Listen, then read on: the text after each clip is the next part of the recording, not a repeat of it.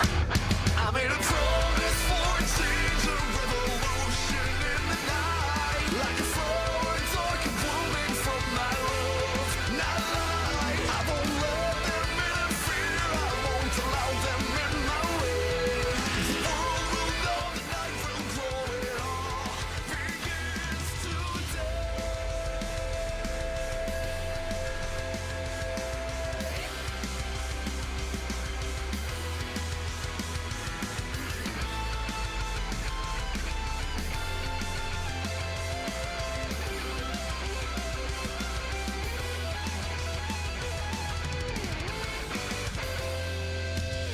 I see the future and the food it brings. This town forgot its sense of reasoning. These ever-twisting days of reckoning. The dark, it starts to turn into trees.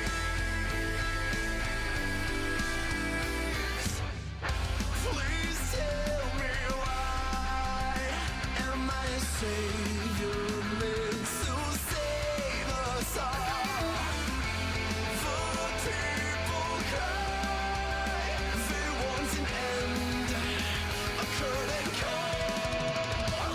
I made a promise for a change, a revolution in the night. Like a flower, dark and blooming from my love. Not lie, I won't let them interfere. I won't allow them in my way. The world will know, the night will grow. It all begins today. Someday, somehow, I'll show the world in time. Replace these clouds above the shining sky.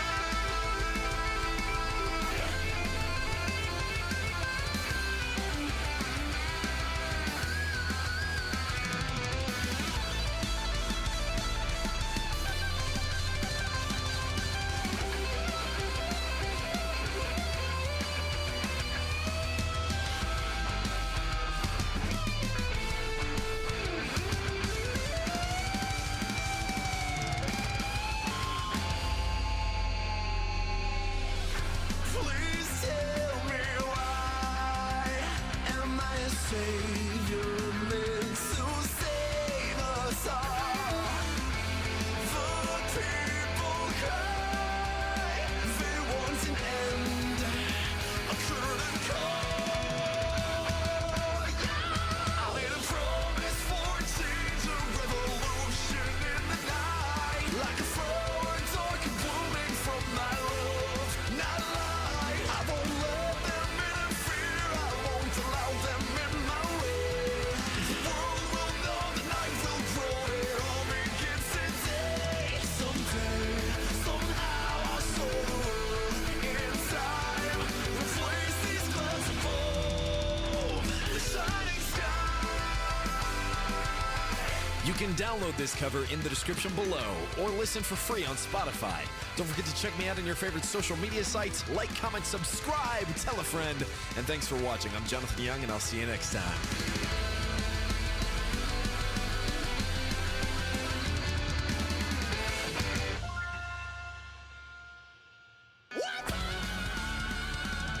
Before you go, you should also check out my One Punch Man cover, which is back on YouTube. Also, you can win some free stuff if you support me on Patreon. All right, see you next time.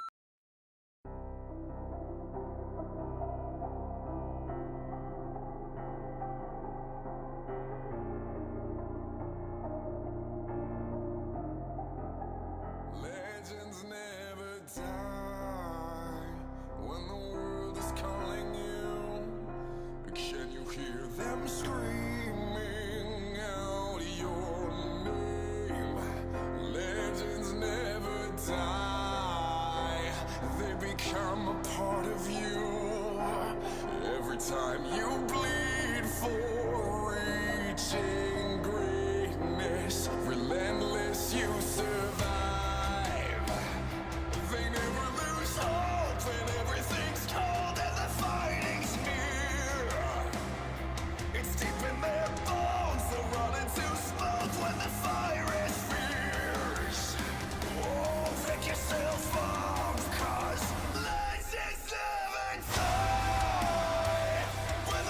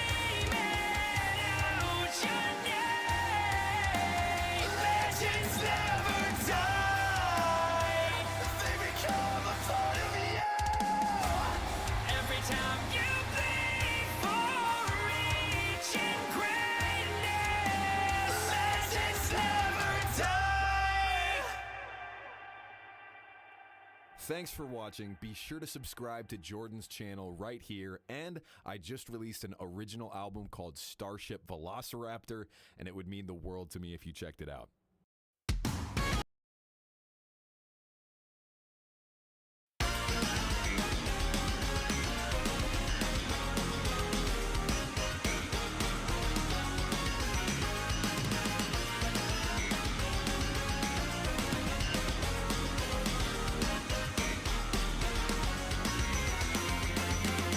It's just a love until you're floating on a rock in space and counting the rotations till you die.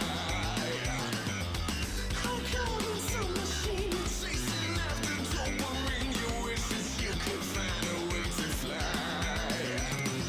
Running the race that can't be won, don't feel like you came in last. A light at the end of every tunnel feels good to get there fast.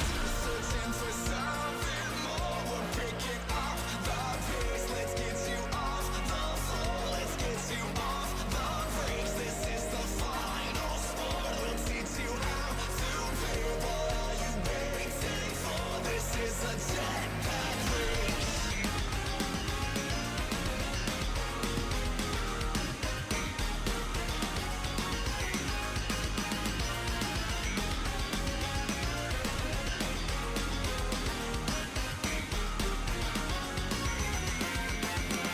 You do this for this while ignorance is bliss. You wish that you were just content to be a drone. You know we're all the same. The world's a joke and life's a game, and even all together we're alone. Emotions about just chemicals, it's not hard to check your vibe. Easy to feel incredible when you've got a jet to drive. Searching for something more, we're picking up the pace. Let's get you off the floor, let's get you off the brakes. This is the final sport, we'll teach you how to play. What are you waiting for? This is a jetpack race.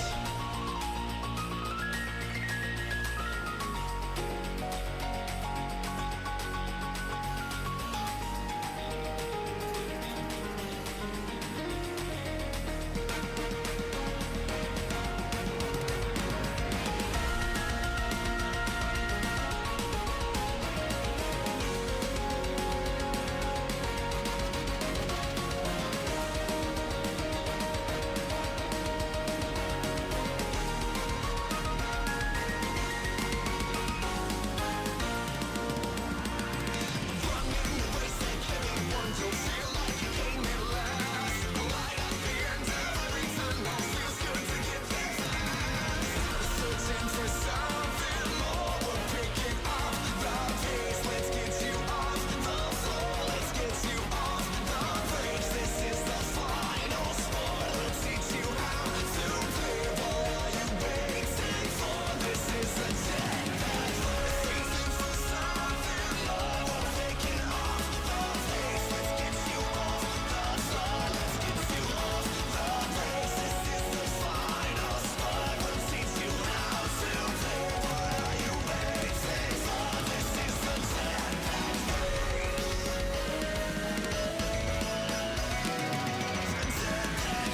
race. He's finally here. The moment you've all been waiting for. Get ready for the one and only Ninja Brian. You ready? Are you excited to go? Let's go. I'm learning how to tie. And don't say no, just a lie. Happy to enjoy the contradiction. So if you're dead last, know yourself, love yourself, easy. One day you'll start to understand there's no point to this unending day. Then you'll see that it's all just a game. Hindering ourselves, we fall apart. Reasons that we keep apart. Oh, reverse in my mind between the silver line. My heart's in the sky through the darkest night. Let's run till the dawn's first light. Dropping the resolution of the future. Looking away in the day-to-day. Let's try to stop living a lie.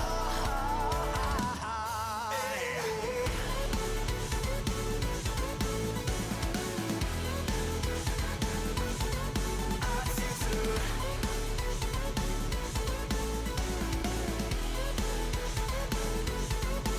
Everything is like a rust escaped me, and we're living in a dark history. Every single excuse ever made, I just gotta learn to throw them all away. And I think I still remember all my lies. I was always living with dead eyes. Now I gotta live every day more alive. What's going on? But I guess that I haven't finished yet. Live the day to day, but never tried to fix it. What's going on? Well, I guess that I'm different than the rest. Now I recognize that this is a test. Yeah. Meaning, sad tears, and then tomorrow comes. Let's try it again. Being the best that you can. Let's go. I'm thinking synapse in my mind as it courses through. I want to succeed in the day-to-day. Let's try to stop living a lie.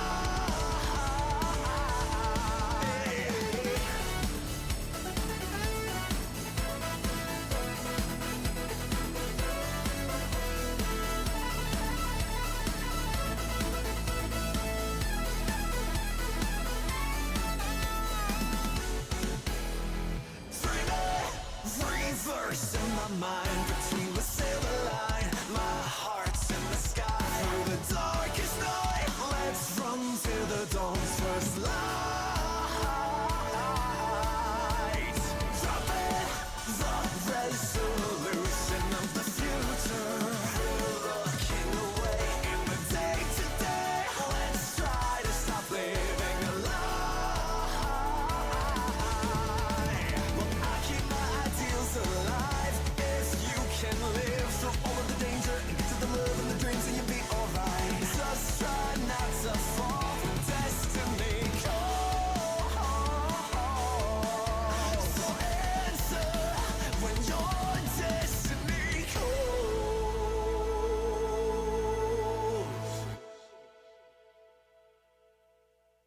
Remember because the birthday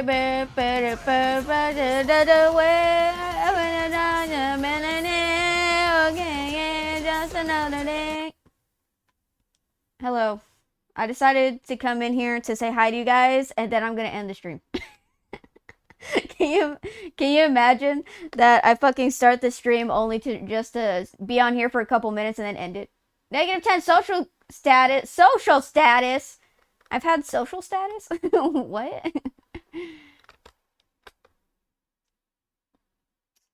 Oh yes, classic dog ate my homework style excuse. Dude, you don't understand. I literally came in here and everything was all thrown all over the place. I was like, what the heck? What? Because this isn't the first time that Bubba's has done this. He literally sometimes comes into my room and pushes things over so that I have to clean it up. And I don't know why he does that, but he does that. So yeah, this isn't the first time. It's just the first time it's happened. Well, wait, did he do that during a stream? I can't remember.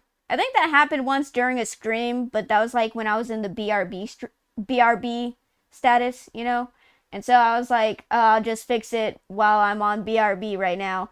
And then I don't think I told you guys about it, but yeah, he has a habit of doing that for some reason.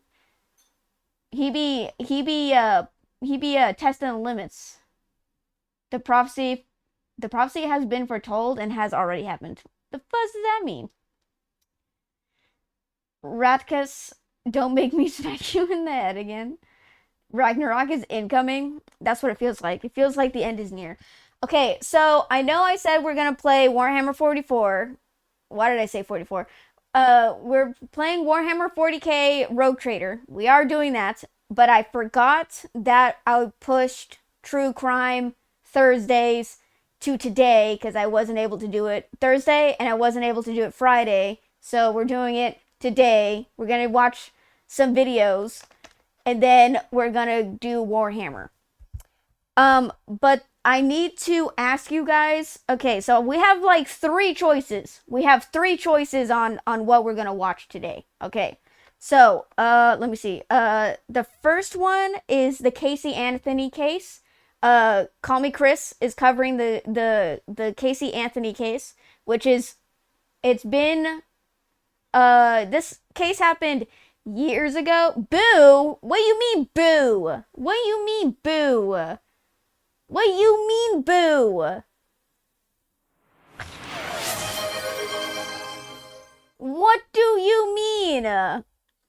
You don't like listening to true crime? You don't like listening about true crime? Unless it involves celebrities? Is that what you were saying? I mean, that is one of the videos. One of the other videos. Boop! What the hell? Why did like 7 windows pop up? Oh, he did do a Callisto Protocol rap? I never heard it. Maybe I should listen to it at some point. What the hell? I want to go to 2 years ago. Jesus. Don't mind me. Anyways. Ow!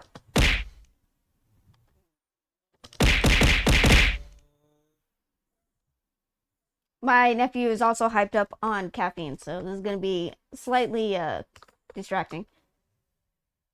Ah, yes, the lazy streamer setup. Listening to you is a crime in itself sometimes. So why are you here?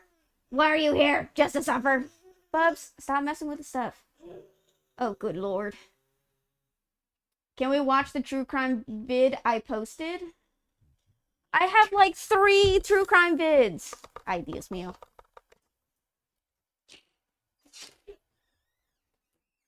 I was like, what true crime vids?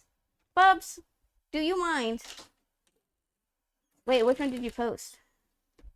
Hold on, let me find it.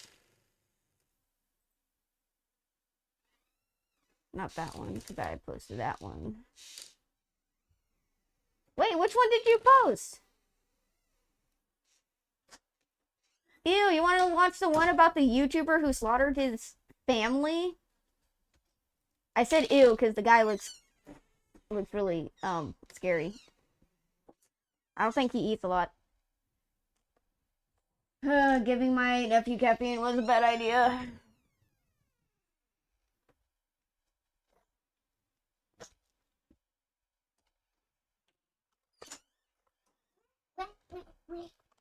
Yeah, in a really bad case. Truly, truly despicable. Sometimes, you mean always, yes, to suffer. You guys are just a bunch of masochists. Bubs! Okay, I'm gonna have to be right back.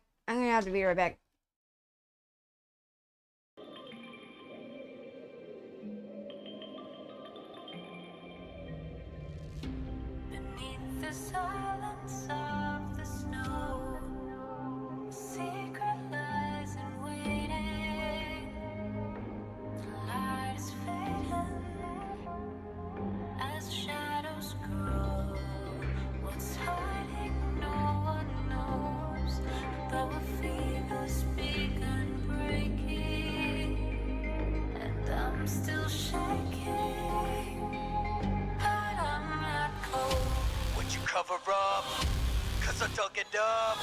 Something under us, don't know what it was, wonder what it was. Because all I brought was some packages. What's a haul? Is it hazardous? Santa Claus doesn't have his list. I don't need it, I can see how bad this is. I was on a job, just a pacifist, till I hit my bottom, unlike Lazarus. I know I'm not ever coming back from this. Death is at the end of every path there is. If we're talking baggage, that was half of it. Got no overhead, I'm overpacking it. After crash landing, check the damages. All that I'm detecting are contaminants, and this ambience isn't enough. You cannot keep me in the cell, I'm done. Let me get a weapon and a candle lit. My baggage is heavy, I'll handle it. What are the lies that I've been told? How have I been in the cold? I'm adapting, I'm evolving, but the doors I've unlocked are revolving. Can anyone tell me when's the time that I am old? Alright. How did my life get bought and sold? 'Cause I'm But now nothing will stop me from walking through the storm. I paid my dues, and I've done my time. I was forced to serve a sentence, and consequently I'm doing the crime. So bad mistakes I make. Sorry, I want to watch this. Paid, I'm in the hole. Now I have to make it even. That's Callisto protocol. Lay to rest, your grave is tainted. Underneath its greater painted face, our tentacles dragging me down. All that I want is to get above ground. Rain or shine, I'm shipping this package. Whatever weather will harden my heart. And I'll fight hard from behind bars. Still I'm ripping this prison apart. Now tell me. What are the lies that I've been told? How have I been in the cold? I'm adapting, I'm evolving, but the doors I've unlocked are revolving. When is the time that I am old?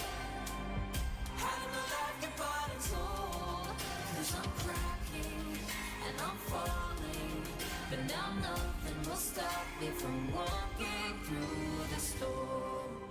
Wait, wasn't there a sci-fi game that's coming out late at some point? There's like a sci-fi game, and then in one of the cutscenes, like the captain gets injured, and you're try to save her before the ship explodes, but she tells you to leave, and so you leave. What was that?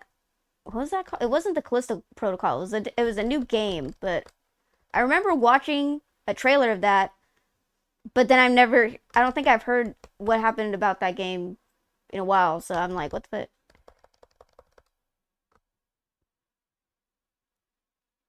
Yeah, it's truly despicable. Yeah, Scythe knows all about it. Back to watching Sakamoto Days on Netflix, not sponsored, while she's away. Oh my. Yeah, I knew that guy in high school, bro, was corrected out all the time. Yeah, I bet you knew him. But is it as bad as the massacre of Reaver trying to stream in general? I mean, fair point. True crime horror concept, I sneak into your PC and click the YouTube notif button, resetting it back to 0. No, I can't believe you would do that. Who would ever think to do that? Nah, it's fine. Don't worry about it. Don't worry about it. Okay, that song was pretty good. I haven't played Callisto Protocol, but this song makes me want to play it. I'm just gonna like it. Okay, I have like a shit ton. Okay, I have a shit ton of videos open. I don't know if I want to watch that one. Look. Okay, so look. We have options. We have something about a guy murdering his family because for some reason Family Guy. I think he said something about Stewie. Actually, now that I think about it, Stewie told him to kill his family or something like that. Or celebrities who you never knew killed someone. The Casey Anthony BS that's going on right now that everyone's talking about in the true crime community. Oh, Nicholas says oh yeah, I was like, there's another one. And then there's Ruby Frankie's husband uses the last 2 brain cells to justify abuse of his children. And if you don't know who Ruby Frankie is, she was caught a year or a couple years ago abusing her children in the most heinous way possible because they were duct taped and tortured. But she was just saying it wasn't abuse, but it totally was. You can watch whatever one you want. I can give you a key for the game Callisto Protocol. What? You can give me what? You can? I didn't know that. I would like it, yes. I have one I'm not using. Yo, sick. The guy that murdered his family. You want to watch that one? You want to watch the one you already know about? Well, to be fair, I know about I know all about the Ruby Frankie case, and I know all about the Casey Anthony case. I know how to fucking tab. Goddamn. Yeah, I don't know. Maybe I'll watch this one by myself. Off stream.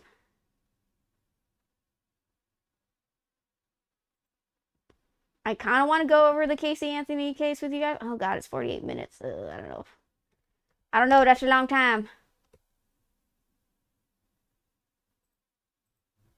Ow.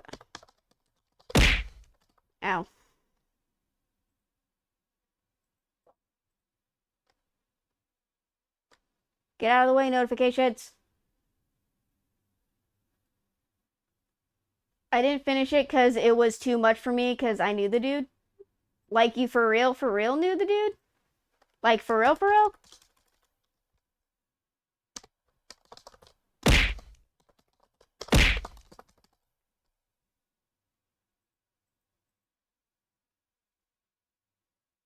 You know this, I told you a while back, you special sometimes. You did? I was like, if you did, I probably forgot. Because I have the memory of a goldfish, and not because I have goldfish in my eyes. I don't have goldfish in my eyes. Stop making that a thing, guys. I don't have goldfish in my eyes.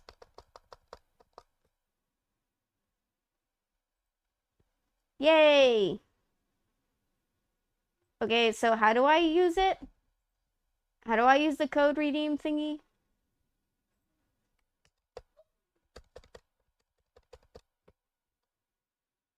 Do I just go to Steam and then, like, Callisto Protocol? Ah. Final Transmission, there's a DLC. Gore skin? Riot bundle? What is that?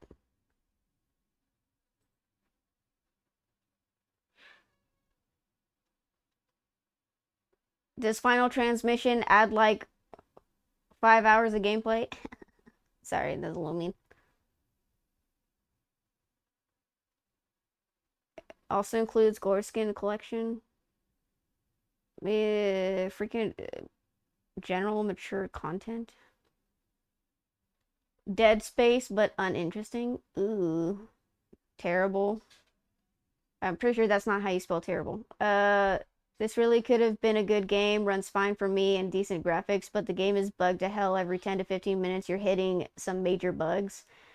It got to the point I could not play it as there was no way past the problem. Look for suggestions online, but people had the same problem and just did not function. Luckily, I bought this game on a very heavy discount some time ago, but just got round to trying it now. Can only hope for fixes. Wait, this is recent. On the 19th of February? But I'm not holding my breath, so I cannot recommend this game. Do not buy. He bought this year on February and it's still riddled with bugs? What the fuck? What the fuck, bro? He bought he brought Callisto Protocol in 2025. When did this game come out? It came out like 2 years ago, didn't it? It came out in December 1st, 2022. This came out 3 years ago. What do you mean and it's riddled with bugs? What the fuck? I thought they fixed it by now. That's why I didn't buy it for so long, was because I was like, oh, they'll fix the bugs. Ew, god, ew. Ew, a tentacle went up the guy's nose. Anyways, I'm so mad. What the fuck? He got it this year and they didn't even fix the fucking bugs. Bottom left, add a game. Wait, what? Wait, what? Bottom left, add a game and then activate a Steam product. Reaver, you have no reason to complain. It is free. How? It's annoying because I want to play the game and it's fucking bugged to hell. That's what I'm annoyed about. What do you mean, don't get annoyed? I will get annoyed because it's a game I want to play. And apparently I can't even play it because it's fucking bugged to hell. Wait, what the fuck? Okay, I found the add the game. Administrative product. Why do you do this to me, Steam? Why do you act like a bitch like this? In 6. God, it makes me. I can't even copy paste. It makes me type this shit in.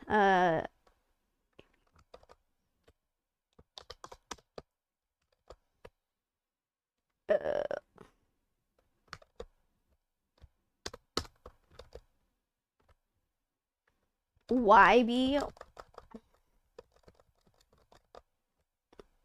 Ooh, wrong one. Watch Reaver struggle to put in the English language into a fucking code system. PW. This is the content everyone wanted. This is what you've been waiting for almost 2 weeks. PK.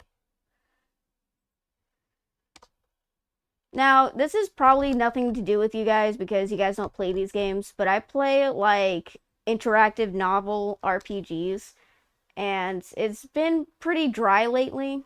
Yay, I got Callisto Protocol, yay! It's been pretty dry lately on the interactive, oh, I don't have enough space, fuck. It's been pretty dry in that area. And I bought this one interactive novel RPG because I thought it was a different RPG, and I thought they finally released it. But then I played it, and I was like, wait a second, this isn't the game I was excited for. And then I realized, oh, the one I was excited for was called Honor Amongst Thieves, and the one I bought was called Lease City of the Sun. And those are totally two different fucking stories. And yeah, I bought the wrong game. So yeah. You can copy, paste on Steam, Control C, Control V. What is... ideas, man. Well...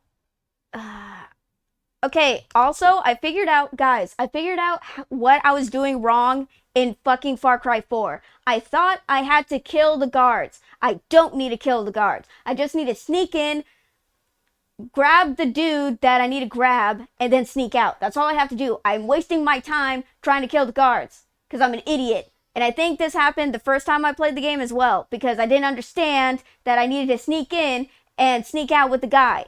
And then I was getting so frustrated, and then later on I realized, oh, I just need to grab the dude and then leave. That's all I need to do. So yeah, I fell into the same trap I told myself not to fall into many years ago. So yeah, I was putting myself through heartache for Cry 4 for no reason. God, do you know how many hours I spent trying to kill those fuckers? God, wasting everyone's time. My time, your guys' time. Yeah.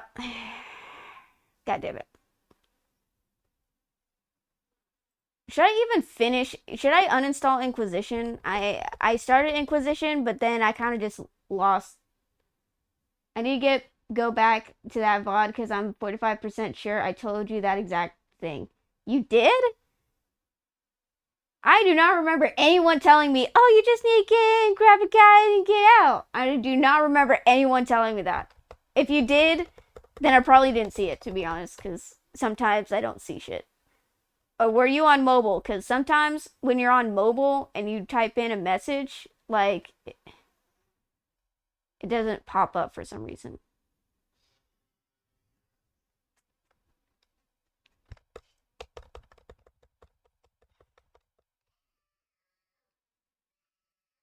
Okay. Few criminal cases. I want to talk about the Casey Anthony case because that shit kind of bothers me, not gonna lie. Because this Casey Anthony case bothers me because there was a lot of evidence to show that she's the motherfucking killer, but for some reason she was acquitted from the case. And that shit pisses me off. And I'm gonna show you, like, there was like overwhelming evidence to support this. In America have captivated the public's attention, quite like the disappearance of Kaylee Marie Anthony, a bright-eyed 2-year-old girl from Orlando, Florida. Oh my Her God, mother, she's so Casey cute. Marie Anthony was acquitted of her murder in 2011, and the verdict just sent shock waves through the country, multiple countries. I was in Canada, like. The trial was a media spectacle, a courtroom drama filled with unexpected twists, unreliable testimony, and a mother whose behavior baffled even the most experienced detectives. Sorry, Livesy, I don't know why, but for some reason, I'm like getting like disturbed vibes from that murder case, and I don't know why. And I was like, I don't want to. I don't know. I just don't want to listen to it. Thank you for the hydration check. I'm making tea right now. Yeah, mobile probably. God damn it. Fucking Twitch, fix mobile chat, fix it. I don't know, something about it kind of disturbs me, and I was like, I don't think I should watch this on stream. I'll probably listen to it later, but not on stream, maybe.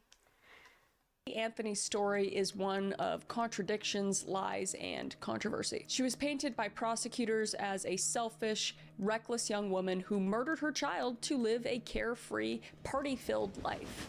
And that's what most of the public thinks as well. The defense, however, cast her as a victim of lifelong SA, a young mother who panicked after her daughter's accidental death and was forced to cover it up by her domineering father. So in this video, we're gonna delve into I'm sorry. every single significant detail of this case, beginning with Casey's unfortunate birth up to Kaylee's extremely unfortunate disappearance. Dude, she's so and the cute. grueling 6-month search for the child. Dude, she reminds me of my niece, and that like kind of breaks my heart because she looks like she's so cute. She reminds me of my niece. My niece is so fucking cute, dude. Humble brag, my niece is pretty freaking cute. She's adorable. The trial that divided the nation. And finally, we will explore Casey Anthony's attempts to rebrand herself in recent weeks. And she's trying to do so on TikTok. Of course. But anyway, crime, conspiracy, cults, serial killers, and murder. All things that I love to consume, and I know you do too, you sick, twisted, beautiful-minded, intellectually minded freak. I said minded 2 times, but that's okay, because you got a big one. But we're doing just that. We're going from beautiful. the beginning to whatever the hell is happening now on TikTok in Casey Anthony's life. So without further ado, let's unbuckle our seatbelts, go Mach 5 down the highway, slam on the brakes, and bust through this extremely controversial case together. Have fun. Look, if you can get through this, then we will go into the War of Hammering, okay? If you can make it through this, we can get back into War of Hammering. Yeah. Literally gonna spend like 4 or 5 hours in War of Hammering. If you can get through 1 or 2 hours of Murdor, then we're gonna go into the War of Hammer. For like 6 hours.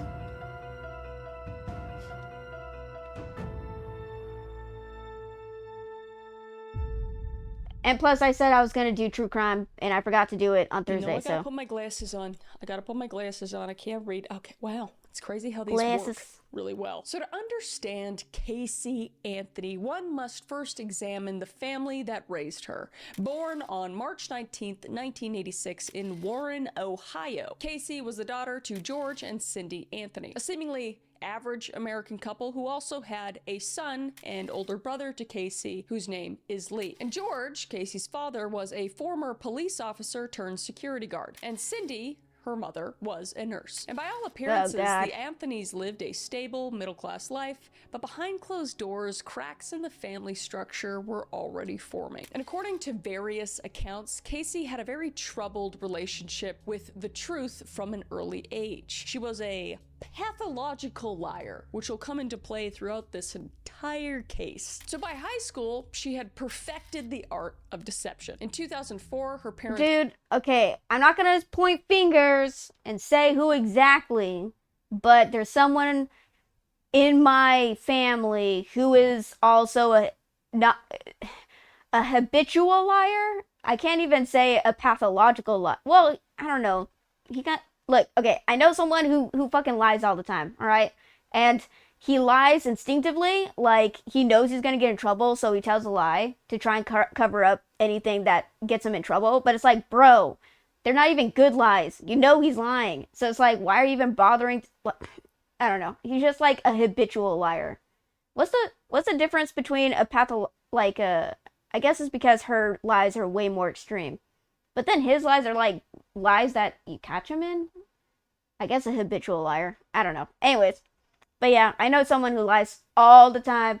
And I'm like, why are you even bothering to lie? Because there's evidence to show that you are the one who committed this act. They're not like crimes or anything. He's like, I have like Dr. Pepper in the fridge. And then all of a sudden the Dr. Pepper is no longer there. And then I'm like, did you drink the Dr. Pepper? And he's like, no, this other person drank the Dr. Pepper. And I'm like, that's funny because me and you are the only one who freaking drink Dr. Pepper, and the other person actually hates Dr. Pepper. So that is like the worst lie you could freaking tell.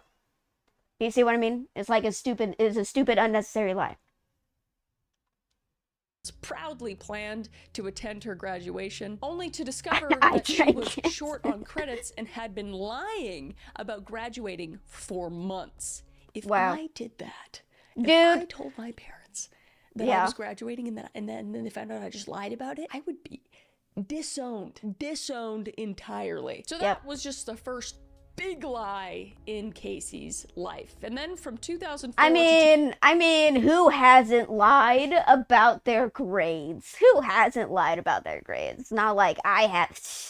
I was a straight A student, and I totally didn't hide my God, what do you call it?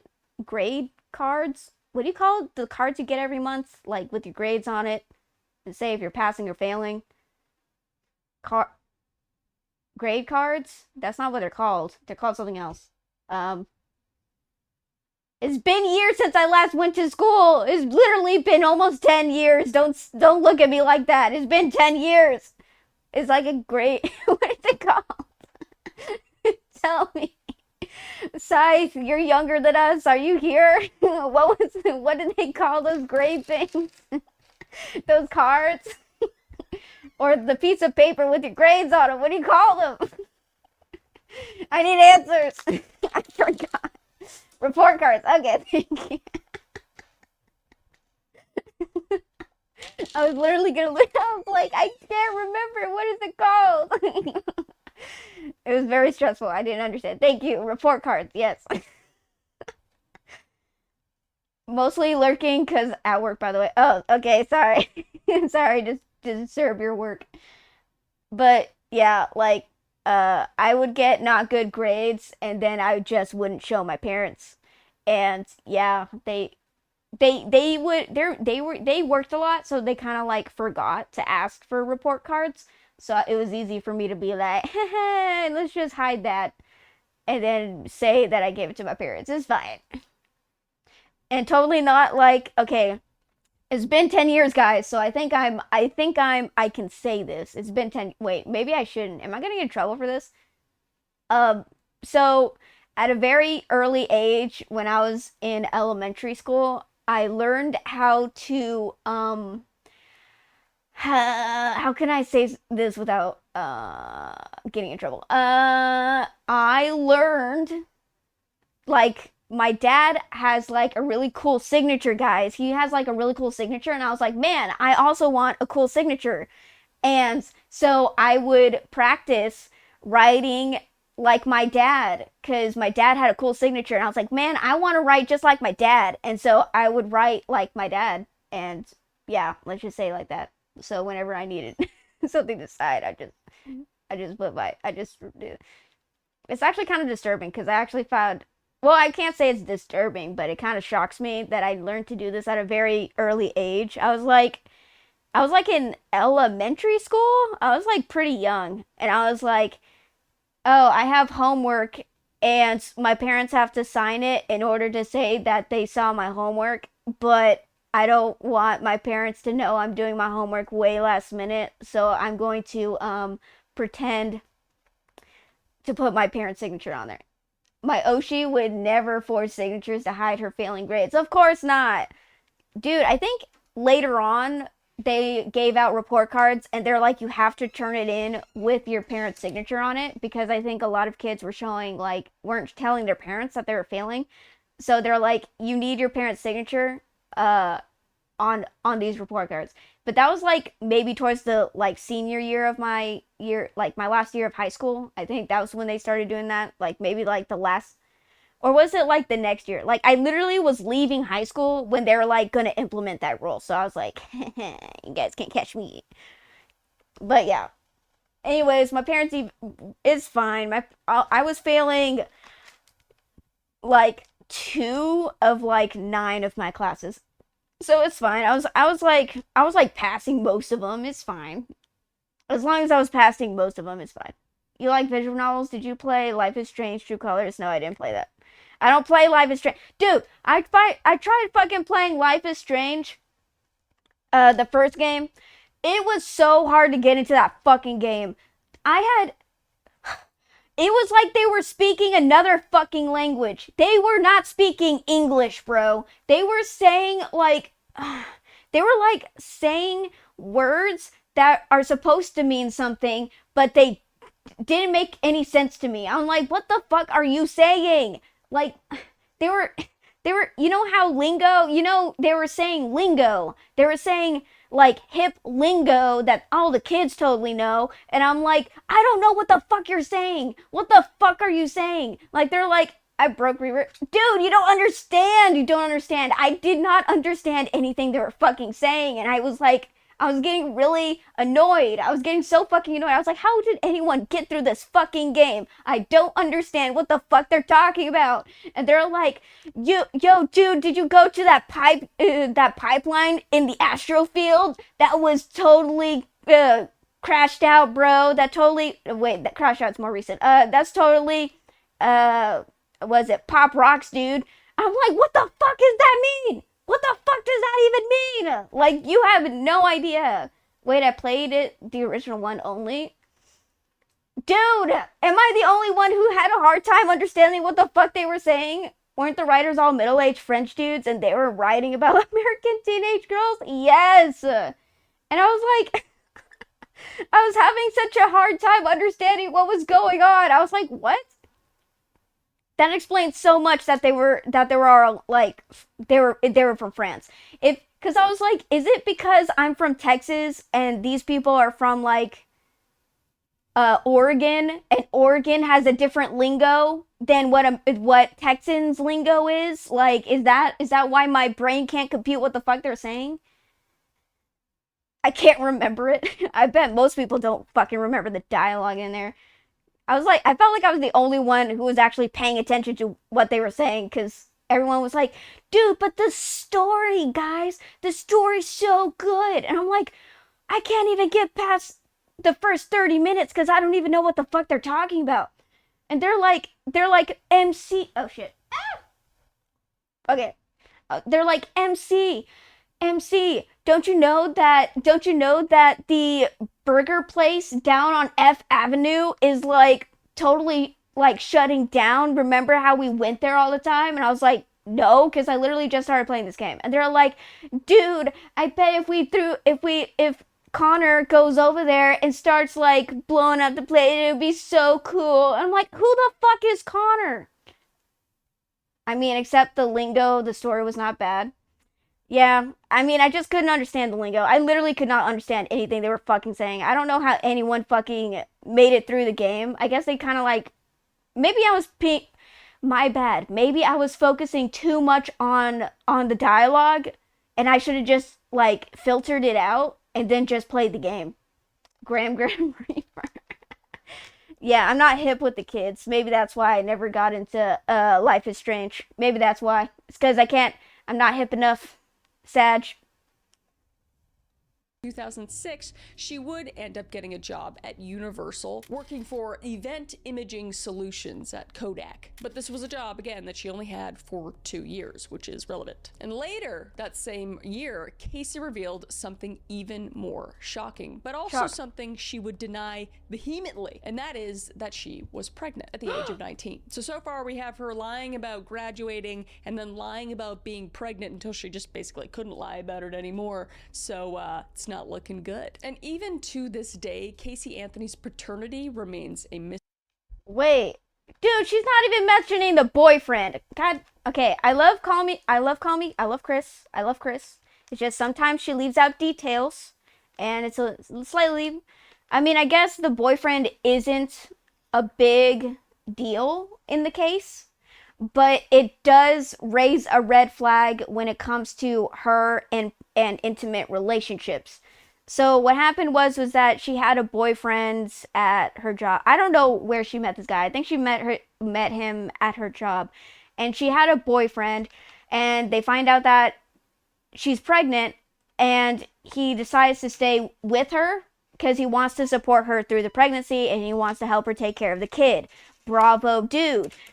But then later on, they end up breaking up because Wait, she might actually mention it. Maybe I'm jumping the gun. I'm sorry, Chris, if I'm jumping the gun. But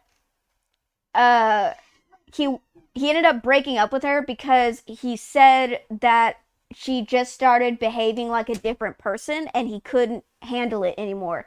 And if you listen to some of the shit that she does, I can totally understand why he would want to leave, because holy shit, she sounds like an exhausting person. Didn't really care for Life Is at the time. Yeah, I heard it was good, and then that's why I tried to get into it, but then I couldn't get past the first 30 minutes because holy shit, I didn't know what that dialogue was, but yeah. History. Different men were suggested as the father, including her then fiance, Jesse Grund, and a deceased young man named... Oh, sorry. The reason why no one knew who the father was because she kept lying on who the father was. Like, she kept saying, like, it was this guy, it was this guy, it was this guy. Because they're... Look, she had a boyfriend. She had a boyfriend. They're like, who's the dad? And she's like, I don't know if the dad's the boyfriend. And even then, the dude was still willing to stay with her, bro. Goddamn. I also have Life is Strange 2 if you want to rage. I heard Life is Strange 2 was good. With the younger brother and the older brother. I heard that was good. It had promise. The whole sci-fi aspect was quite developed, but the dialogue and character interactions let it down. Yeah, dude, I've watched some YouTube videos that said that the blue-haired chick was kind of psychotic. To the point where it's like, damn, why the freak are you even with this? Why are you even friends with this chick? Because she's fucking psychotic, dude.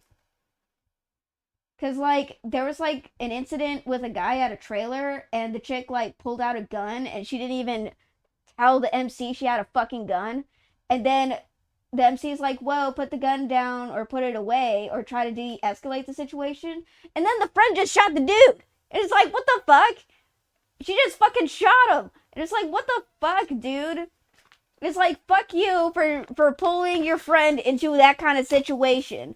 And then she fucking acts like she's the victim when she's the one who fucking shot the guy. It's like, what the fuck, dude? Yeah, he fucking took money from you or did something to you, but you don't go around fucking shooting people, especially when you're in high school. You're a kid, you shouldn't be fucking... Where'd you even get a gun? Like, what the fuck? I've even read the comic, which continues on from the bad ending, and there's a whole cool 2-universe hopping going on. I mean, that sounds cool.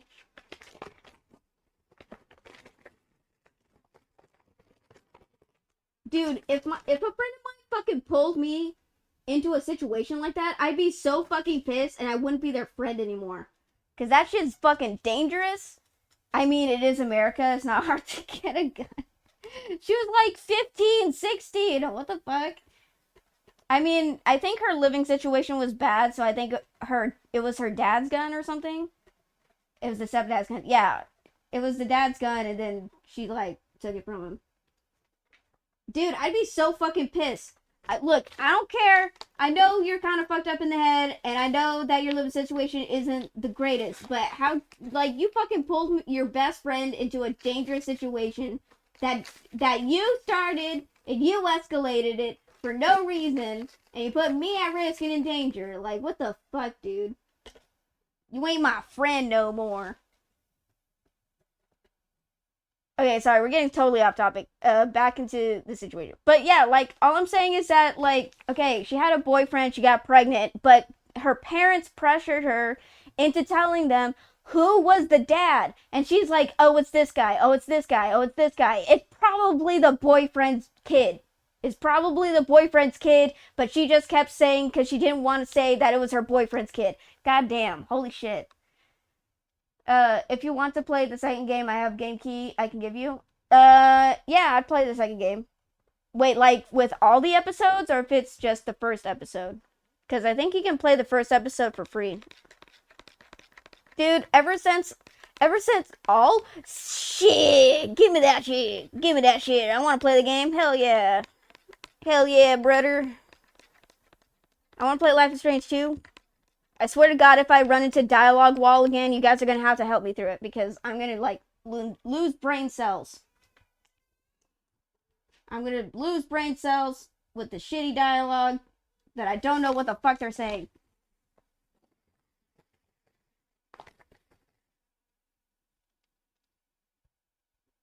Sorry, I'm making tea. I feel like I was gonna but yeah. Yeah, like, her parent, Casey Anthony, getting back to the case, Casey Anthony's parents just wanted to know, Happy International Women's Day. I mean, happy women who aren't from America. Happy women who aren't from America. Yay. I sent it over to you on Discord. Okay, thank you. I can't really see notifications when it's like this.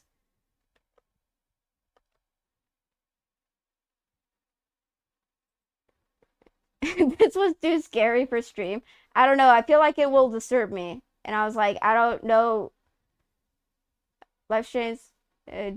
Control V. No, Control C. Oh, wait. Do I, like, highlight it and then Control C? Highlight. Control C.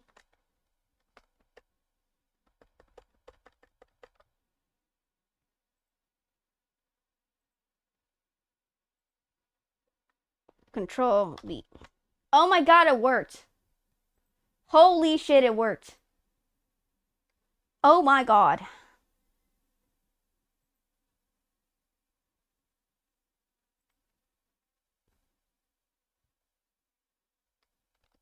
Wait, did you say... Yes, highlight. Okay, thank you. I appreciate it. Thank you with my technological disability, because I don't know how to do tech shit.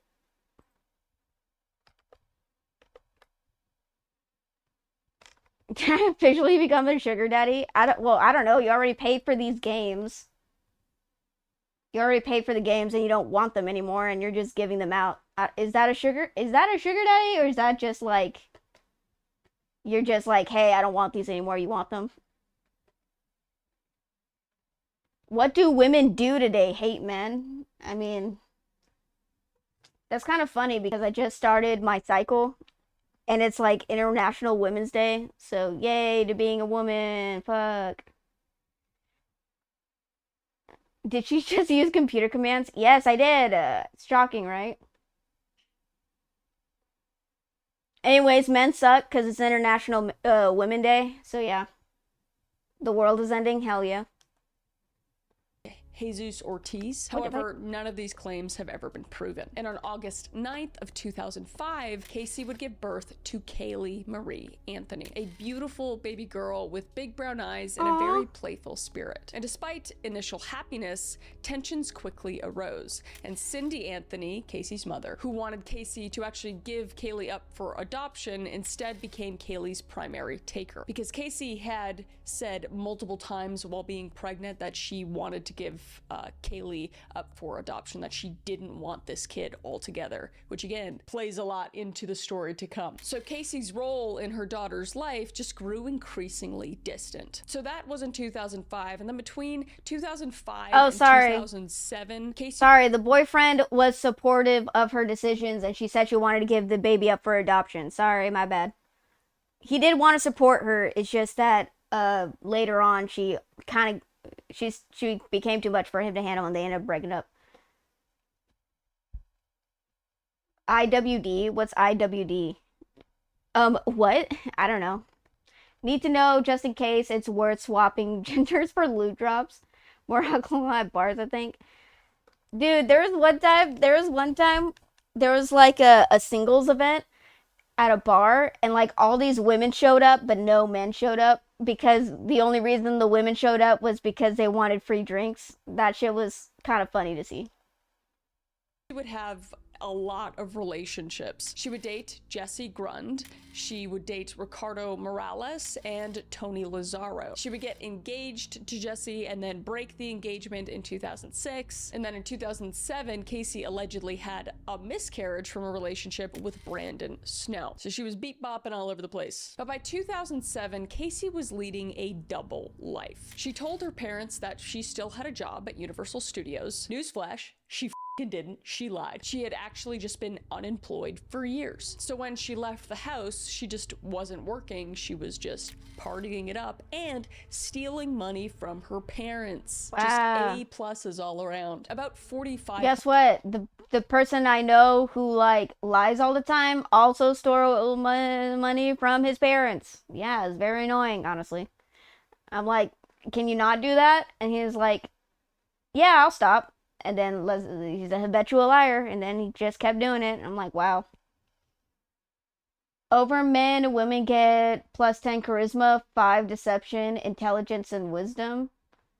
-10 strength, -HP, and constitution. Wow. I mean, you're not wrong, but wow. $100 to be exact, and her parents, of which were already really struggling and having financial issues themselves. Not to mention looking after her daughter, Kaylee, on a regular basis. But everything would really start to unravel in June of 2008. So jumping back a few months, in April of 2008, Cindy, Casey's mother, was actually considering kicking Casey out of the house after discussing her behavior with a counselor because she's a pathological liar, as we know, and her parents were just done with it. And then in May of 2008, Casey would actually start looking for her own house with a friend, Amy Huizenga. And that's what brings us to June 2008, which are the last days in which Kaylee was with us. So on June 9th, 2008, Casey and Kaylee would stay at Ricardo's house, which was a guy that Casey was seeing at the time. And then the next day, Ricardo would see Kaylee for the last time, and they would actually leave Ricardo's house. And Ricardo would go on to say that Casey would like give Kaylee drugs in order to make her sleepy or drowsy, and he had a lot of not great things to say about her in terms of mothering, but we will get to that. And whether they were actually dating at that time or if they were just friends, I don't really know, because she was beat bopping around, as we know. But the next day, Casey would change her relationship status to in a relationship with Tony Lazzaro. And then the next day, Casey would tell her friends that she would actually be moving out soon. And Casey would also tell her friend Amy that she actually can't go to Jacksonville because her dad had a mini stroke, which was a lie, of course. And then a couple days A lot of lies after thrown that, on around. June 15th, Cindy and Kaylee would visit Cindy's father for Father's Day. And this would be the last confirmed sighting of Kaylee. So Kaylee visited her great-grandfather at a nursing home with Cindy Anthony, her grandma, and then Cindy would end up taking...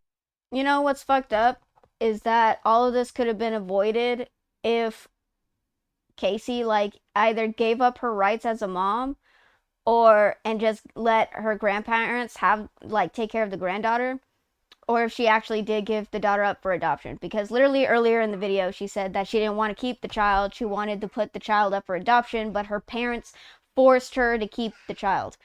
So yeah, a lot of this could have been avoided.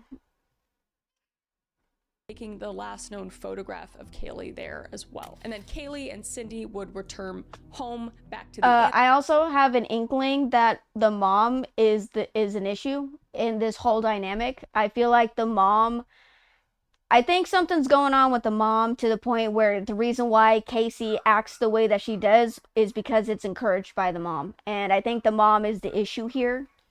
Especially during the case, Casey's mom causes a lot of heartache for no reason, because she just like I don't like the mom because god damn it, like I want to feel like the mom is kind of innocent in this, but she does some shit.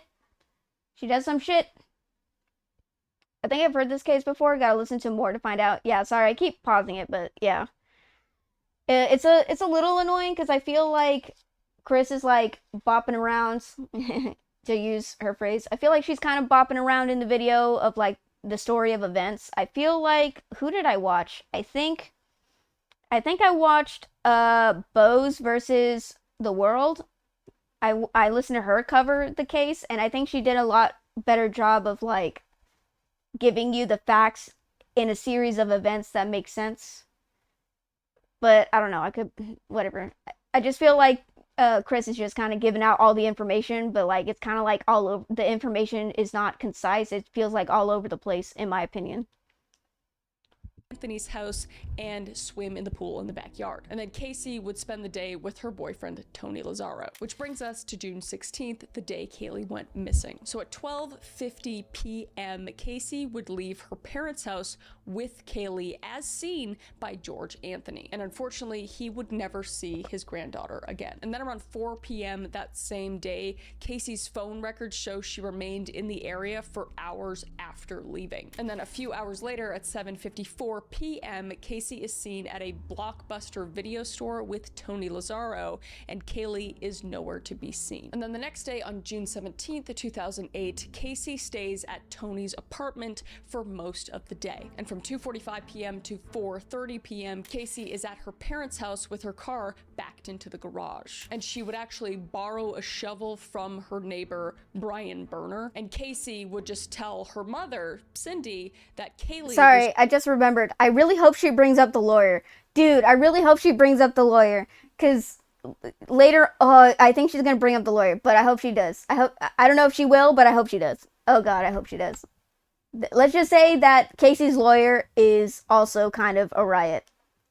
Just with her babysitter, Zanny. And Zanny is somebody she has brought up before as her babysitter. And then on June 18th, which was the next day, Casey again would back her car into the garage at her parents' house. And she would borrow the shovel from Brian Berner for about an hour. But she would tell Cindy, her mother, that she was at a conference in Tampa. And Casey Anthony informed her mother that she was going on a work trip to Busch Gardens theme park in Tampa, Florida. And she claimed that she would be bringing Kaylee along with Zanny, watching her while she attended the meetings. All while Tony Lazzaro confirms Kaylee was never at his apartment. Hopefully this is making sense. So during the supposed 6-day trip, Cindy Anthony received no contact from Casey, despite leaving multiple voicemail messages. And when Casey finally returned her calls, she told Cindy that Zanny had been in a very serious car accident, leaving them stuck in the hospital, which prevented her and Kaylee from coming home. So just excuses, excuses, excuses, excuses. Do you remember the shovel?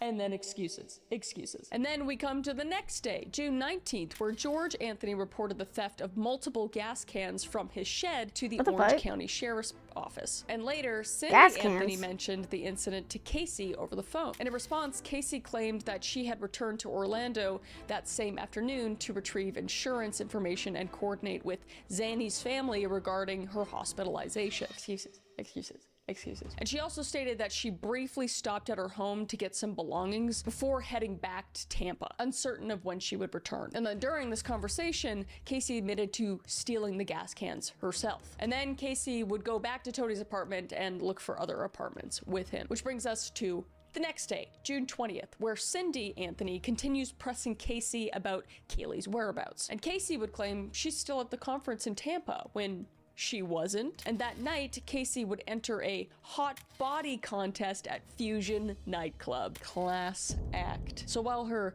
daughter's missing currently, as far as we know, she's just out in a hot body contest. It's literally impossible for me to be unbiased in this. I'm just not gonna be. All right, anyway, that brings us to June 21st to June 22nd, which was a weekend where Casey would just continue claiming that she was in Tampa. And she would tell friends that Kaylee is at the beach. And Cindy would obviously continue to berate Casey about where the Kaylee is, her granddaughter. And then on June 23rd, Casey would run out of gas. I want you guys to understand this child is very young, like very, very young. She's like a year. No, she's 3 years old, dude. This kid's 3 years old. 3. A baby. And she's been missing for a while now. And people are like, where is she? What's going on?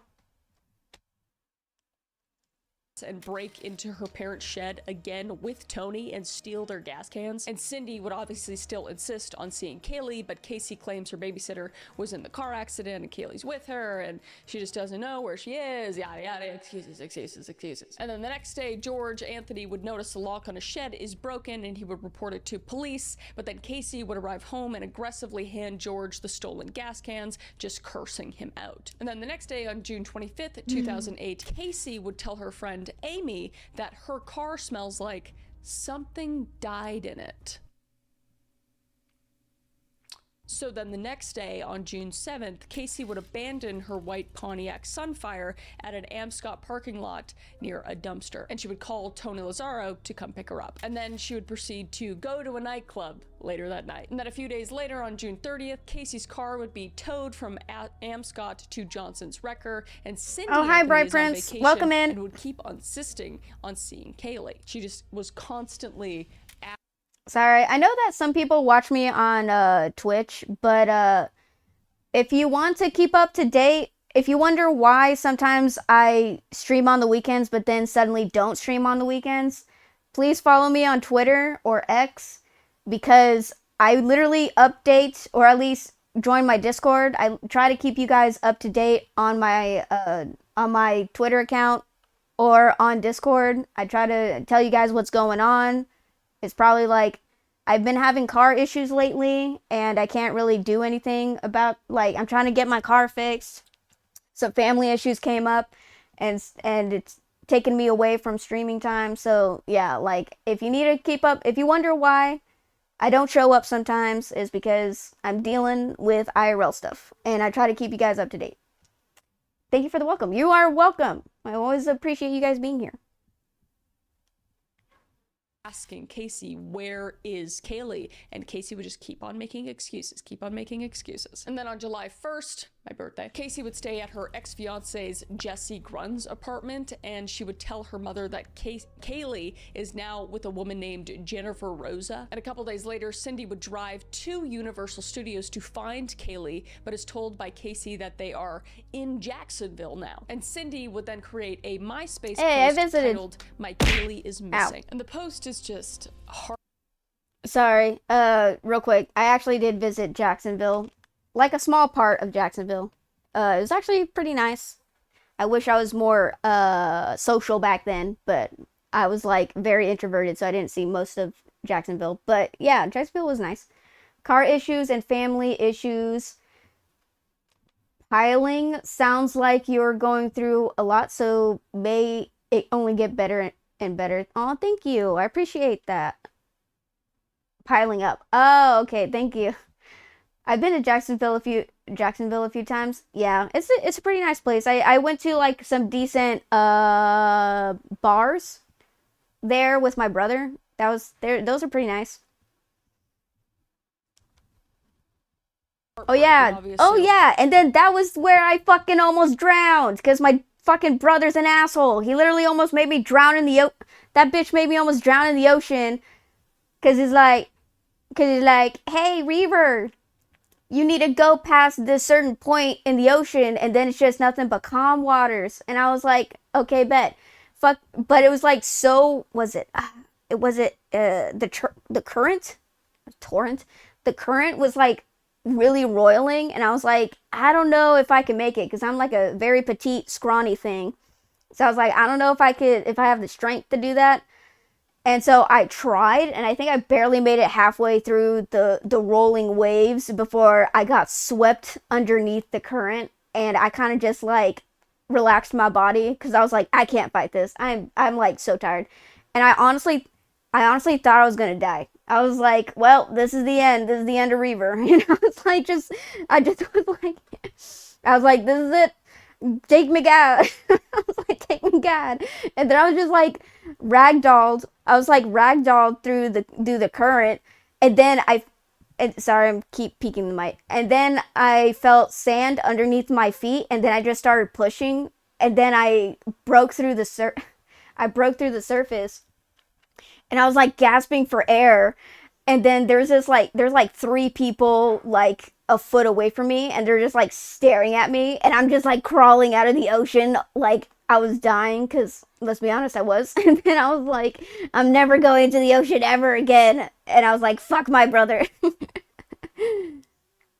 I'll put it on screen so you can read it, but it's just her saying how much she misses Kaylee, how much she's helped Casey, and she just wants to know where she is. It's just like, gut-wrenching. And then on July 4th, the day after Cindy made that post, Casey would party at Lake Eola and watched fireworks with her friends. And Cindy Anthony would Lord. anticipate that Casey would return home after the 4th of July weekend. However, Casey claimed that car troubles during an out-of-town trip left her stranded in Jacksonville, Florida, preventing her from coming home.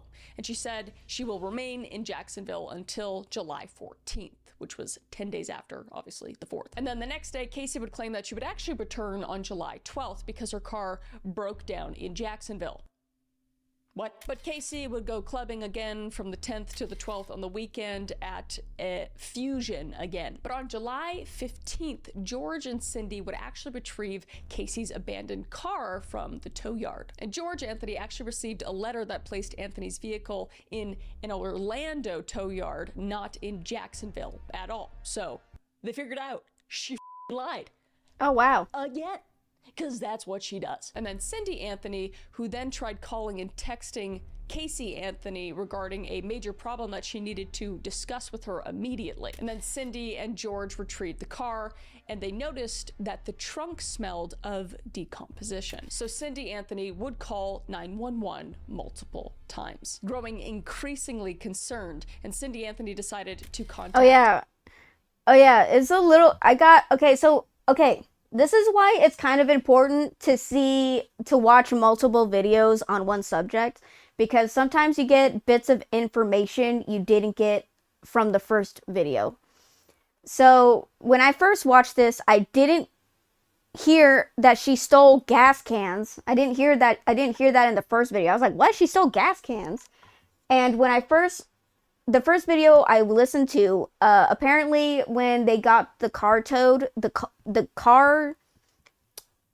impound thing area, the guy who was in charge of that, he was like telling the granddad who was picking up the car, he was like, it smells like a dead body. And I was like a little sussed out. I was like, how does he know what a dead body smells like? And it's like, because dead bodies, especially human dead bodies, have a very, very distinct smell. Like, once you smell what a dead body smells like, you cannot unsmell it, because it's such a very specific smell.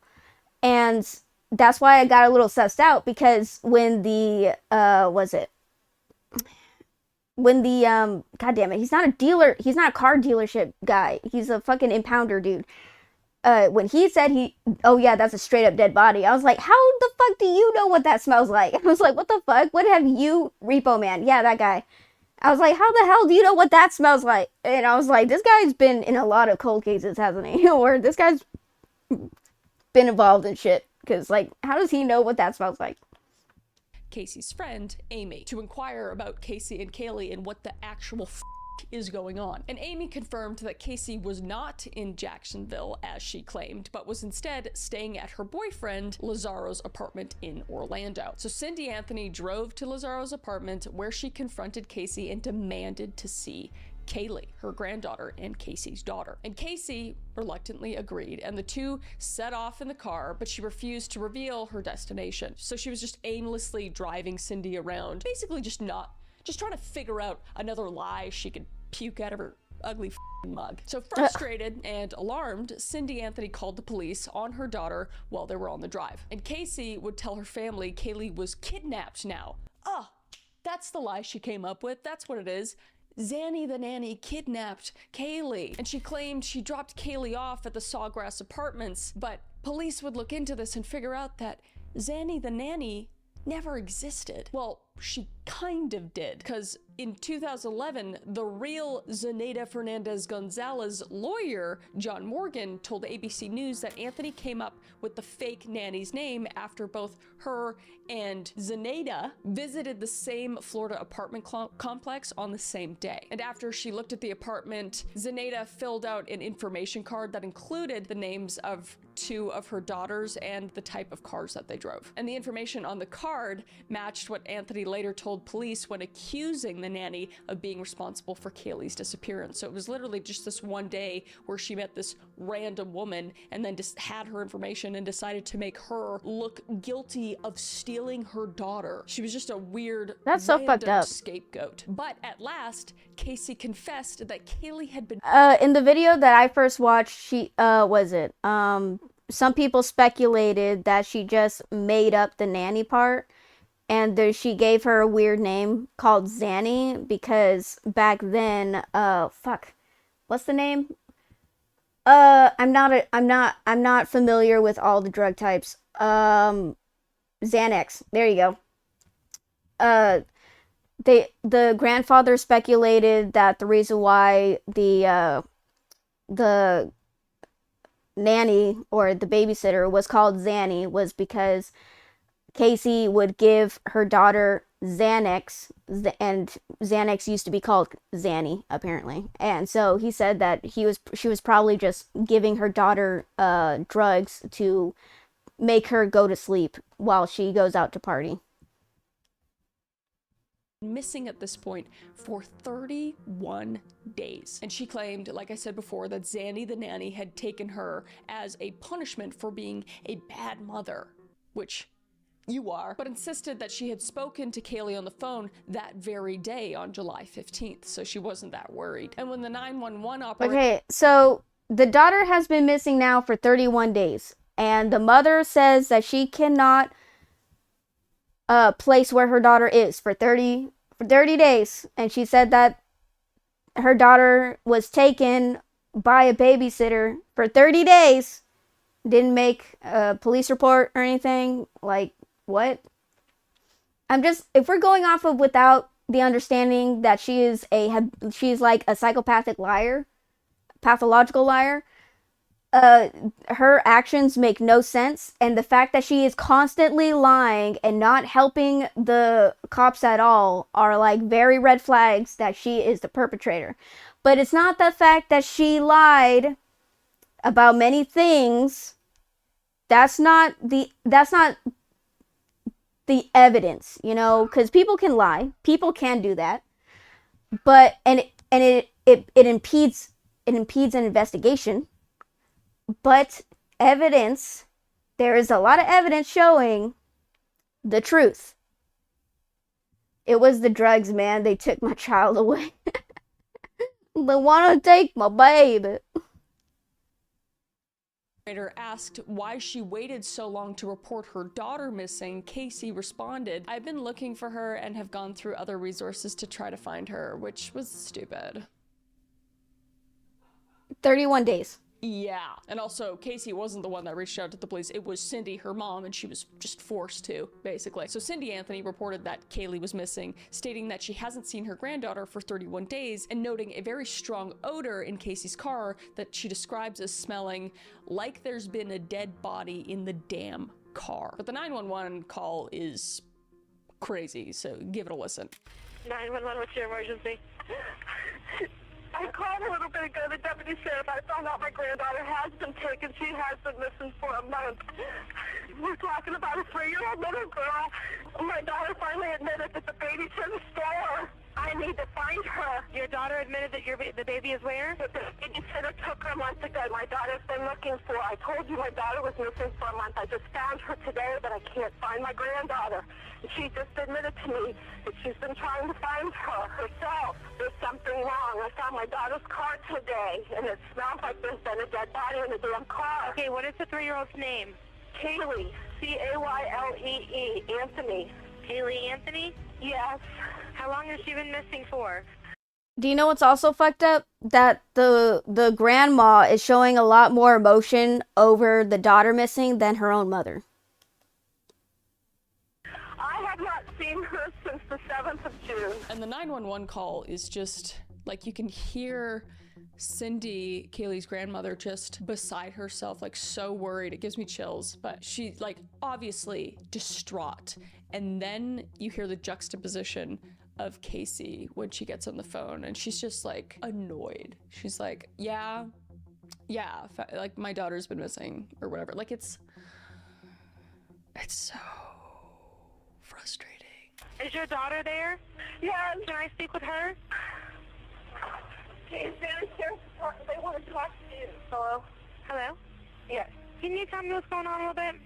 I'm sorry? Can you tell me a little bit what's going on? My daughter's been missing for the last 31 days. And you know who has her? I know who has her. I've tried to contact her. I actually received a phone call today, now from a number that is no longer in service. I did get to speak to my daughter for about a minute. Who has her? Do you have a name? Her name is Zenaida Fernandez Gonzalez. Who is that? Babysitter? She's been my nanny for about a year and a half, almost 2 years. Yeah, why are you calling now? Why didn't you call 31 days ago? I've been looking for her and have gone through other resources to try to find her, which was stupid. So the next day, the police would obviously Yeah, get that is so involved, dumb. and cadaver dogs would alert to That is so dumb. A parent. I have seen a lot of cases. I have seen a lot of cases with children. A parent would not wait a month to call the police when their child goes missing. And the only times a parent waits an absurd amount of time before calling the police is usually because they were involved or they are the perpetrator. composition in Casey's car and the Anthony backyard. And Casey would be arrested after providing false information to investigators, including the fabricated story of Zanny the nanny kidnapping Kaylee. And then the next day, forensics tests would confirm that there was a decomposed body in Casey's trunk at some point. And a few days later, at a bond hearing, Casey is declared a person. Couldn't they have taken some DNA? Like, yeah, they have evidence that it was a dead body, but couldn't have they tried to get like some DNA sample to see if it was maybe someone who was related to Casey? Interest. And the hearing introduced evidence that a cadaver dog had detected the odor of human decomposition in the car trunk and Anthony's backyard. And then fast forwarding a couple weeks, out on the job, a man named Roy Kronk, a meter reader, would walk into the nearby woods near the Anthony house to relieve himself. And he would spot a white object a little bit further away. And he would say in later reports that he was 99.99% sure that it was a human skull. But as Kronk headed towards the white object, he would actually stumble upon a dead rattlesnake. And Kronk was actually with two other employees, and they would scream and make a big fuss about it, so they kind of got distracted during the whole thing. But the next day, Kronk would call 911, and he would meet with a deputy at the scene. But the officer... Actually, that's not... Okay, so what I heard... was that Kronk called the police department twice. Like, the first time he called the police department, he said, "Hey, there's a skull here," and no one fucking showed up. So he called them again, and he had to be, because when he called him the first time, they didn't believe him. Or something happened. He called the police and they didn't show up the first time, and it pissed him off. And so he went back there and called them a second time. And then he was like, "I'm going to be here and, send somebody." And so they finally did send somebody. Basically just looked one way and looked the other. Kronk the caveman. He just berated Kronk for wasting his time for a half an hour, and nothing would be found. And for a few days following, Kronk would call the police again, saying that he found a gray bag in the woods, and Deputy Elizabeth Collins would respond, and she wouldn't even enter the woods to look. And then Kronk would call a third time and meet with Deputy Richard Kane, who briefly searched the area but didn't find anything. And Kane would tell Kronk that 3 times. I heard he only called them 2 times. What the fuck? This is why... yeah. Anyways, yeah. This is why you have to, look up multiple videos on this shit, because apparently information is all over the place. Just trash. So nothing would be found at this point. And then on August 20th, the California bounty hunter Leonard Padilla would post Casey's bail. Padilla was actually one of the few people to talk face-to-face with Casey Anthony in 2008 after he flew to Orlando to post the bail. And he said that after talking to the... Do you know what's funny? I actually just finished watching The Emperor's New Groove a couple hours ago before I started stream. Pull the lever, crunk. 22-year-old mother for 10 minutes. He revoked her bond because he didn't buy her story. So just not believable, lying piece of shit. So on the 30th, the bond would be rescinded after Casey's arrest for allegedly stealing and cashing checks from a friend, and due to the angry crowds demonstrating outside the Anthony's home. Fast forward to September 2008, and that is when her computer would get searched. And my God, it showed that Casey had looked up the words chloroform and neck breaking and household weapons. Suspicious, maybe? I don't know. And then What was that last part? and household weapons. Suspicious, maybe? I don't know. And then fast forward another month, in October 14th, a grand jury indicts Casey on charges of first-degree murder, aggravated child abuse, aggravated manslaughter, and providing false information to law enforcement. And her father, George Anthony, testified before the grand jury that indicted Casey. So she obviously doesn't like her dad that much. And 10 days later, on October 24th, forensic reports from an examination of Casey's car released, noting that a hair strand discovered in the trunk is microscopically similar to those found in Kaylee's brush and showed characteristics of apparent decomposition. Additionally, an air sample of the trunk is found to contain chemical compounds consistent with human decomposition. So we're starting to get some real evidence. And then on December 11th, 4 months after Roy Kronk called the cops saying, "Search the area," Roy Kronk would call 911 again after noticing a small human skull in a wooded area off Suburban Drive, the same spot he called about several times before. And deputies Turso and Porter arrived and confirmed that there were skeletal remains. So the crime scene would be established and a forensic team would recover all of the evidence, and the skull would actually have duct tape attached to the mandible, and there were also trash bags, laundry bags, and a child's blanket. And on December 19th, 2008, DNA testing confirmed that the remains did belong to Kaylee Anthony. However, because the body had been left to decompose for so long, no tests were able to discern Casey Anthony's cause of death. So if they actually searched the area 4 months prior, maybe they would have known.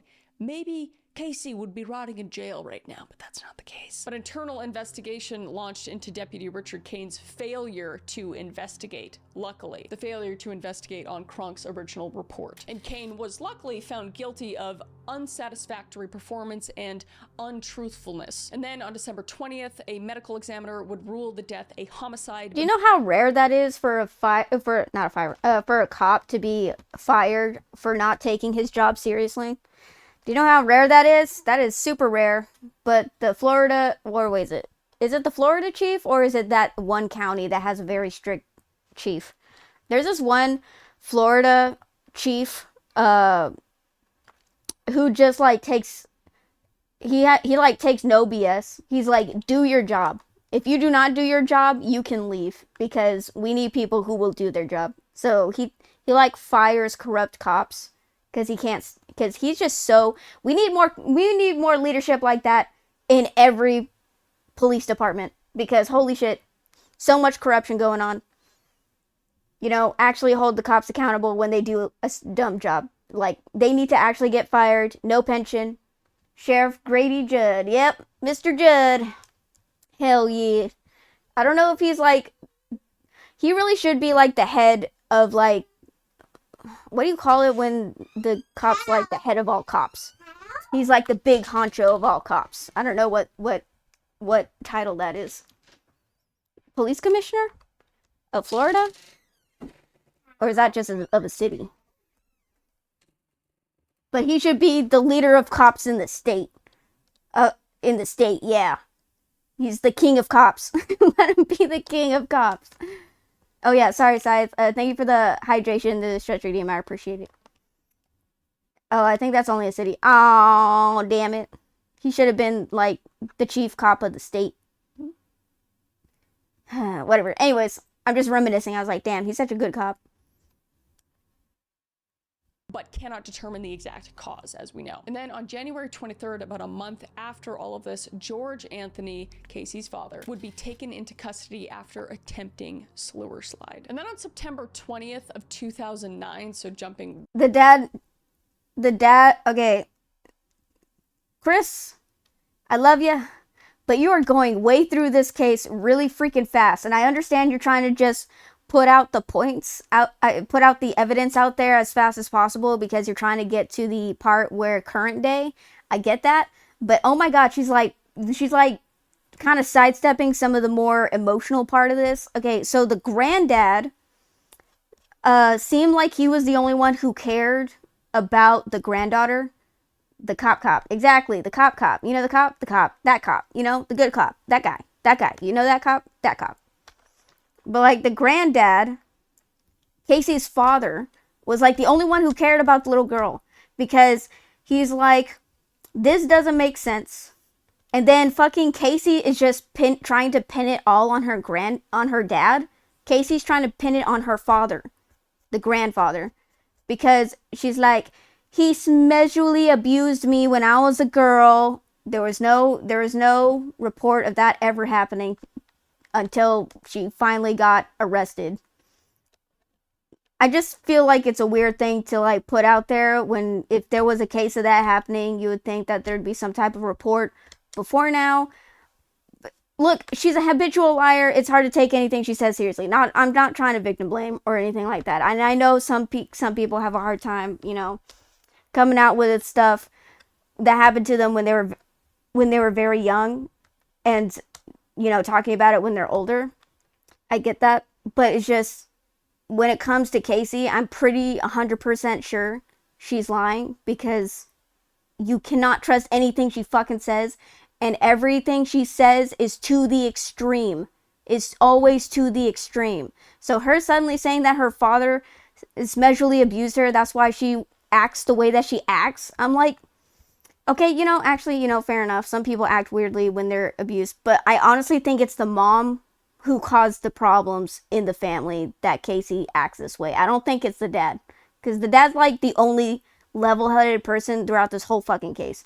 He's the only one who actually cares about the granddaughter, and he's the only one who thinks that Casey's the one who did something because all the evidence shows that it's Casey who did it, and he's like the only one who's like, I'm pretty sure Casey's the one who killed my granddaughter. And then, you know, Casey suddenly saying that, oh, he sexually abused me. I don't believe that, bro.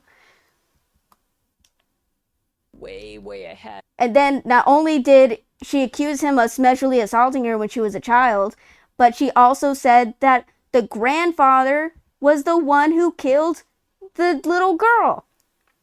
You know, the only guy who seems to care that the little girl is gone, that she died. Like, and he was so upset that he got drunk and almost committed suicide, and it is very upsetting. But Call Me Chris kind of sidestepped that. It is a little frustrating that she did that, but I know she's trying to get all the information out there. I love you, Chris. The duct tape found on the mouth of Kaylee Anthony was actually contaminated by an FBI document examiner, raising questions about how it would be used in prosecuting the 2-year-old girl's mother for the murder. And the disclosure of the contaminated duct tape was among hundreds of pages of evidence released by the state attorney's office in Orlando. And the contamination was discovered after FBI lab workers noticed female DNA on the duct tape, which neither matched Kaylee Anthony, Casey Anthony, or the toddler's grandmother, Cindy Anthony. And samples were taken to FBI workers who had handled the duct tape, and a match was found with a forensic document examiner. So just poor practicing all over with the FBI, with the police, just on top of everything. It's just. I also noticed that this is a trend. Usually when people believe the perpetrator is innocent, they purposely mess up the evidence so that the perpetrator is free. I have noticed that is a trend. I have noticed that. If they believe that the perpetrator didn't do it, they will purposely mess up the evidence so that the perpetrator doesn't go to jail. I have noticed that, dude. I've noticed that. That shit's annoying. You're not helping anybody when you mess up the evidence, bro. Oh, hi, Magikarp. Hey, how we chilling? We're getting through this. I just realized, like, we talked about the case, but I'm, like, all over today because we're talking about video games. We talked about how shitty Life is Strange is, and I like went on a huge rant about how the dialogue is so fucking stupid that I don't even understand what the fuck anyone's even talking about in that stupid game. It's like they're talking another language. Maybe I should play Life is Strange if it's free. If it's free, or if it's like $2, I'll be like, look guys, see how bad the dialogue is? This is what I had to deal with for like almost an hour, 30 minutes. Oh, is this about that woman that killed her children? No, that's Ruby Frank. Wait. Ruby Frank didn't kill her children. She abused them. But she didn't kill her children. She killed her daughter. She killed her daughter. But she got away with it because of technicalities of the evidence. You think we want to watch that, she? I mean, I just want to show you that I'm not lying. You could honestly complete Life is Strange in one sitting. Should be like 6 to 8 hours long. I have to deal with that shit for 6 to 8 hours? I could barely get through 1 hour of their fucking talking. How can I get through 6 to 8 hours? You guys are gonna have to be with me the whole time, because I don't think I could fucking finish it in one. I mean, I could finish it in one sitting. It's just gonna be a fucking slog. I need help. I need hand holding. I need someone to suffer with me and make jokes to make the time pass by. So mishandled. This whole case could have been so different if people actually did their jobs. But on May 4th, 2011, jumping ahead a couple years, Casey's murder trial would begin. And the prosecution would portray her as a party-loving mother who wanted to free herself from parental responsibilities, which based. Well, the defense claimed that Kaylee accidentally drowned in the family pool, and that Casey's father, George Anthony, helped her cover it up. So from June 15th to June 23rd, 2011, that is when, during the trial, they went over all the forensic evidence. So I kind of want to go through each of the things just to let you know. Okay, before she gets into the hard evidence proving that the mom fucking killed her daughter, was it? I could do 24 hours, but dear God, not Life is Strange. Bro, you weren't even with me. You weren't even with me for the full 24 hours. Don't fucking even. Don't fucking even. You weren't even with me with the whole full 24 hours. Don't even. I can do 24 hours. No, you fucking passed out like an hour or two before the stream ended. Hey, no one's forcing you to play it. True, but suffering is content. Suffering is content, guys. To let you know if you don't know, and to help with your opinion at the end of this, all right? So first of all, we have the human hair in the trunk. So a human hair was found in Casey Anthony's trunk and was examined, but lacked sufficient DNA for individual identification. Microscopic analysis showed it was similar to Kaylee Anthony's hair, but certainly was not confirmable. And mitochondrial DNA testing confirmed it belonged to a maternal lineage, meaning it came from either Kaylee, Casey, or Cindy Anthony. And notably, the hair... Oh my God, can't they just get... This is so fucking annoying. Can't they just get strands from fucking Can't they just get strands from the grandmother and from the mother and then just do a cross... Can't they just...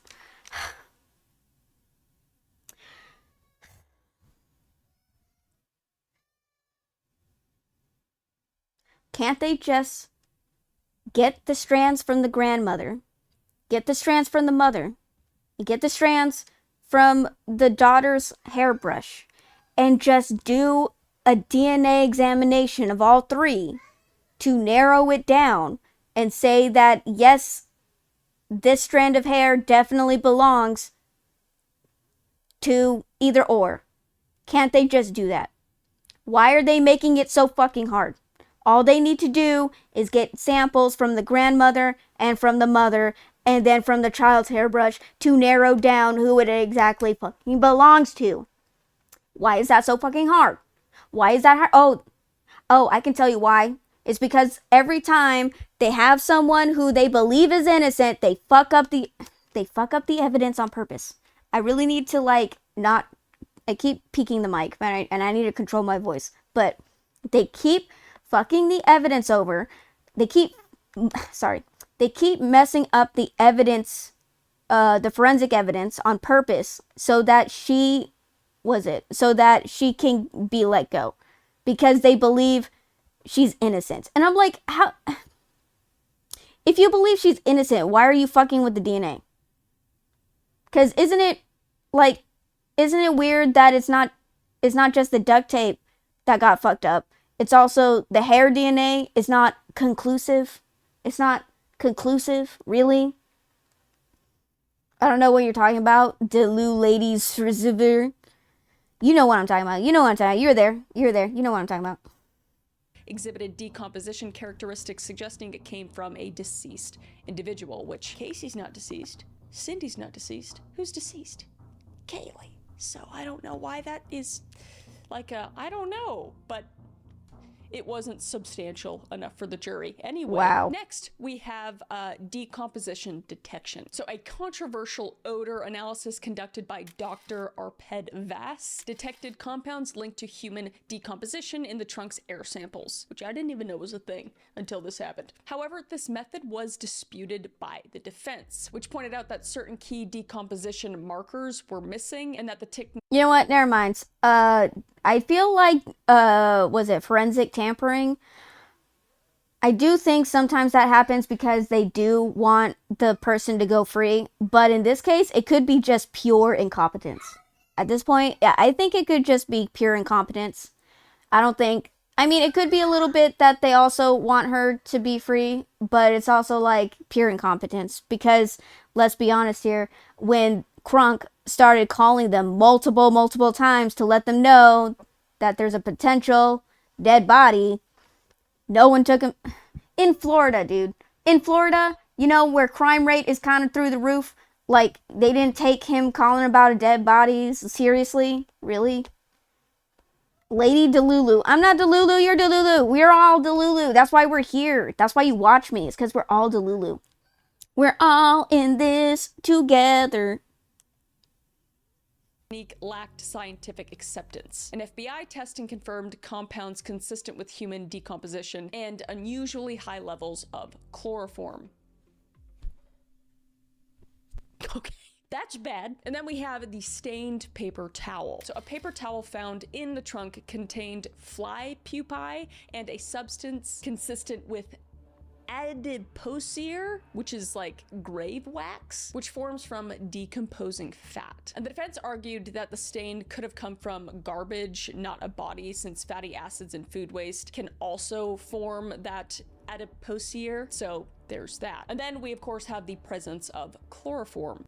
You know, what Casey Anthony looked up on her computer. So both Dr. Vass's analysis and FBI lab tests found that high levels of chloroform in the trunk. However, the source of chloroform remained uncertain, either from decomposing body or from a spill in the carpet. And the prosecution tied this to Casey's internet searches to chloroform, while the defense challenged the reliability of both the evidence and the search history, which, like, is so dumb, dude, is so dumb. And then we have insect activity. Dr. Haskell, a forensic entomologist, testified that insects found in the trunk were species associated with decomposing bodies. However, the defense's expert, Dr. Huntington, countered that these insects were common in trash, that no DNA testing was done on the maggots to confirm human decomposition. And additionally, experts disputed that estimated date of insect activity, with some suggesting decomposition began in early July, while others estimated it started in mid-July. And then of course we have the cyber evidence. Casey Anthony's computer search included chloroform,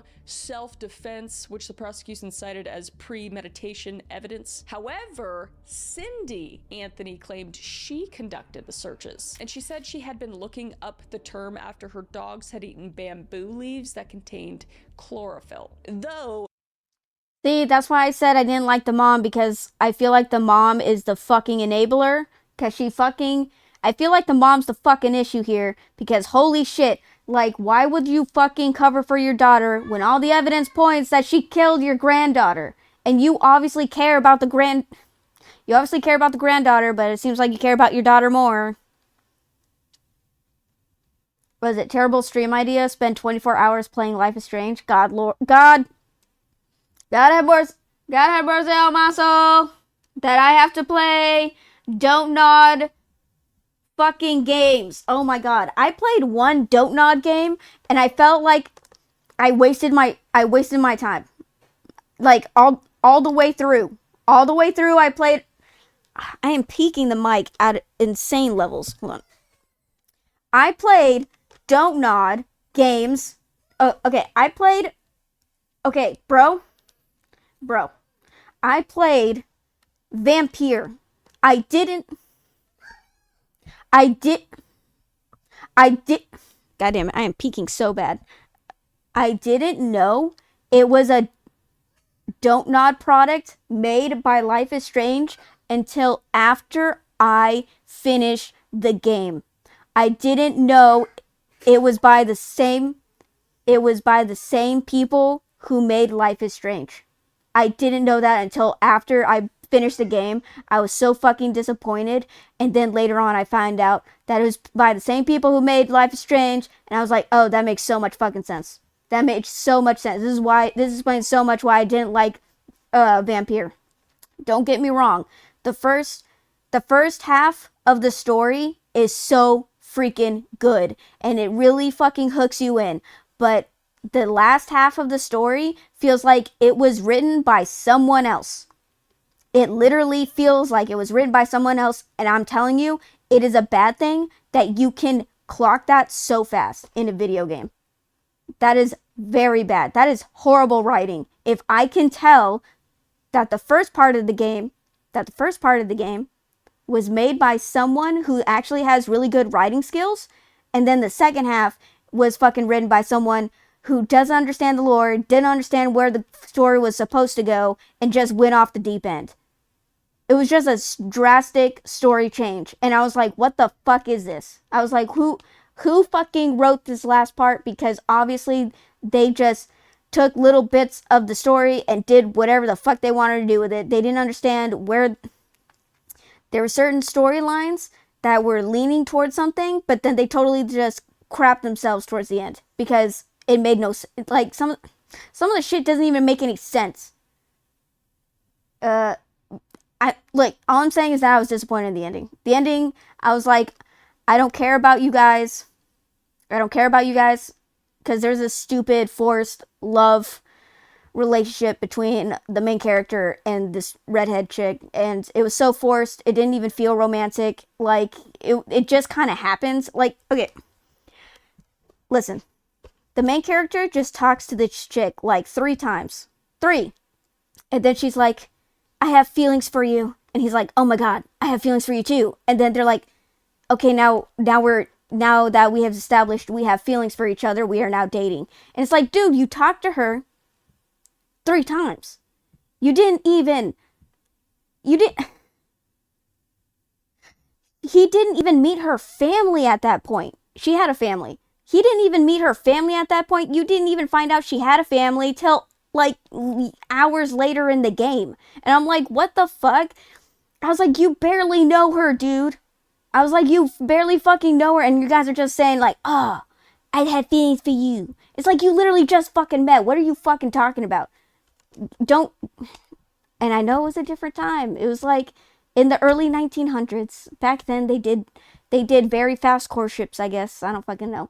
But it's just like, I don't know. It just didn't, there was no emotional connection to it. That's what pissed me off. You can have fast romances. I'm not opposed to that. I've played so many RPGs where the romance is so fucking fast, but I let it slide. God damn it. Can you stop peeking, Mike? Mike, can you stop peeking? I let it slide. I let the fast hookup slide. Giggity. I let the fast acknowledgement of love and feelings and stuff, because I know, or getting together, because I know that there's still a lot more to the story that's going to gain more emotional aspect to the story sometimes. For this, there was no emotional aspect to it at all, and suddenly I'm in a romance with this lady allegedly, and I feel no emotional connection to her at all. It was just so annoying. It was so annoying that I got I had to be linked up to this redhead that I don't even fucking like, and I find her absurdly. I guess what really annoyed me was the forced romance, because it wasn't even a good romance. It just happened, and I was like, oh, okay, I guess we're together. And even after we get together, it has been acknowledged that we are now lovers. There's still no romantic aspect to their fucking relationship. We are just together because the game says we are together. Like, fucking what? We don't go on dates. I don't get her flowers. She don't give me flowers. There is no romance in this fucking relationship. And we're just suddenly, oh, I love you. And it's like, oh, I guess I love you too. I have feelings, but I'm only now just fucking stating that I have feelings. Like, you could have built that shit. You could have built that shit up. Can you stop peeking? Mike, stop peeking. You could have built that shit up. Like, literally, you'd be like, oh, like, have the main character go, oh, that lady's so pretty. I can't get her off my mind. Oh, hey, she said she liked lilies. Let me pick her up some lilies. See? That's romantic. Even a little bit of that would have been nice. No, they're just, hey, I have feelings for you. Cool. I have feelings for you too. We are now lovers. Cool. And that's it. That's literally it. They don't fucking say anything about that. It's just, they're now lovers. And then, towards the end of the game, the lady disappears. Oh no, our lady love disappears. We have to go fucking save her. And then we save her, and then, wait, did we save her? What the fuck happened? Oh, she disappeared, and the main character went looking for her. And I was like, why am I fucking doing this? I don't even fucking care about her, because the main character doesn't even care about her. Like, why? The only reason we're doing it is because the story says we should do it. You know what I mean? You know how feminists say that, like, oh, they force romance into the story. Romance doesn't have to be an aspect of the story.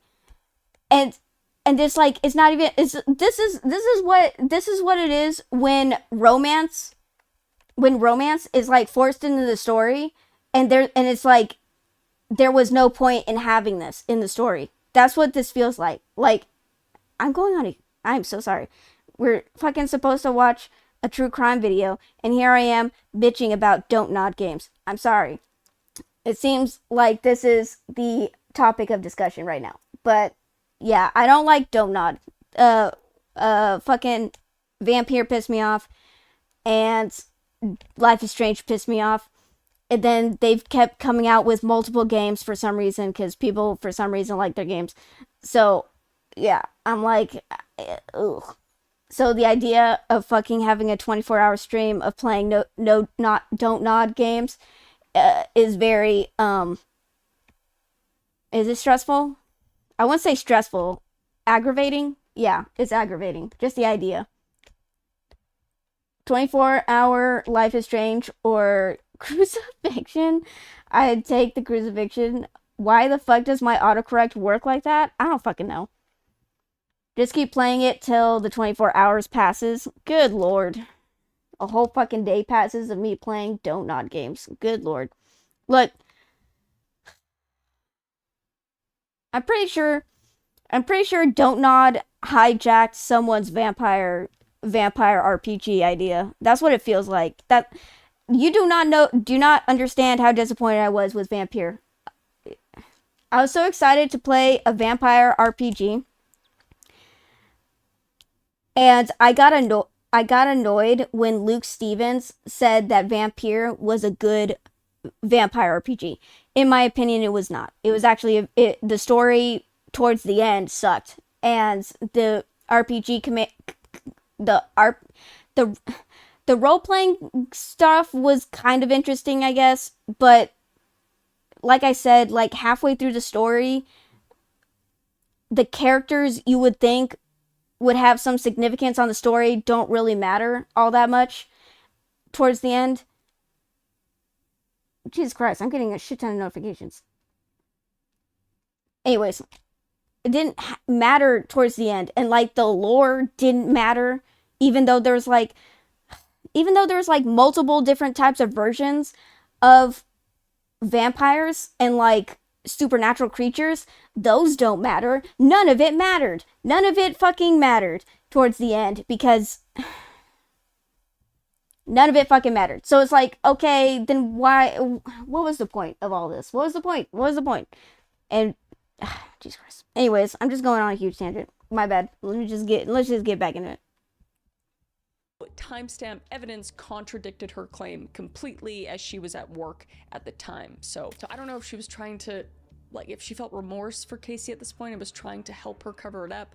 I'm not sure. And then we have the duct tape. So the prosecution argued that the duct tape found around Kaylee's remains was actually the murder weapon, theorizing it was placed over her mouth and nose to suffocate her. And an animation was shown in court to demonstrate this possibility. And the defense would counter that the jawbone remained attached to the skull, which is unusual in decomposition unless natural elements like hair, roots, or leaves hold it in place. And they argued that the duct tape was applied after decomposition, possibly as part of body disposal. So in summary, the forensic evidence presented in the Casey Anthony trial was largely circumstantial, with scientific disputes over decomposition, chloroform presence, and insect activity. And the prosecution framed it as proof of murder, while the defense challenged its credibility, leaving the jury without definitive forensic proof of how Kaylee actually died. And I'd like to note again that this probably all could have been avoided if they just listened to Kronk. If they just went after his call, you know? Maybe? I don't know. It's just so frustrating. So on June 23rd, 2011, Casey's attorney, Jose Baez, said that she was by her father as a child, an allegation George Anthony denied on the witness stand. And George Anthony also told the jurors that Kaylee didn't die at his house, and he denied disposing of her body and placing duct tape over her face at all. He would quote to say, "I would have done everything possible to save my granddaughter if what was said happened, said George Anthony, the only witness to testify at this point so far. You learned in December of 2008 that the remains of your granddaughter were found. What effect did that have on you? A deep hurt inside, and seeing what my wife and my son went through. Up to that moment, had you held out the hope that Kaylee would be found alive? Absolutely. Every day from July 15th until the day we were told it was Kaylee. And Baez also claimed that Casey's brother made advances towards her and was given a paternity test to see if he was actually Kaylee's father, and that all these secrets eventually just led up to the cover-up of Kaylee's drowning, which is just like a crazy story to manufacture. But okay. Also, her brother wasn't the father. Spoiler alert. But Baez would say that Kaylee and her grandmother swam most of Father's Day on June 15th, 2008, and suggested that Cindy Anthony forgot to pull up the ladder that prevented the toddler from climbing into the pool on her own. And Baez suggested that Kaylee slipped into the pool the next day and no one was looking and she would accidentally drown. This is what the defense is claiming. And they claim that the distraught family panicked and decided to cover it up and bury the little Kaylee in their backyard, and they just didn't call the police, which makes no sense. Why would you cover up a complete accident by making it look like a murder? That makes no sense. Unfortunately, drowning is very common in kids, unfortunately, and you just call the police, call the ambulance. There's many cases in which you can call the ambulance and you could resuscitate a child, or there's no resuscitation attempts either. It's just, none of it makes sense, and it makes me angry. But Baez would say that Casey should have called 911. That's what she's guilty of. She's not guilty of murder. This is not a murder case. Shut the f up. And prosecutors offered a timeline of Casey's whereabouts based on cell phone records, and it stretched from the time Kaylee was last seen by her grandparents until Casey Anthony told her mother in mid-July 2008 that Kaylee had been missing for a month. And during the lengthy opening statement, Baez said George Anthony planted the duct tape matching the brand found over Kaylee's mouth in a way that would implicate Casey. He said George Anthony took certain steps to make sure he was as far away from the situation and that Casey would end up taking the blame for this. Shut up. And Casey was just emotional throughout this whole ordeal and crying and wiping her nose with a tissue. Very good actress, very good liar. Sorry, I know she's innocent until proven guilty, but it's just my opinion. Allegedly, I think she did it allegedly. Allegedly. But the prosecution, meanwhile, focused on Casey's various lies to both her parents and police, as well as mounting circumstantial evidence, including incriminating Google searches. And Jeff Ashton, one of the prosecutors, would say, and I already said, no one makes an accident look like a murder. Whew, just gives me chills. Just makes so much sense, doesn't it? And then on July 5th, 2011, 7 women and 5 men prepared to hand the verdict to the bailiff. And Anthony, then 25, was breathing very heavily and blinking back tears, putting on the performance of a century. And by most accounts, the woman dubbed the most hated woman in America was facing a lengthy prison sentence, and the death penalty was still on the table. And then the court clerk began reading the verdict in the hushed courtroom, and mouths dropped as Anthony was acquitted of all serious charges against her. As to the charge of first-degree murder, verdict as to count 1. We, the jury, find the defendant not guilty. As to the charge of aggravated child abuse, verdict as to count 2. We, the jury, find the defendant not guilty. As to the charge of aggravated manslaughter of a child, verdict as to count 3. We, the jury, find the defendant not guilty. As to the charge of providing false information to a law enforcement officer, verdict as to count 4. We, the jury, find the defendant guilty of providing false information to a law enforcement officer as charged in the indictment. As to the charge of providing false information to a law enforcement officer, verdict as to count 5. We, the jury, find the defendant guilty of providing false information to a law enforcement officer as charged in the indictment. As to the charge of providing false information to a law enforcement officer, verdict as to count 6. We, the jury, find the defendant guilty of providing false information to a law enforcement officer as charged in the indictment. As to the charge of providing false information to a law enforcement officer, verdict as to count 7. We, the jury, find the defendant guilty of providing false information to a law enforcement officer as charged in the indictment. She was only convicted of 4 counts of providing false information to police. And he would sentence Casey to consecutively 1 year in county jail and $1,000 in fines, each of the 4 counts of providing false information to law enforcement officers, which was the maximum penalty prescribed by the law. So $4,000 basically. But because Casey had been incarcerated since October of 2008, she received more than 1,000 days in time served credit, and she was released 10 days after sentencing. On July 17th, less than 2 weeks later, she would just walk free from jail. And the public would just be unanimously outraged. I mean, the judicial system failed. And I'm not gonna say it didn't. I mean, you know, allegedly, think she did it. Allegedly, it seems as though, based off the evidence, I think she may have done it, but that's only alleged, you know? And time has gone on. She kind of went into hiding after this whole thing, obviously facing a lot of public scrutiny. And then in March 2017, in her first public interview since the trial, Casey gave a series of interviews to the Associated Press about her case. And in these interviews, she discussed her acquittal, the death of her daughter Kaylee, and her life since the case. I'm still not even certain as I stand here today about what happened. I don't. To your understanding, how did she die? I don't know. You don't know? Something about drowning, possibly. Everyone else has their theories. I don't know. So your parents had her? My dad did. And next. So what's frustrating about it is that she's the one who's been saying all these different stories.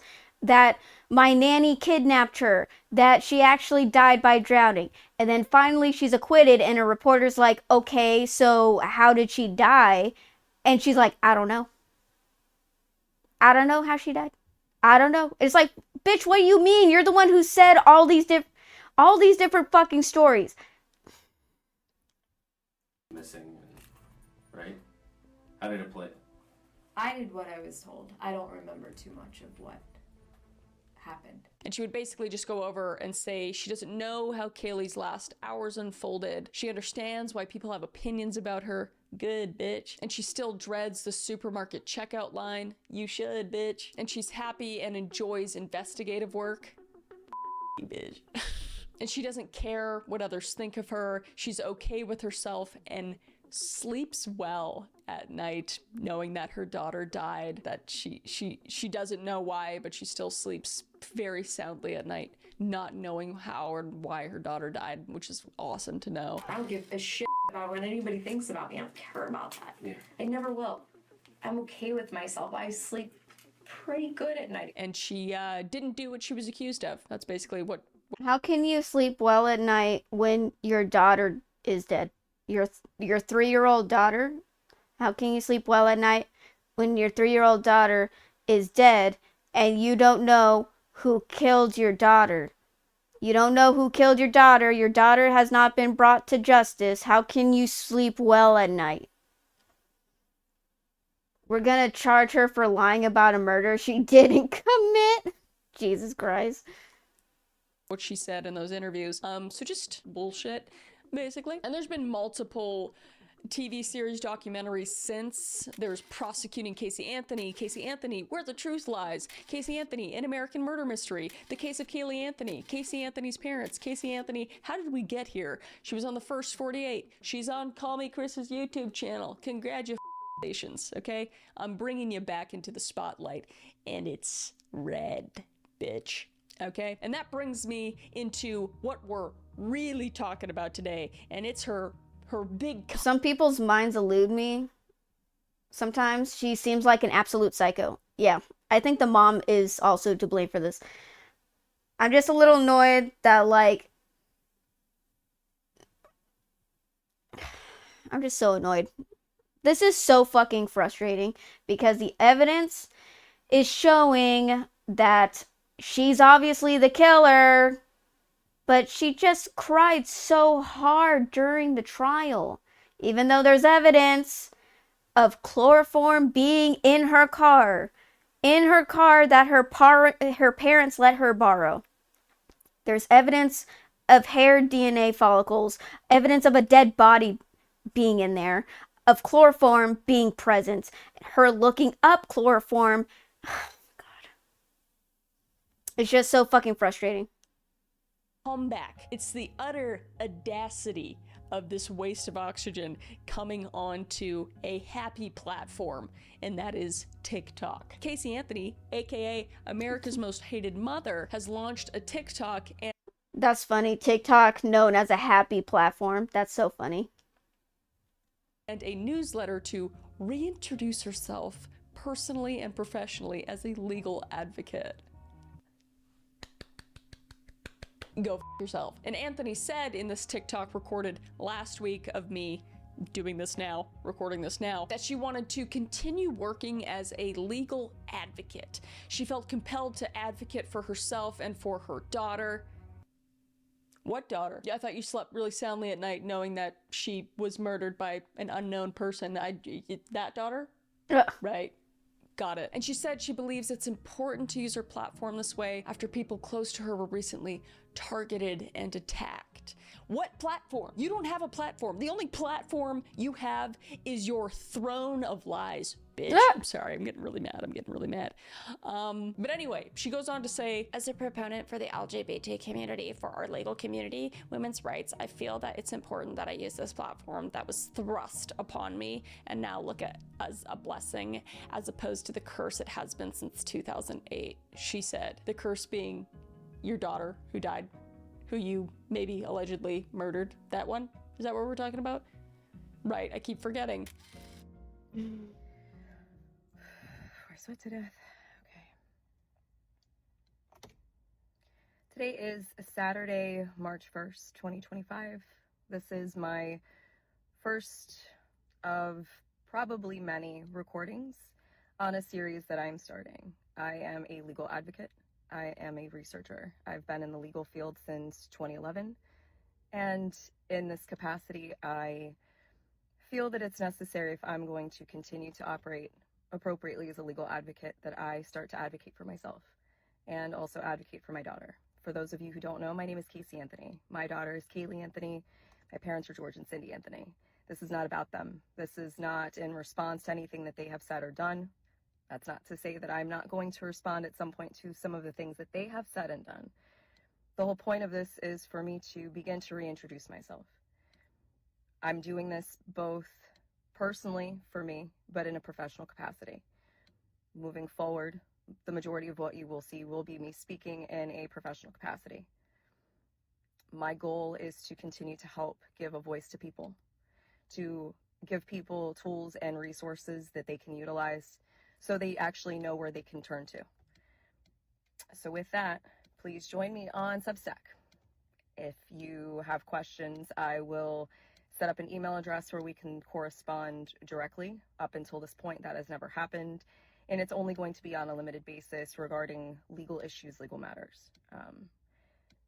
One of the main reasons that I'm doing this, there are people close to me who have been targeted and attacked recently. There are also people close to me who have had some recent things occur, and when necessary, people needed to step up, myself included. So as a proponent for the LGBTQ community, for our legal community, women's rights, I feel that it's important that I use this platform that was thrust upon me and now look at as a blessing as opposed to the curse that it has been since 2008. With that, these aren't going to be perfect. They're not going to be edited. Most of the time, they're not going to be short. But I am proverbially standing in the light, embracing this piece, still going to keep my privacy intact, so you will get very comfortable with my car, and I will explain in great detail why it's so important for people to protect their privacy. It's not just important to public figures, it's even more important to private individuals. And with the current climate in our country especially, it's that much more important, which is why I am utilizing the Substack platform. Yes, I am advertising this and publishing this on TikTok, possibly also through other meta platforms, but my intention is to separate from that and showcase even more why Substack is such an important resource for people to utilize moving forward. Anyway, I appreciate your time, and not gonna lie, I kind of zoned out. Not gonna lie, I was like, what? I was like zoned out, and I like, I came back to myself. I was like, what? Oh shit! She just ended what she was talking about. Okay, what? It's like calling Twitter the friendliest place on the internet. Okay, it's over, guys. She's done talking. Anthony would go on to say that she has worked in the legal field since 2011, though she did not say exactly to what capacity. And the now defunct news website The Messenger reported in 2023 that Anthony was still working for McKenna and had also started a private investigation business. Investigate yourself, bitch. And Anthony directed viewers to her Substack, an online platform, and said she plans to set up an email address where people can correspond with her directly on a limited basis regarding legal issues. I'll make sure to email you about this weird case I heard about Kaylee Anthony. You know her? She's your dead daughter. You remember her?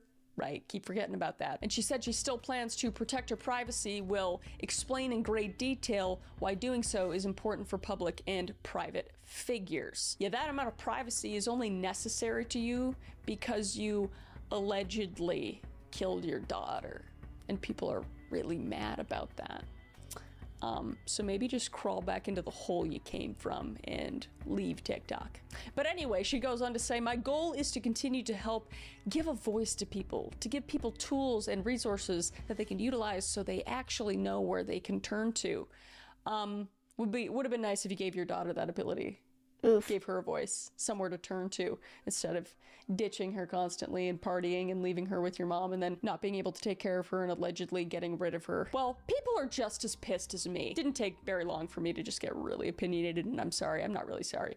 Anyway, people are pissed on TikTok, all right, about this whole thing. A lot of people are pissed. Did you think we all forgot? Turn your comments on.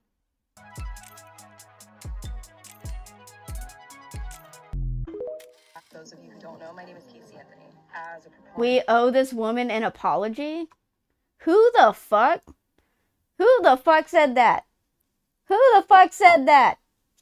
Who the fuck said that? Don't go after them. But who the fuck said that? Honestly, no one fucking said that. No one fucking said that. Honestly, Twitter does fit her better. I said it. Get him. Get him. Get him. Get him. Get him. It's a joke. It's a joke. I don't mean it. For the LGBTQ community, women's rights, I use this platform that was thrust upon me. Yes, I am. Yes, I'm sure if I mention LGBTQ and women's rights, it'll show that I am a good person. If I just use these people as a shield, I will show you that I am a decent person. It's like when Amber Heard gave a speech at a spouse abuse conference. Good Lord, oh God.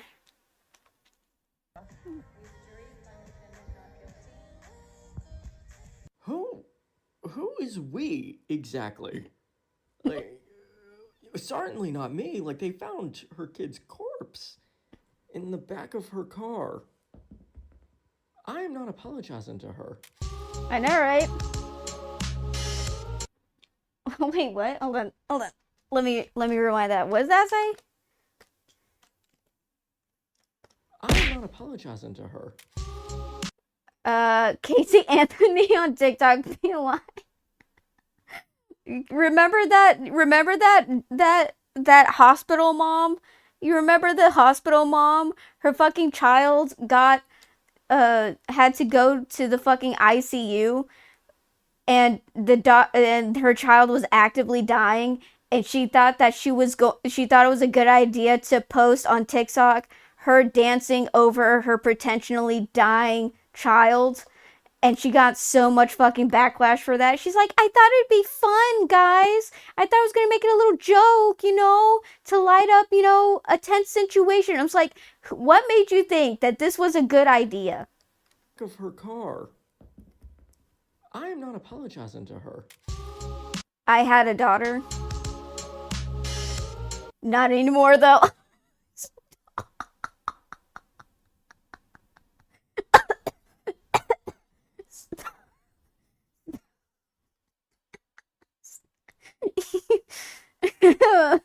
Fudge you for having a fucking sense of humor. Fudge you. How dare you make me laugh? How dare you make me laugh? She got. Stop. I didn't do it. Stop. But stop. Stop. Okay, that was funny. It's not so fucking funny. God damn it. How dare you have a foot. Stop. That was so good. That was so good. Hey guys, I can't be bad. I support LGBT like a decent human being should anyways. Oh, my son has a respiratory virus. Let me do the Gangnam Style. It's TikTok. All news must be delivered over a dance video. Jesus Christ. Yeah, pretty much. But she also has followers. She has gained a lot of followers, and it's slightly concerning. But maybe it's just people that just want to follow along what the frick she is doing on a platform. Not a lot of things to say. Not a lot of nice things to say, so I'm not going to say them all. Hey, That's what my mom always told me. And my mom... do you guys remember all those thirst traps of that guy who brutally murdered 2 women? You remember that? I remember that. That happened like last year. I remember that.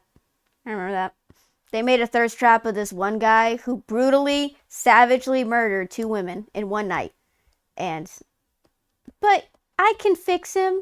Sure. Okay. Yeah, sure. Yeah, I'm sure you can fix him. Sure. Got me into this case. I remember when she literally was watching this case, and I was watching it with her as a little preteen, and she was just getting fired up. And so was I. I was like 12, and I was like, yeah, Mom, what you said. I'm gonna make this my job. And I did, in an unprofessional way, but we're still here. But basically, the only positive thing about Casey Anthony is that she has single-handedly brought millions of people. If they're pretty, there will be followers. Yeah, unfortunately. Yeah, she is. Unfortunately, not everyone will agree on this opinion, but Casey Anthony is a fairly attractive woman. And I'm pretty sure that's why she got away with it. And never mind. I'm not going to bring up that case. Never mind. Oh, is it that guy that ran over a woman and her child? No, that's not the one I was talking about, but I do know that's a different case. But I do know what you mean. A lot of people wanted him to be free, and they made a lot of thirst traps of him as well because he was an attractive young man, even though he was illegally speeding in it's not a residential area. It was a very well-known, like, in the middle of the city walking area. Like, there was a lot of walkways, and you were I think the speed limit was like 40, and he was going like 100 over, like, he was going 100, dude, over the speed limit, and he like ran over and killed a mother and her child that she was pulling in a stroller. Wait, didn't he like get like a light sentence for that, even though he like fucking killed them, dude? Like, what the fuck? I think he got a light sentence. That shit pisses me off, bro. Can we fucking put away the people who do bad things for like a very long time? Can we do that, please? And maybe bring back the death penalty? You know? I kind of support that at this point. I'm getting so sick and tired of hearing cases of people who commit horrible crimes and they only get like a couple years in prison. And then they go and they offend again. And they fucking hurt more people down the line. And I'm like, you know what? Maybe we should bring back the death penalty, like, in all states. Maybe we should bring that back. Damn, where was he trying to go? To the past? Capital punishment. Hi BCR Light, welcome in. Becker Light. Yeah, we need to bring that back. Do you know there was this one time there was a guy who went to court and he went to jail 13 times for raping women? 13 times. But he only served like couple years in jail. That shit pissed me off. I'm like, nah, he should have gotten the death penalty. Hell no. 13 women? Maybe even, and those were when he was caught. Some people speculated it was in the 40s. Some people say he raped a lot of women, but he kept getting fucking re-released out into society. That shit pisses me off so much. I think some people actually deserve to not stay in this world. I've heard too many cases of people getting too many chances, and they always fuck it up, and I'm like, okay, that's enough. We need to bring it back. Literally, one of the first times I came to your stream after checking the podcast, Love the No Filter, it should be escalating sentence, like when you fail to enter the right phone password. Just 2 times sentence each time. Oh, I think I know what you mean. Like, okay, you mean like, okay, I know what you mean. You're like, they offend maybe once or twice. Once or twice, okay. But if you offend the 3rd time, that is your last chance. You mean like that? That's what I think that I said that once. I think there was one time I was watching a case and I was like, we need maybe they can only offend a couple of times, but if they do it one last time, they're going to jail. And if it's a very heinous crime, well, I can't say if it's the 3rd time they go to jail. I mean, like, the 3rd time they stayed in jail. They stay in jail. They do not get locked out. And if it's a heinous crime, they get death penalty. Because there's too many offenders out there who rape people and who commit heinous acts against children and women, and they deserve the death penalty. I am sick and tired of like giving them life sentences like they deserve it. But it's like, but people are like, but we need to treat them, we need to give them, like, you know, we can't be like they are. We can't be cruel like they are. And I understand that, but maybe I'm just being cynical. I don't fucking know. I have seen too many cases where it doesn't seem fair. It doesn't seem fair. And I've seen too many cases where just giving them a slap on the wrist it never helps, because they always end up reoffending to the point where it's like, this could have been prevented. And it's just very frustrating. You know what dude that went to Korea and disrespected the people there? Oh, you mean Somalia? Salami dude? The salami guy? Sentence, my bad, not a native speaker. You have to believe people can reform.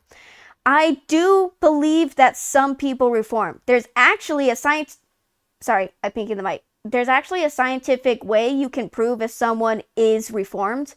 Apparently, if you cry and you like deeply regret what you did, your body, it is scientifically proven. They actually found this out. Your body releases a chemical in your tears, that a very specific chemical. When you really regret something, when you really feel bad about something, you release a certain chemical in your tears. So if you want to prove that a prisoner is truly reformed, or at least is truly sorry for what they did, you can just collect their tear samples and, you know, run it for that specific chemical. And then you can say, hey, they're reformed. I do believe that people can be reformed. But 13 times? 13 grapes? 13 grapes. Really? Really? When is the cutoff? When's the cutoff point? The 10th grape? The 14th grape? When's the cutoff point? When exactly is too much? Let me know when it's too much. Is it the 45th one? Was the 45th grape too much? Was that too much? My bad. Let me give you enough space to commit the 46th grape, because you haven't reached the 100th grape limit in the law. My bad. Do you see what I'm saying? Yeah, he recently got hit with 5 years. I mean, it's not, he's like a public nuisance. Why risk it? That's what I'm saying. Like, what? You can't keep having this happen. Did you know that someone's considered a serial killer if they killed 3 people? If they killed 3 people. So I am assuming it's the same logic. If you have graped 3 people, you're a serial graper. So it's like, at that point, if you have committed more heinous acts beyond that, I think you need to stop. And I think, because like, what's very disturbing is that sexual assault crimes and grape crimes are heinously short-termed. The people who commit these acts go away for like maybe a couple years, and then they're free to do it again. And then guess what? They end up reoffending. They always end up reoffending. Some don't. A lot of them do. Like 98% of them end up reoffending. It's like, what? It's like, how we get here? It's like, oh, you graped that one person. Don't do it again, guys. Don't do it again, guys. You had that one chance. Don't mess it up. You graped that one person and did a horrible thing to them, and they're going to be mentally scarred for the rest of their life. Don't do it again, little rascal.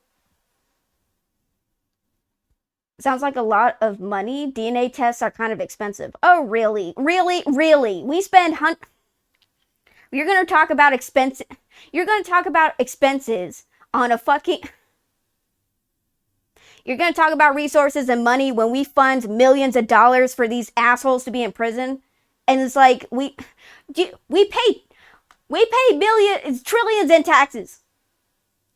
I think if we're really focused on reform, I think people would want our taxes to go to something useful, like DNA testing and fucking seeing if a person is actually remorseful and can actually be reformed as a prisoner. I think that would be, good uses of U.S. American taxes. I think that would be good. I'm not mad at you, Bickerlight. You make a really good point that, like, maybe the reason why we don't do this is because of money issues. And it does tick me off because I do believe some higher-ups will bring it up as an issue because of money constraints, but I'm like, that's bullshit for a leader to say that, who is in a high position to say that, because it is taxpayer money and people do want reform. So testing to see if a prisoner is actually remorseful for what they did isn't a waste of taxpayer money. I'm not mad at you, Bickerlight. You make a good point. But it is, like, I hate that it is an actual thing that leaderships would say that, like, oh, we can't afford it. And it's like, no, we can afford it. People will be very willing to support this because we do believe in prisoner reform. What I can't stand is that we give too many chances to people who don't deserve it.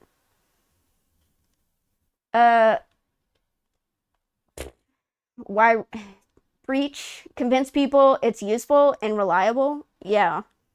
Reminds me of that one guy who got away with so much rape crimes and got caught, so he pretended to be someone else and pretended to have breathing problems. God. I fucking hate that shit, dude. Like, it's just so annoying. It's just so annoying because it could easily be prevented. All of it could have been prevented if we had stricter laws. It's not even that. If we had judges who were very strict in their sentencing, because a lot of judges are too fucking lenient in their sentencing. It's the judges that I have a problem with, and the fucking system, because they're like, oh, this prisoner who went to jail for murdering their whole family, they got released for good behavior. What the fuck you mean good behavior? They murdered their whole fucking family. What do you mean good behavior? What do you mean good behavior? They murdered their whole fucking family. What do you mean good behavior? What do you mean good behavior? They're a fucking serial killer. What you mean? Bitch, what you mean they're a serial killer? Oh, they got out for good behavior. Oh, he's a serial rapist? He got out for good behavior. A serial rapist got out for good behavior.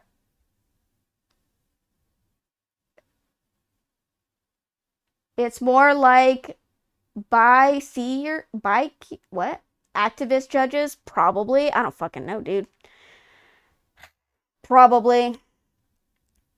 It's like they don't take these crimes fucking seriously, dude. And it's like these are schedule crimes.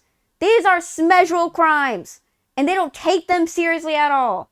Like there's evidence. Evidence, bro. There's evidence. What do you mean? Only 2 years for rape? For totally ruining a family's life? For ruining one person's life? They might as well be a murderer. They might as well have killed them. Cause that shit sticks with you.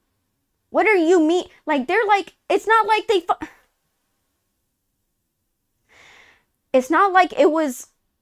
It's just. That shit sticks with you for the rest of your life, bro. It might as well be murder.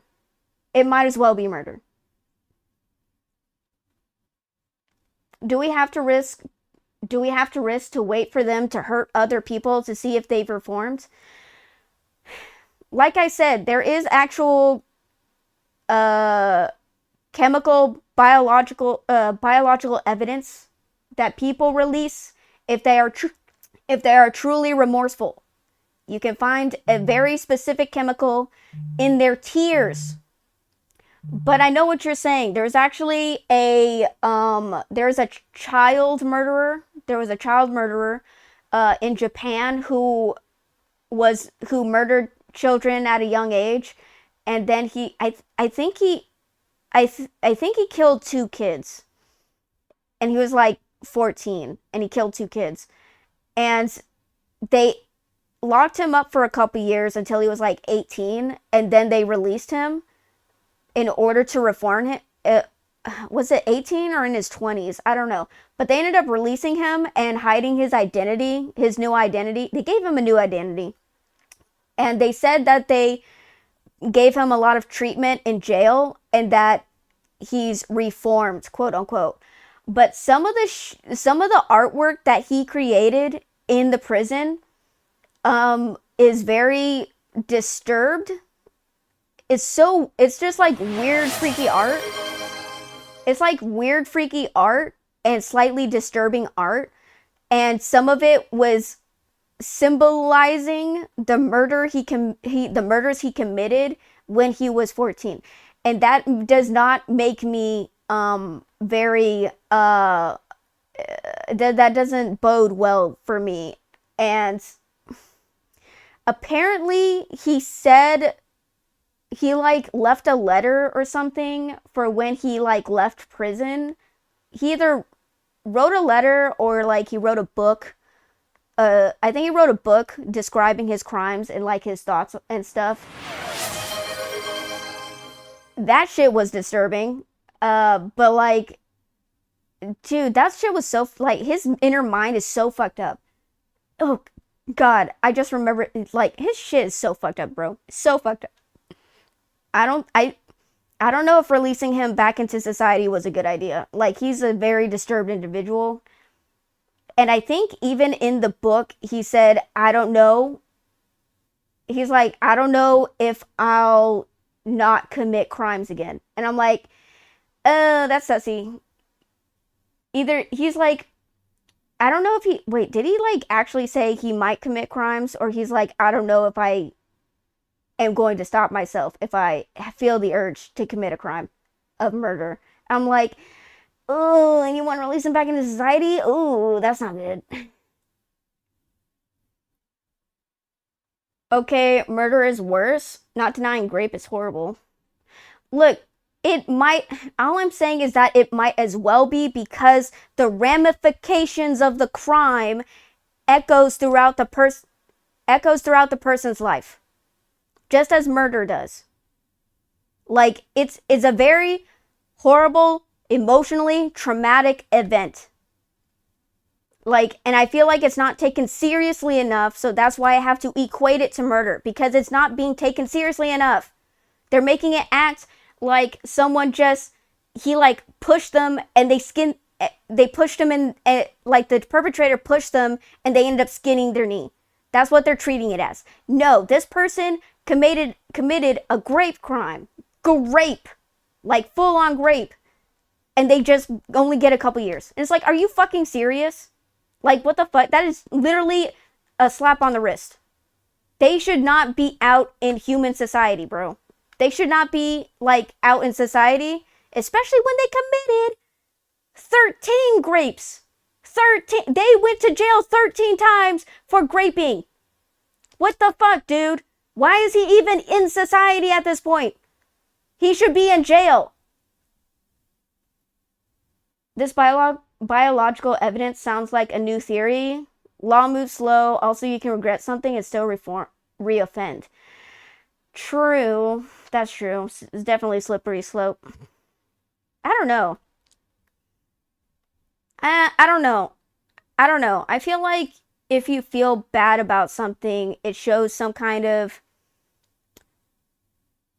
I feel like if someone cries and they don't have that chemical in it... No, look, okay, what I'm trying to say is, if you feel guilty for a crime, there is room for reformment. I don't doubt that they might reoffend, but it doesn't have to be in the same context of how they first offended. Does that make sense? Like, you could have murdered somebody and then regret it later, but then go to jail because you committed auto theft. Do you know what I mean? Like, you can still reoffend, quote unquote, but it's like auto theft. But like the first time you went to jail, you killed like your brother, and because he did something to piss you off, and then you regretted it later. But then you could go to jail because you stole a car. Like, it's like you could technically reoffend, but like regret something. Like, okay, what I feel like is when you regret something is proof that you don't have psychopathy. Because some of the stuff that people do, they do it because they have no empathy for other human lives. Just like Casey does, Casey Anthony. She had no regard for her daughter's life at all. And it led to her daughter's death. So if she cried about it, you wouldn't find this special chemical in her tears because she doesn't regret it, because she doesn't care. Because she's a fucking psychopath. Oh, sorry. Hi, SoCal Sam. Thank you for the hydration. And thank you for the stretch redeem, Scythe. I appreciate it. Okay, yaoi brain. What do you mean yaoi brain? What does that have to do with anything? I wish it were this easy. Yeah. It's all very complicated. I just wish that the system, like, it's not, I wish the system took it seriously. They don't take it seriously. And heck, even sometimes murderers get let go because, oh, it was good behavior. It's like, bitch, what? They heartlessly killed someone that they claim to love, and they get fucking released early because of good behavior. Are you fucking serious? Like, what? Have I ever told you the definition of insanity? Dude, we've already established I'm insane. All right. We don't need to go over the definition. I'm already crazy. I've been through things. My brain function is fucked up because I've been through stuff. So like my path of thought, god damn it, what do you call it? Path of reasoning, path of thought. Like the way that I think is different because I'm a little, some screws are loose. All right, some screws are loose. I experience things. I've seen things. I've seen things you would never. You don't know. You don't know. But yeah, I have like my. Oh yeah. Also, I also realize I have a tendency to repeat what I say a lot because. Should I say this part of about myself? So I realize I repeat a lot of things that I say because I grew up in a home where if I tried to talk to somebody, they weren't listening to me the first time.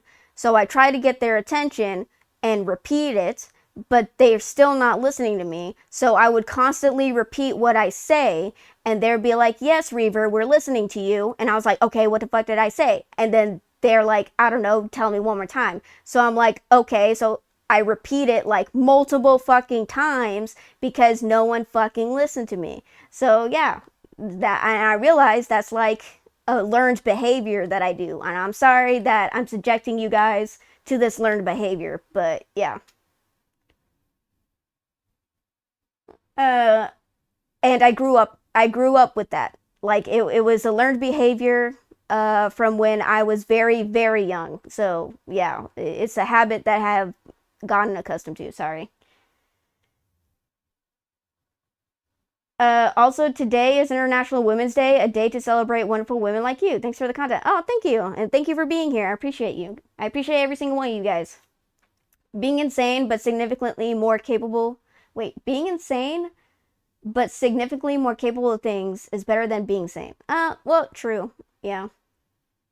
I just have a different thought process. That's what I was thinking of, is thought process. Just have a different thought process. Sounds cringe and disrespectful. Very much is. I could tell. Thank you, Scythe. Same for me, but I say out loud what I'm doing, even if it's obvious. Guys, sorry, it seems, I'm not, sorry, it's just a little funny. Sorry, it's a little silly, because it's like, I imagine, like, I'm taking out a can, and I'm like, guys, I'm taking out this can. I'm taking it out. I'm opening this can of ravioli. I'm opening it. I'm placing it in the bowl. I'm doing that, guys. I'm placing it in the bowl, because I need to tell my brother-in-law, and my sister, and my nephew of what I am doing. I need them to know what I'm doing. Guys, I'm scooping out the cat litter. I'm scooping out the cat litter, guys. I'm putting the cat litter in the bag, guys. I need you to know that just in case. Just in case it busts open and cat litter gets everywhere.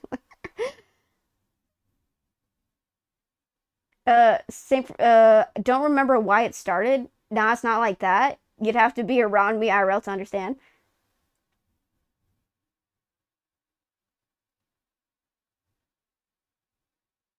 I'm trying to understand, like, what you mean. Like, you're not over explaining what exactly you're doing, but you let them know what you're doing. I think maybe, yeah, maybe I have to be around you in order to understand. Hmm. Is it because they asked you a lot what you're doing?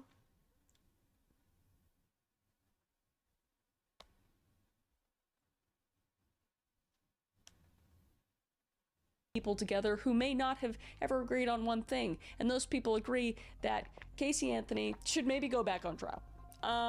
Allegedly, but I'm not saying anything. She's innocent. She is innocent until proven guilty, but right now she's innocent. So I just want to cover my bases there. You know, O.J. Simpson was acquitted in his crime.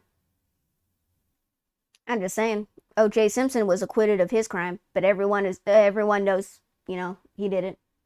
He's dead, guys. He's dead now. O.J. Simpson died. Everyone knows he did it. If the gloves don't fit, you must acquit. Do you know what was stupid about that case? Is that they tried to put the evidence glove on his hand while he was wearing a cotton glove. So there was like that extra layer. So of course it didn't fit because he was already wearing a fucking glove in the courtroom. And they're like, see, it doesn't fit. I don't know why it's not going on. It doesn't fit because he's wearing a fucking glove. He's wearing a glove. That's why it doesn't fit. It's so stupid, bro. I'll try and write it out later in a way that makes sense because I didn't say it right. No, you're fine. You're fine. You're fine. The glove shrunk or something because it was leather or whatever, right? I don't know. I can't remember. I don't think they shrunk. Did it shrink? I think I may have heard about that. Something about, or were they claiming it shrunk? I don't know. It was just so stupid. There was just so much shit. Like, there was so much fucking evidence tampering. This is what I mean. Why it feels like every time they want someone not to go to jail, they tamper with evidence. Because O.J. Simpson was like a clear, oh, we don't want O.J. to go to jail, so we're gonna fuck up the evidence. That's what it feels like. Every time they're like, oh, we don't want this person to go to jail, they fuck up the evidence. But yeah, apparently, okay, so I did listen to a psychic who did like a reading on O.J. Simpson, like, did he actually do it? And apparently he didn't do it, but he was planning to. So, and he had an accomplice, which makes sense because I think his best friend was also with him while he was doing a car chase or something. Like, his best friend was with him, and my friend said it was his son as well. His son was involved in the murders? I don't think I ever heard about his son being involved. Wait, how old was OJ? No, how old was the son? Was he in his adult years? It could have been the son. I don't fucking know. But his best friend was with him during the car chase. Yeah, so yeah, they said that the psychic said that was it OJ didn't actually murder them, but he was planning to. Who actually murdered the couple was like his accomplice in the murder. Like, he was planning on working with someone to murder his wife, but the second person jumped the gun and murdered them without him being there or without him present. So OJ was like freaking out because, obviously everyone's gonna assume he did it, but luckily, quote unquote, he was acquitted of the crime anyway. So it's like, it did not even look good. It didn't look good when he released that book. He was like, if I had committed this murder, this is what I would have done. I would have done this instead. And it's like, why would you write a book about that? Why would you do that, O.J. Simpson? You're just making yourself look even more guiltier. Jason's son was 24 at the time. What? He was 24? That's crazy. Money?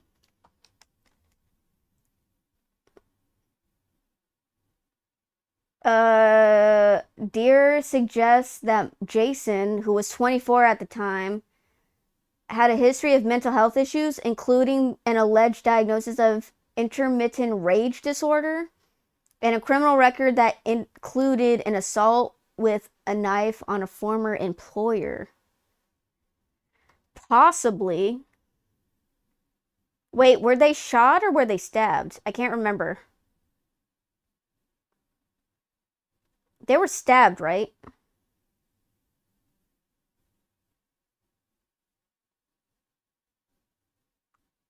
And if it's true that the son has uncontrollable rage issues, it is possible seeing was it his mother or was it his dad's wife? Allegedly. Yeah, allegedly. Was it the wife who got murdered, was she related to the son in any way, or was the son like some other person's kid? Because I think wasn't OJ like married twice or something? Someone like the wife who was murdered was not his first wife.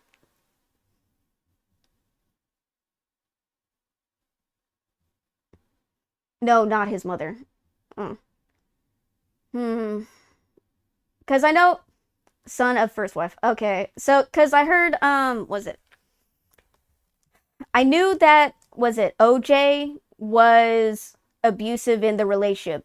There was a lot of call histories of OJ being domestically violent to his wife. So I know there's a lot of indication of that. And then there was also the theory that OJ was suffering from orange juice Simpson. God damn it. I also heard that OJ was probably suffering through intense, I don't know, is it PTSD? Like, apparently after one of his children died from an accidental drowning, well, some people speculate it might not have, maybe it would, I don't know. Did people speculate that maybe it wasn't an accident? I could be wrong about that. But some people said he loved his child so much, so I don't think he would do it on purpose. So it could have been an accident. So one of his children died, and they said that he was never the same because I think he was supposed to be watching the child, or was it his wife was supposed to be watching the child? I can't remember, but he really loved that child, and after the child died in an accidental drowning, he's never been the same since, and he was prone to like bouts of anger and stuff. So I assume it's PTSD because that shit's very traumatic, especially losing a child you really love. I don't know. It's very complicated. It's very complicated. But he was definitely involved in the murders, but maybe not as much as we think. I don't fucking know. It's all still speculation, especially since OJ's now dead. So it's not like wasn't he like retried? Was he ever retried for the murders? I don't think so. I think he was just released, right? And then they just let him live his days as a old 70-year-old, 80-year-old curmudgeon. But yeah, I kind of like didn't give him attention because I didn't want to give him attention.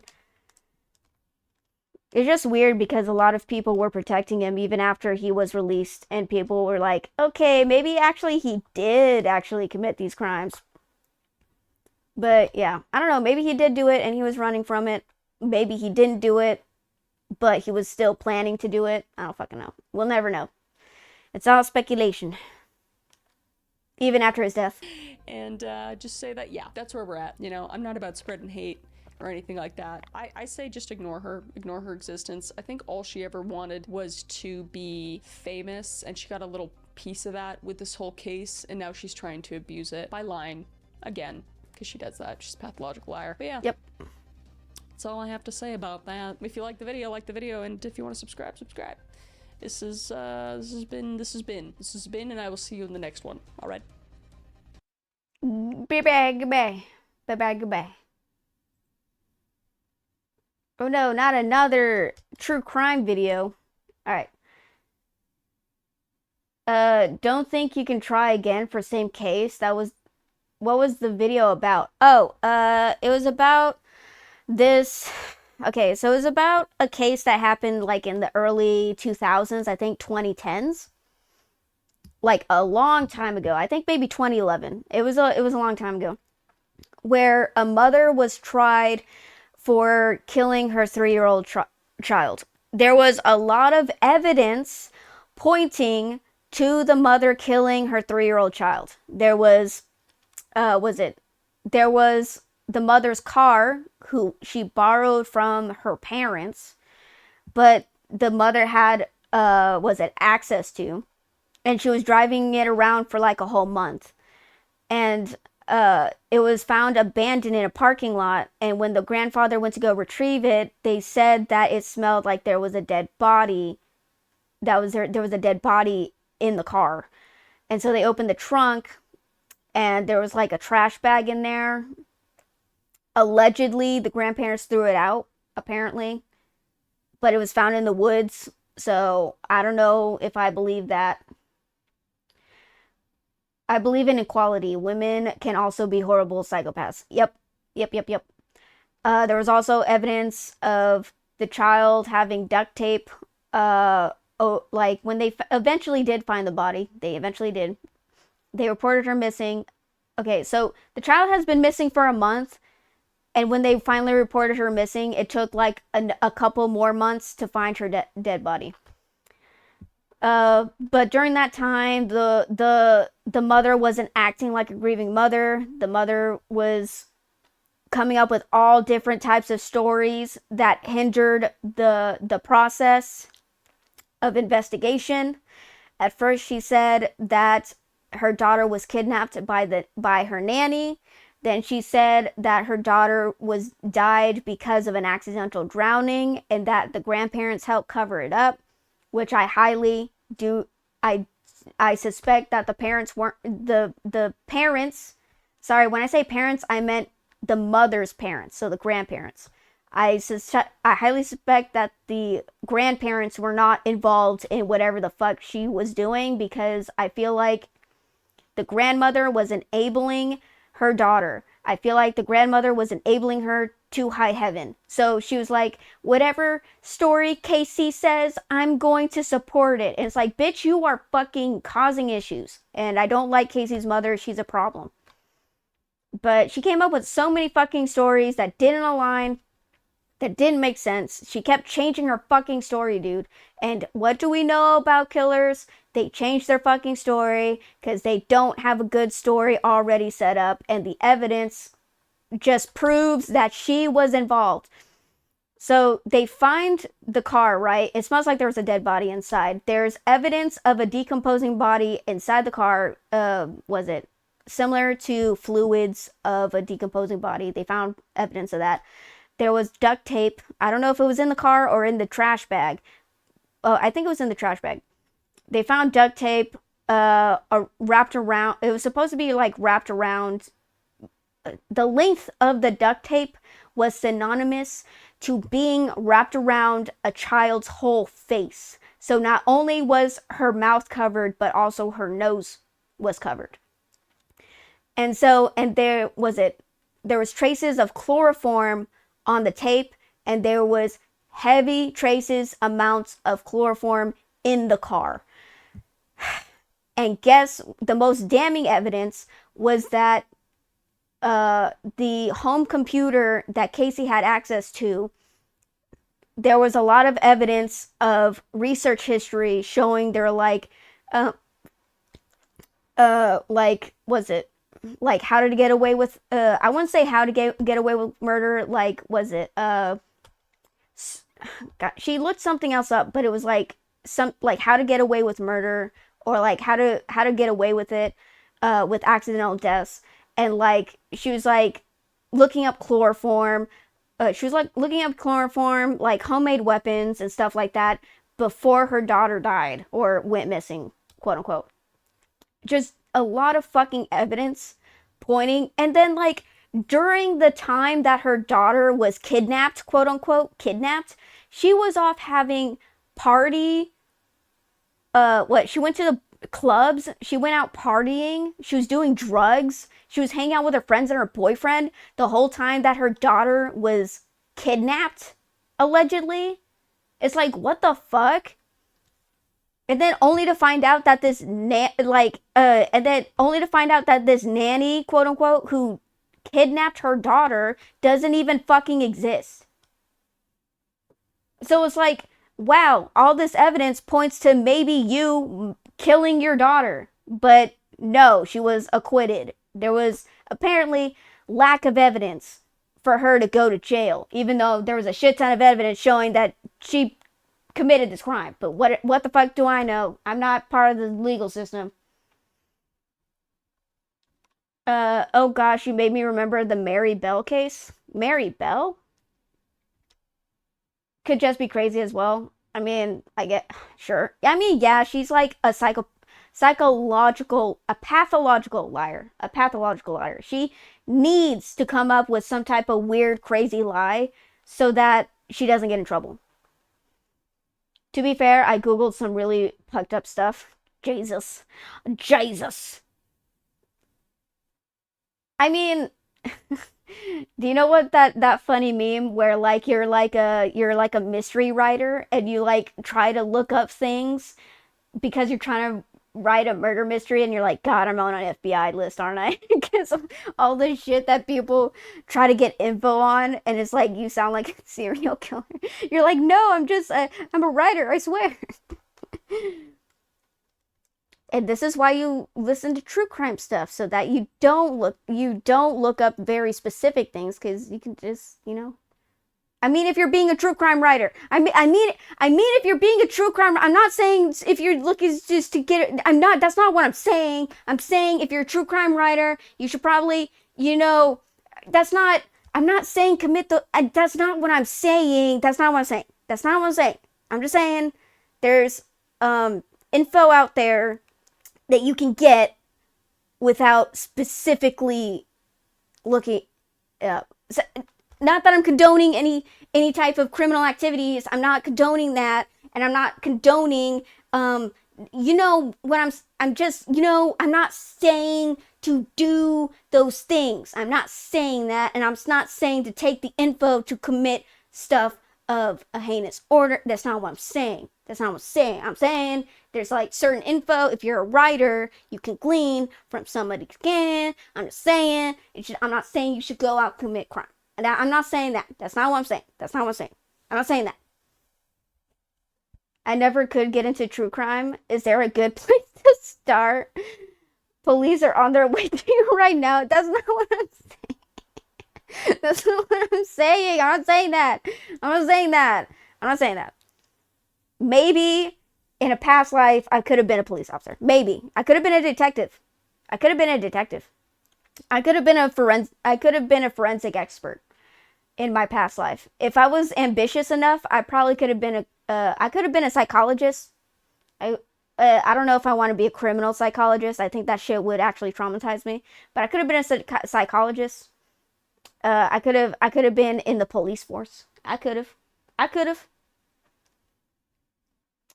Is there a good place to start on watching true crime? Honestly, I've been watching true crime ever since I was a child. So I started out very young, very early in my life. What's a good place to start? So you can start with Bailey Sarian. Here, let me look up Bailey Sarian for you. It's very serious, but she makes, why am I doing Google? I think Bailey Sarian is a good place to start, because she cracks little jokes here and there to lighten the mood a little bit, not in a disrespectful way. She always does it at the expense of the criminal, who deserves every ridicule that they get. But she does a lot of true crime stuff. I think that's a good starting point, because she gives you the info, but she's also kind of lighthearted, so it's not like totally heavy. She also does like dark history stuff, which is pretty fascinating. But yeah, I think Bailey Sarian's a good starting point if you want like true crime stuff. like I'm trying to think who else. Oh, what's her name? Oh, what's her name? What's her name? Fuck, what's her name? I watch her stuff all the time. Mm, I'm like, I watch her stuff all the time. What's her name? Not Brittany. Her stuff is way too heavy. God, what? I'm trying to think. What is her name? Is it Brittany Vaughn? Brittany Vaughn? Is it Brittany Vaughn? Brittany Vaughn. Yes. Yeah, Brittany Vaughn. She's like very soft spoken. She's very soft spoken, and occasionally she does make jokes at the expense of the criminal because they deserve a little ridicule here and there. But she's very soft spoken, and she has like a nice southern drawl that I do not have. I don't have a southern drawl. I don't have an accent. Don't say I have an accent because I don't have an accent. And yeah, she's very soft spoken. I like her stuff. Yeah, I feel like was it Brittany Vaughn is also a good starting point too for true crime stuff. Uh, was it? I have read a book about a son of the embalmer. I read a story about what's it called? I read a story. I read a story about it's like a supernatural romance, but the romantic interest for the vampire, it's a vampire, and the romantic interest for the vampire is an embalmer, and you learn about embalming from the love interest. So that was actually pretty interesting to learn about. That shit is weird. It is. I even heard in some like I don't know, I don't know if it was a true crime video or I think a mortuary person was talking about embalming. Like there was one time I stumbled over like a mortuary person, a lady who actually used to be an embalmer, and she used to work in a mortuary, and she would like talk about embalming and stuff, or was it true crime? I can't remember. Someone said that embalming, the chemicals with embalming is actually very hazardous, and I'm like, okay, so if it's very hazardous, why are we fucking messing with it? I don't fucking know. I don't know. I don't know. People just want to preserve their loved ones. I don't know. Uh, start with that Family Guy video I posted. Very easy to watch. Are you being sarcastic? Bailey Sarian feels like a name I would never spell correctly without seeing you type it. I mean, fair. And then there's also Brittany Vaughn. It's bad, but not as bad as this. What is bad as this? What does that mean? Not it's bad, but not bad as this. What does that mean? What does that mean? Are you talking about my stream? Is that what you're talking about? You talking about my stream? Wait, what? Retwi- Wait, what? What does that say? Retwist my locks with me and let's talk about it. Oh, it's because she was braiding her hair. Never mind. A deadly game of hide and seek. A fatal game of hide and seek. Oh, is that the chick who put her boyfriend in a suitcase? We were just playing hide and seek.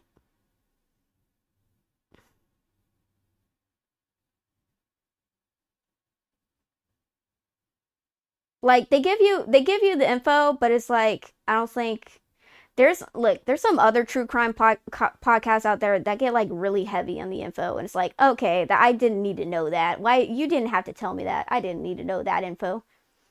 They like go into the details, and I'm like, okay, I didn't need to go. You didn't need to go that hard. You can just say you didn't need. I don't need the details. Bad girl stream. No woman, stop being insecure. Off topic, but what's with all the cave diving memes recently? Seems like they came out of nowhere. I think it's because of the internet historian doing a video on cave diving. I think that's what really popularized it. or not cave diving, but like searching into caves. Was it?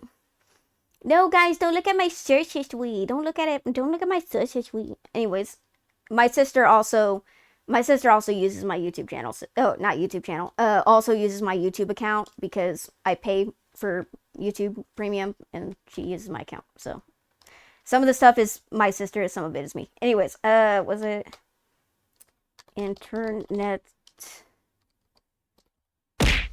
historian? Cave. Yeah, Man in Cave. Damn, this came out a year ago. But yeah, I think Internet Historian doing a video on a man being stuck in a cave like really revitalized the whole cave community thing. That came out a while ago. Yeah. I don't know. I feel like ever since this cave video came out, like cave diving, spelunking, shit like that became very fucking popular, and I feel like it might be going I think maybe it's getting another resurgence. Wait, was there an incident involving a cave recently? That could also be it. I think it might just be kids growing up and finding out how dumb cave diving can be, and it spiraled from there. Yeah, pretty much. Yeah. Okay. But this was a really interesting story. I also like the Internet Historian because he makes very good, very informative content, but also makes a shit ton of jokes while doing that. So I was like, what was I doing here? I was listening to music. Yeah. Oh yeah, I was gonna watch that video about Brandon Urie. Should we have palate cleansing from all the murder? You want to learn about Lizzo? No, let's learn about Brandon Urie. Panic at the Disco really exploded onto the scene. In just a couple of years, they'd gone from a bunch of friends rehearsing in Grandma's front room to a globe-spanning phenomenon. But such meteoric rise is always going to result in a few casualties. The friends that had been so tight ended up drifting apart, as creative and artistic rifts tore the band apart. And after a while, it wasn't even a band anymore. It was just one guy, Brandon Urie. Panic at the Disco was still a massive musical project, but it had become a solo act. And the days of fun emo invention and pop-punk innovation were long, long gone. So what happened? How does a band made up of high school buddies end up falling out? Ow. And how does the most exciting band on the planet fall off the face of the earth? Let's find out as we put the rise and the fall of Panic at the Disco under the microscope. Damn, he said fall off the face of the earth. Fuck. Before the drama, there was a dream shared by 4 young friends from Summerlin, Las Vegas. Ryan Ross and Spencer Smith had been playing music together since 9th grade. When they decided to start a band in 2004, they invited Brent Wilson from a nearby high school to join them. Wilson brought his own friend, Brandon Urie, along to practice, and the rest is history. Well, not just yet, it's not. We're still in our humble beginnings stage. Rehearsing in Spencer Smith's grandmother's living room and working odd jobs around the area, the 4 knew they had talent. Once they'd stopped playing Blink-182 covers and started writing their own stuff, then they knew they had something special. They decided to commit to music in a big way.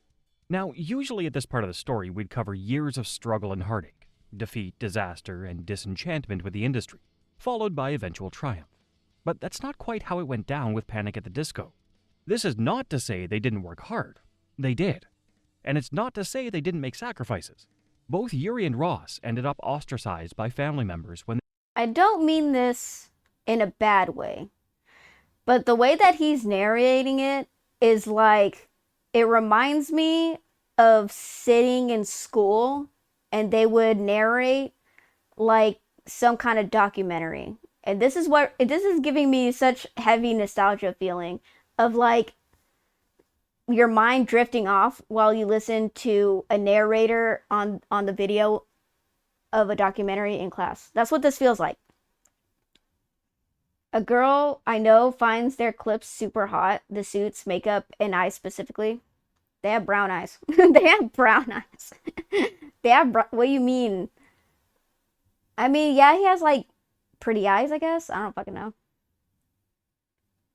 Yeah, not gripping for now. Yeah, he's not. What? Get to the drama.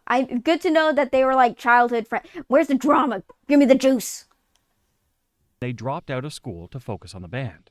It's just that things happened for Panic quick. Really quick. It all began to come together when Ross and Yuri sent their demo tape to Fall Out Boy's Pete Wentz. They probably thought it was a 1,000,000 to 1 shot. Maybe it was.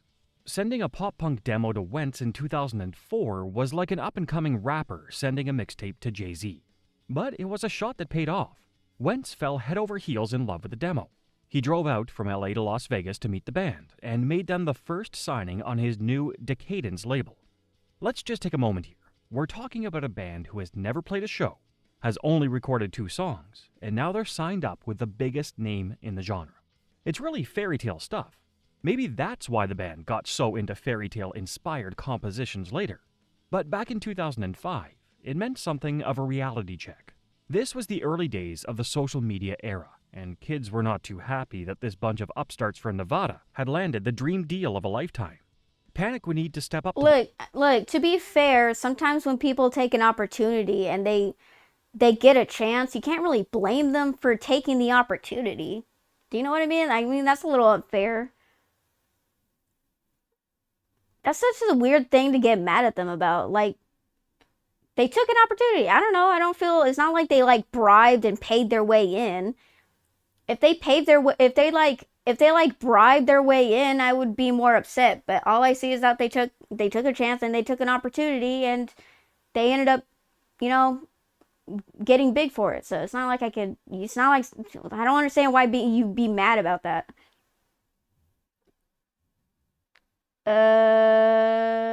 Lenses, probably. She showed me one. I never looked into it, not my genre. No, you're fine. I used to listen to Panic at the Disco a lot. That's why I'm kind of interested in this, because I've noticed that it's just mainly focused on Brandon Urie instead of like, you know, the whole band. So that's why I want to watch this. A plate and get to work on paying back the faith Wentz had shown in them. And that's exactly what they did. When they hit the studio in College Park, Maryland, they weren't just recording their debut. They were basically writing it. We didn't have a day off in the first 5 and Are links allowed? Yeah, you can link. Or do you want me to link? Do you want me to link or you to link? What are we linking? Links are allowed?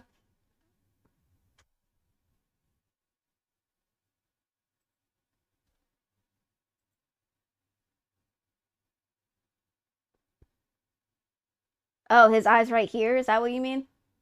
That's not even Brandon Urie. Unless you're saying that's his, like, bandmate. Unless you mean him right here. When he's very expressive. At 1 minute exactly. It's a Rickroll, don't.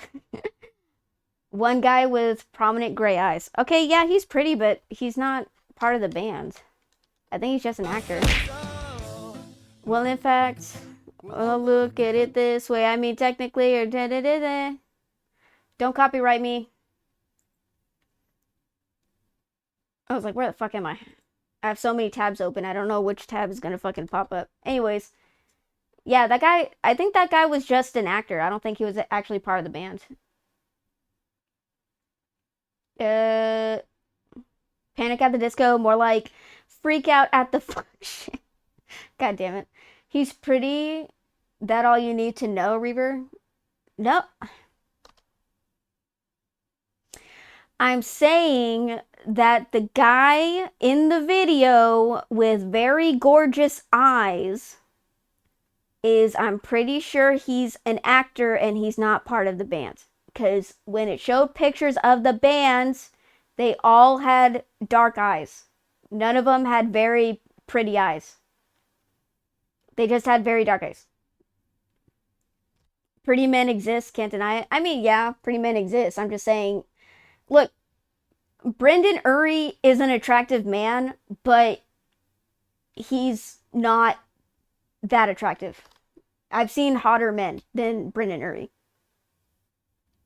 That's all I'm saying. Look, Brendan Urie is an attractive man. He's pretty, I guess, but he's not. I've seen more attractive men. Wow. What do you mean, wow?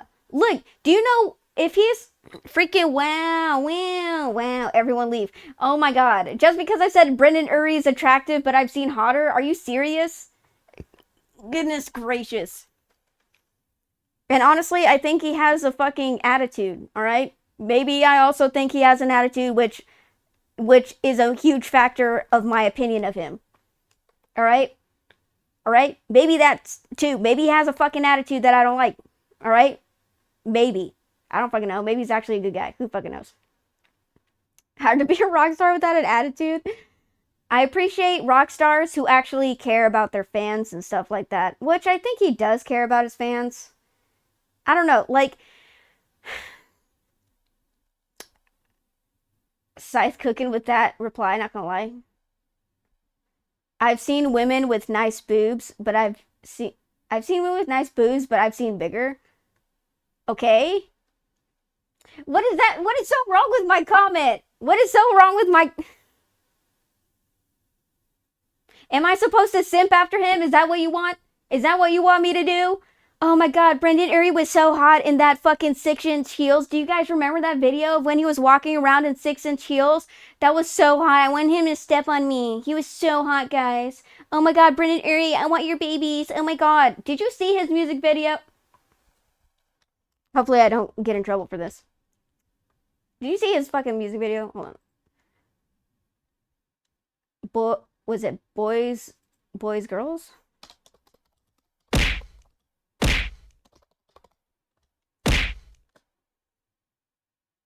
Do you guys see this?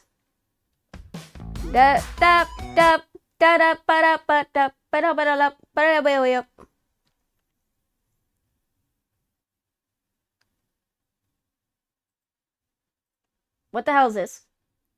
What the hell is this? Don't get... We're just... It's not inappropriate. YouTube, Twitch, it's not inappropriate. It's not inappropriate, YouTube. It's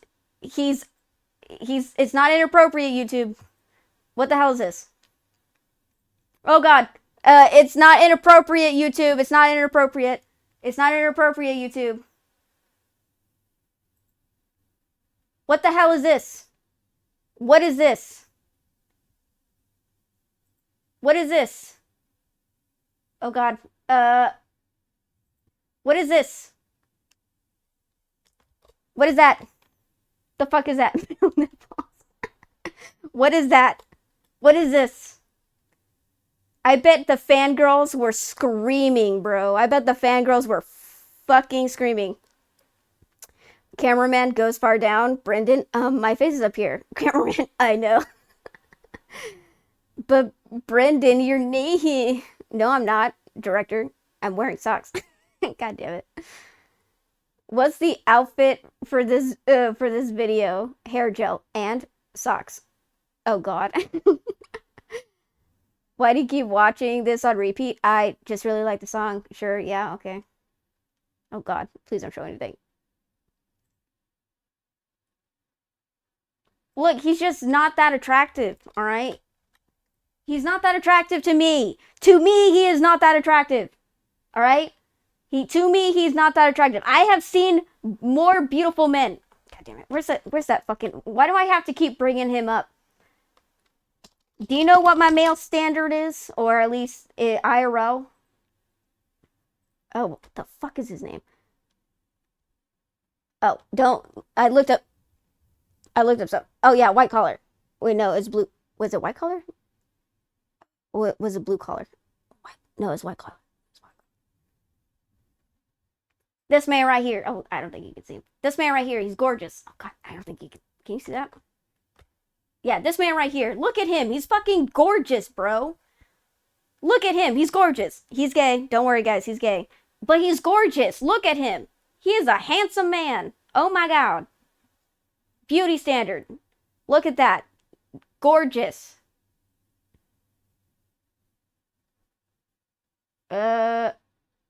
Winner. Let me rephrase. He's pretty. That is all you need to know. Oh my. Sorry, I was like, there's some chat messages I didn't read. Men are more than just their looks. I know men are more than just their looks. That's why his personality, I don't know, he gives off kind of narcissistic vibes, bro. Brendan Urie gives off narcissistic vibes. And he's kind of attractive. Okay. I think maybe his ego is a little inflated, in my opinion.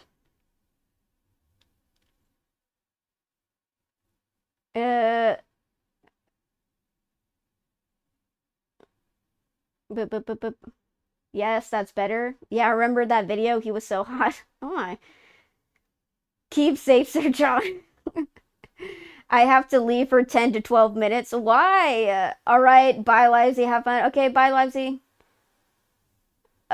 Girls, boys is my favorite type of grouping. Oh my. BJ Alex. White Dom. Did I read your search? No, it was BJ Alex Gangnam? Dangnam? It's a Korean yaoi.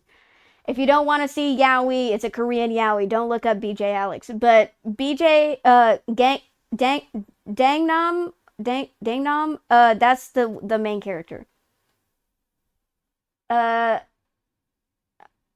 Your IRL standard is 7'2" and has to be a villain evil. He doesn't have to be 7 feet. He has to be 6 feet. He doesn't have to be 7 feet. He has to be 6 feet, or at least 5'9". At least 5'9". He's gay, more for the guys. Dudes keep on winning. You keep Brandon. We have this gay guy. Fuck, dude. Fuck. Women keep losing. For real, for real. Women taking L's. Is it narcissism if your grandiose thoughts aren't so grandiose, though? The fuck does that mean? Your grandiose thoughts aren't so grandiose? Are we talking about Jaden Smith? Are we talking about Jaden Smith? Is that who we talking about? Because he fancies himself a genius, a modern day philosopher. God, he's so hot. God, he's a handsome man. God damn. Women just keep losing, dude. Women just keep losing, bro. That's a pretty man. That is a very pretty man. Do I need to bring up Henry Cavill?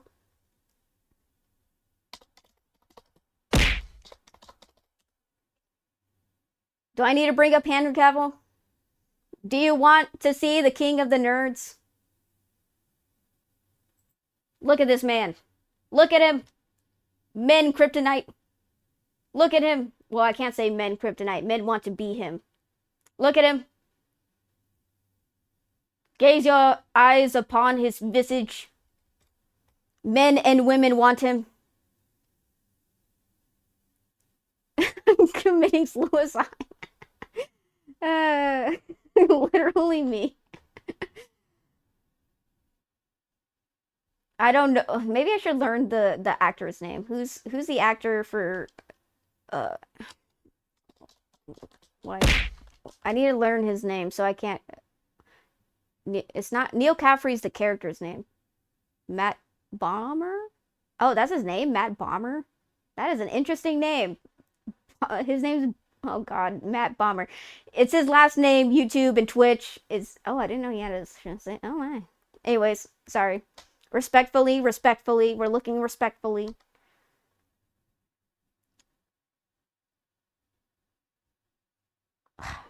Pretty man. Anyways, yeah. There are more handsome men than Brendan Urie. I'm just saying. Matt Boomer, I will call him. You will show him respect. You will show him respect. Women thirst over him, and men literally fork him. You will respect his name of Bomber. You respect his real name. 1.5 weeks we were there, 12 or 14 hours a day, Ross would later say. We were living in a one-bedroom apartment with 4 people on bunk beds. Everyone got on everybody's nerves. Dude, what changed? What changed, dude?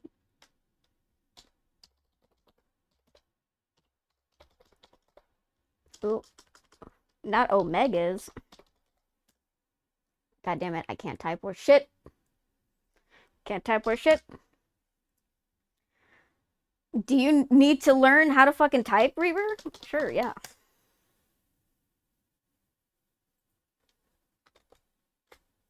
What was it? Catherine Zeta-Jones. Catherine Zeta-Jones. Oh, wow. Oh, this lady. Yeah, she's gorgeous.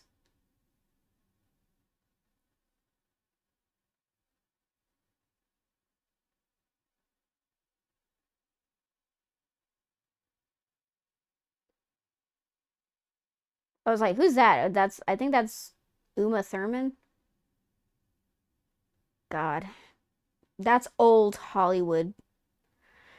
So gorgeous. Oh, she played the new she played the mom in the new Wednesday show. I didn't like that they made her I didn't like one scene because she was like, "Oh, I'm not going to help you dig a grave because I don't want to break a nail." And I was like Morticia Adams would never fucking say that. Or Morticia Adams would never say she wouldn't get her hands dirty in a grave because she didn't want to break a nail. That one scene pissed me off. I was like, Morticia Adams would never be concerned about breaking a nail. Like, what the fuck? She would never say that. Lamau, I've done that so many times. I hate how it highlights the entire URL like that. I know, right? Let's go. Effects sound a bit too loud. Women are pretty, I guess. Yeah, I don't know how to turn down the effect sounds. Women are pretty, I guess. Awooga. Goodness gracious. But yeah, let's have a palate cleanser for the men. Let's go. She's a gorgeous, gorgeous woman.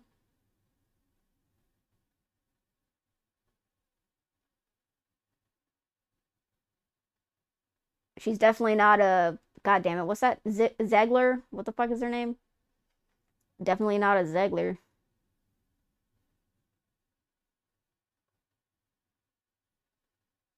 You know, the new Snow White.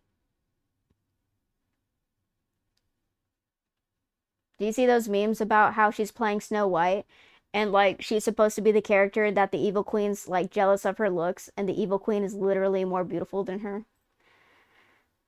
Yikes. Someone would write That sword undressing scene? Ayo? I love women. Wait, she's the girl from Zorro? Yes. That sword undressing scene? Oof.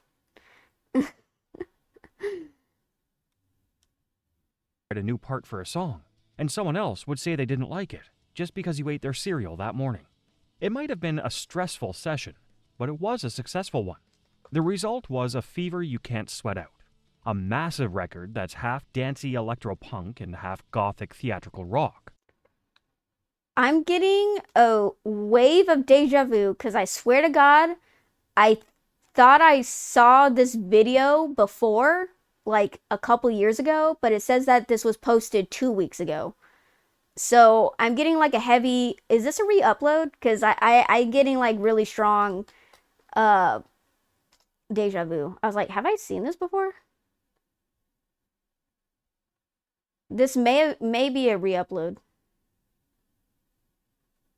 I could be wrong. Making a record of two distinct halves seemed pretty cool at the time. It really showed how versatile the band could be. But perhaps it was an indication of a band who just couldn't make up their mind, creatively speaking. This indecision over who they were and where they wanted to go was going to cause problems further down the line. Mask of Zorro is peak.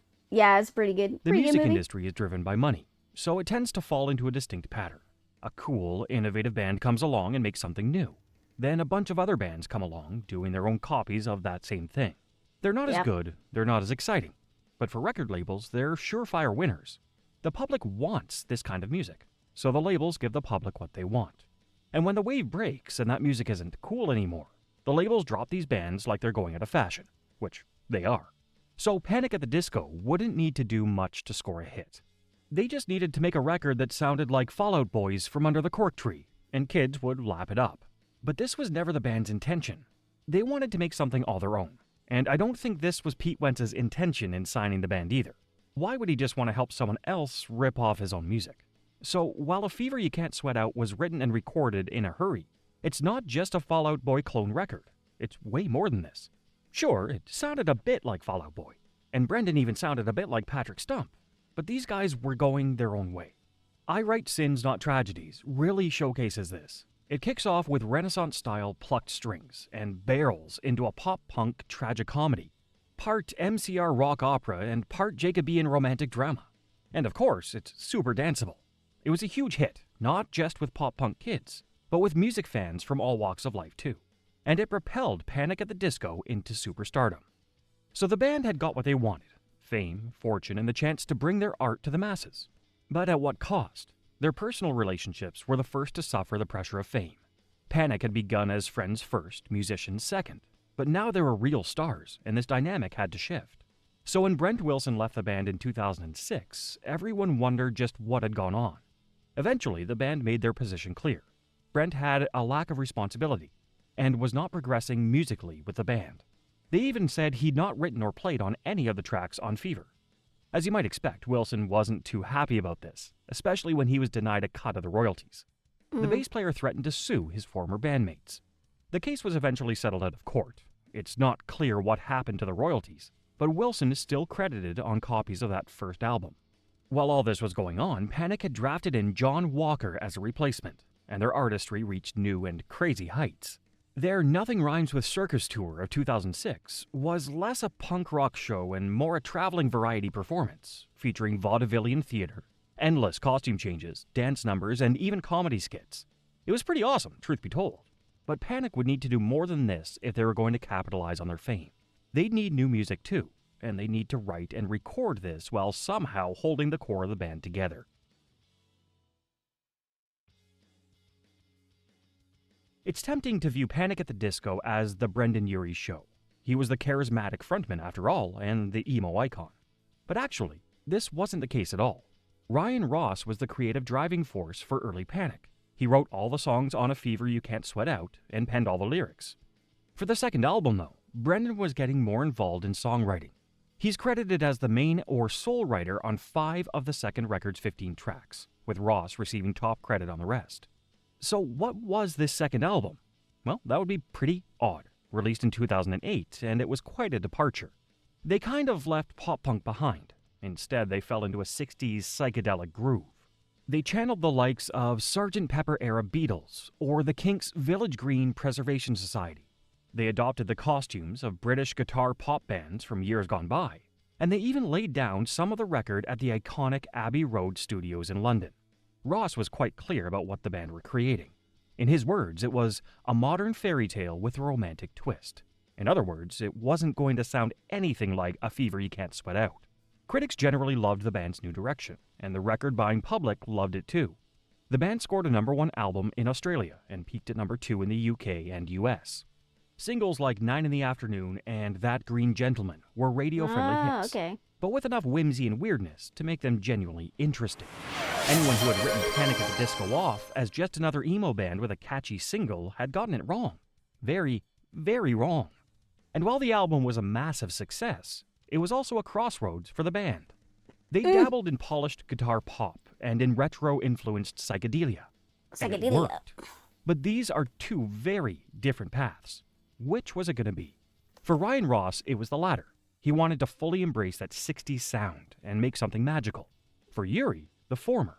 He had a grand vision, and he wanted to turn it into polished pop reality. And not just necessarily guitar pop, either. In the end, they just couldn't work it out. Ross might have been the principal songwriter, but he knew that fans were going wild for the elfin frontman Yuri. He decided to leave the band, taking John Walker with him. So Panic at the Disco became a two-piece. The band would continue with just Brendan Urie and Spencer Smith. That's so but sad. They just lost their chief songwriter. What the hell were they going to do now? Literally watching their group just dwindle down to only 2. That's kind of sad. While the remaining members of Panic licked their wounds, Ryan Ross stayed true to his word. Along with members of Tilly and the Wall and the OCs, Ross and Walker formed the Young Vanes in 2009, I don't know creating who those music that's way more than just 60s inspired. It's pure 60s. The band released some cool tracks like Change, but unfortunately went on a lengthy hiatus soon after. They haven't recorded since. Meanwhile, Yuri was stepping up to his role as Panic's chief songwriter. He began writing the new record with Spencer Smith, and the result was Vices and Virtues, released in 2011. It's clear from the outset why Brendan and Ryan couldn't get along.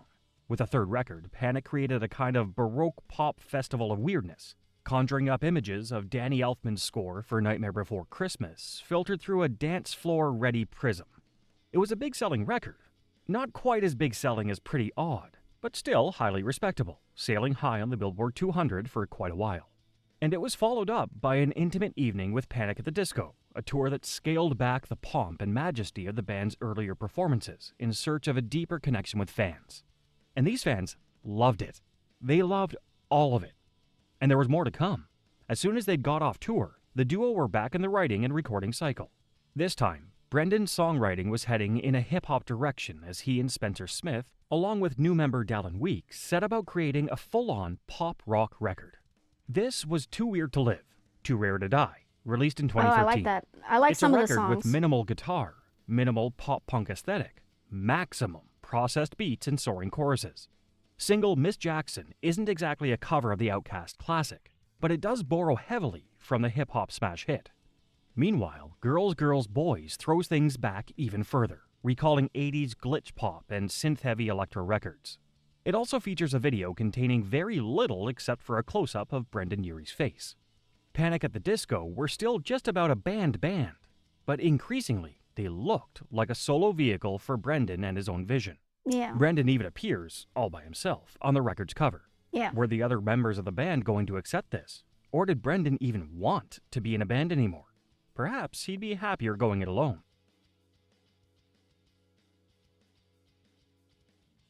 It'll come as a surprise to absolutely no one that Panic at the Disco, as a band, did not survive that fourth record.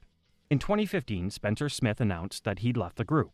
Later that year, Dallin Weeks, who had been promoted from the position of touring bass player to fully fledged band member, was busted back down a rank. He would no longer be an official member of Panic at the Disco. In fact, now there was only one official member of Panic at the Disco, and that was Brendan Urie. If Urie had been a little nervous about becoming the project's principal songwriter, he'd handled it pretty well.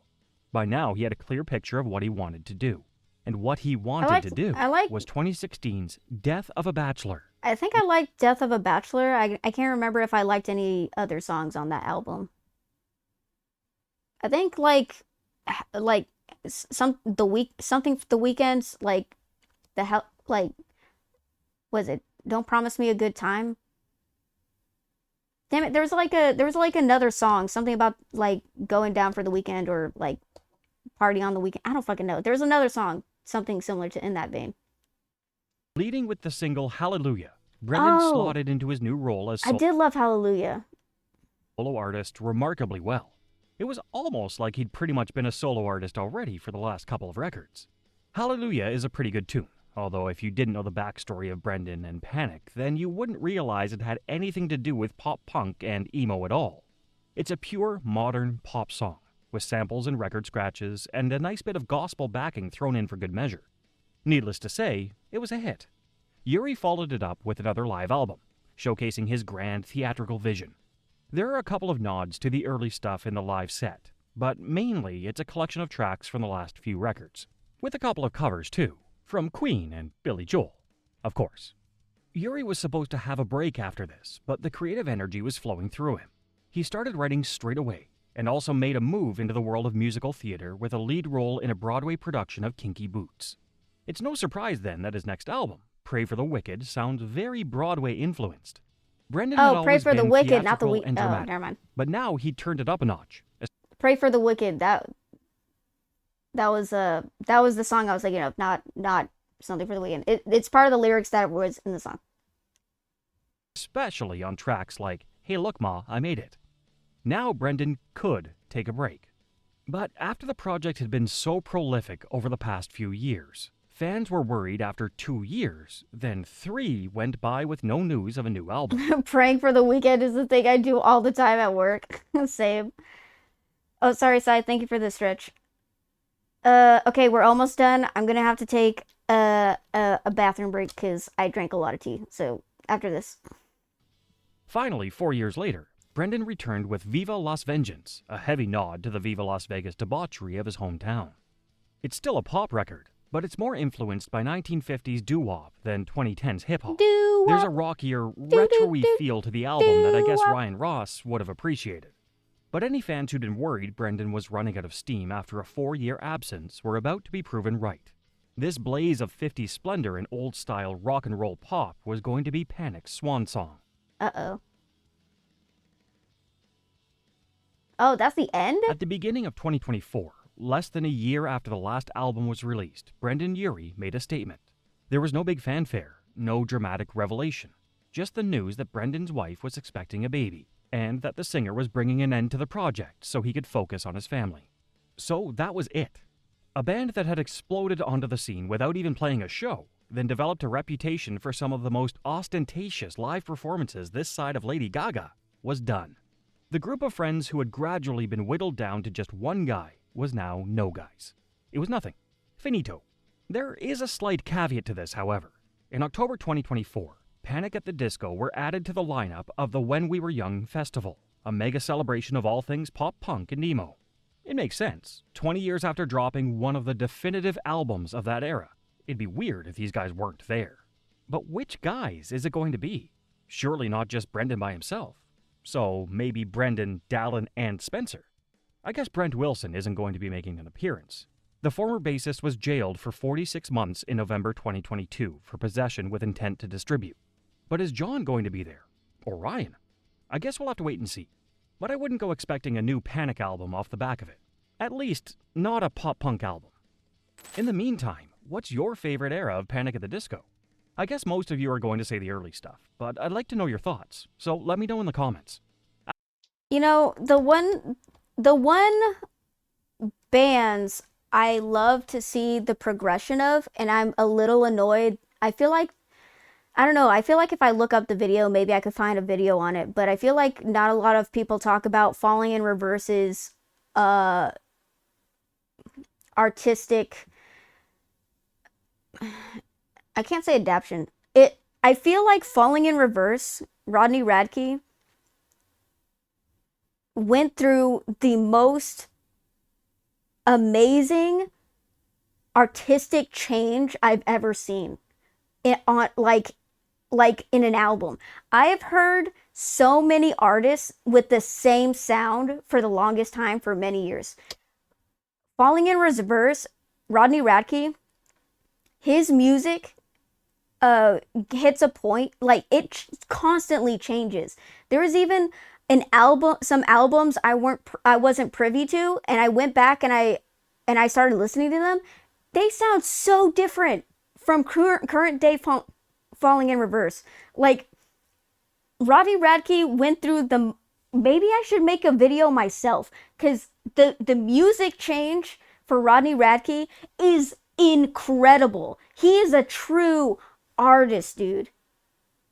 He's a true artist, guys. Like, holy shit. Like, his music, the different stages that they went through in each album, and you can see it in the music video, you can hear it in the sounds. Like, there's so many different changes, and they're so good. They're so freaking good.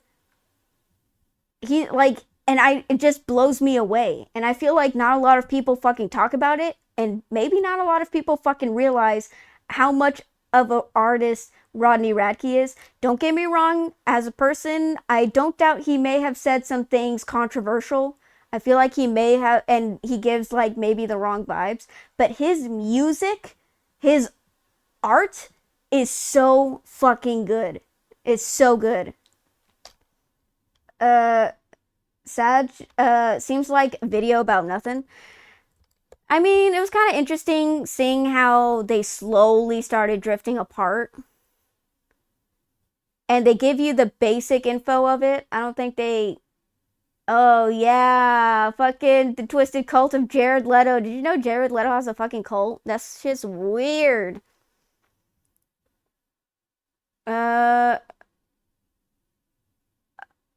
Yeah, I fucking knew it. I was like, wait, didn't he have a drug addiction? Okay, maybe Spence is doing better enough to perform for when we were young, but the whole reason he left was due to addiction issues and anxiety. This Is Gospel was supposed to be a nod to that, which is why it was so absolutely diabolical that the MV, the music video for Emperor's New Clothes, started with the former song and music video visuals fading out. It truly was Brendan taking the crown as the last member remaining. Okay, okay, whatever. Anyways, okay.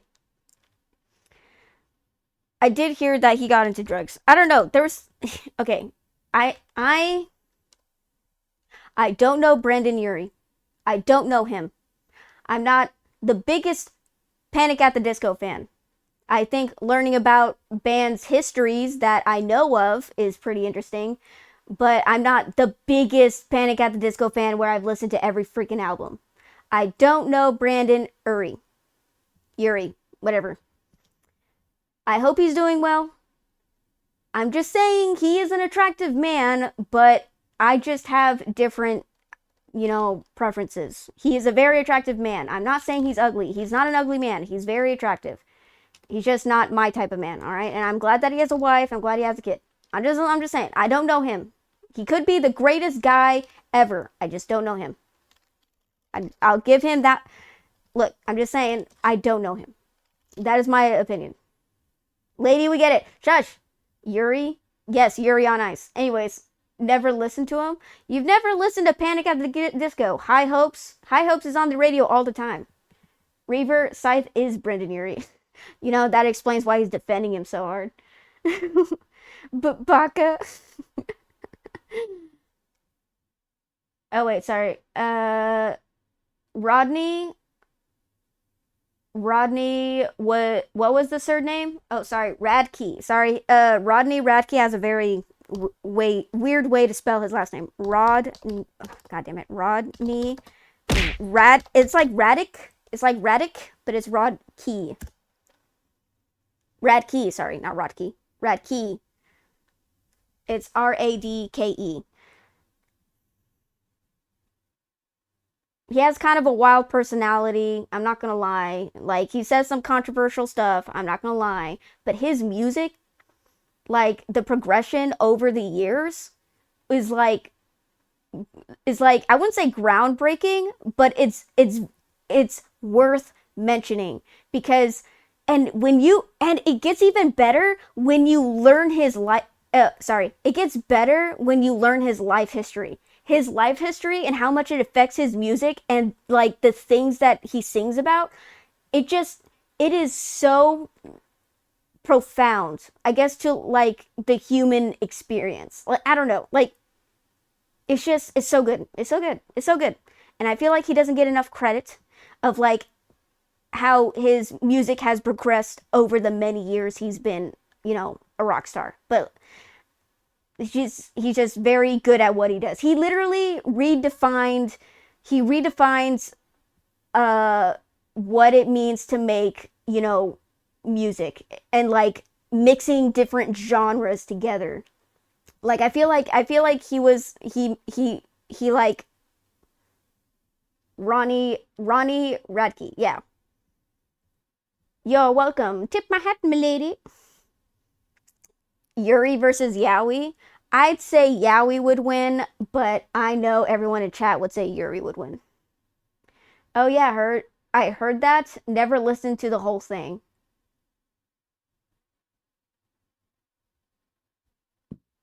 Wait, what do you mean? Wait, what are we talking about with that? What does that mean? Ooh, what is that in reference to? Because I was talking about a lot. I heard about that, never listened to the whole thing.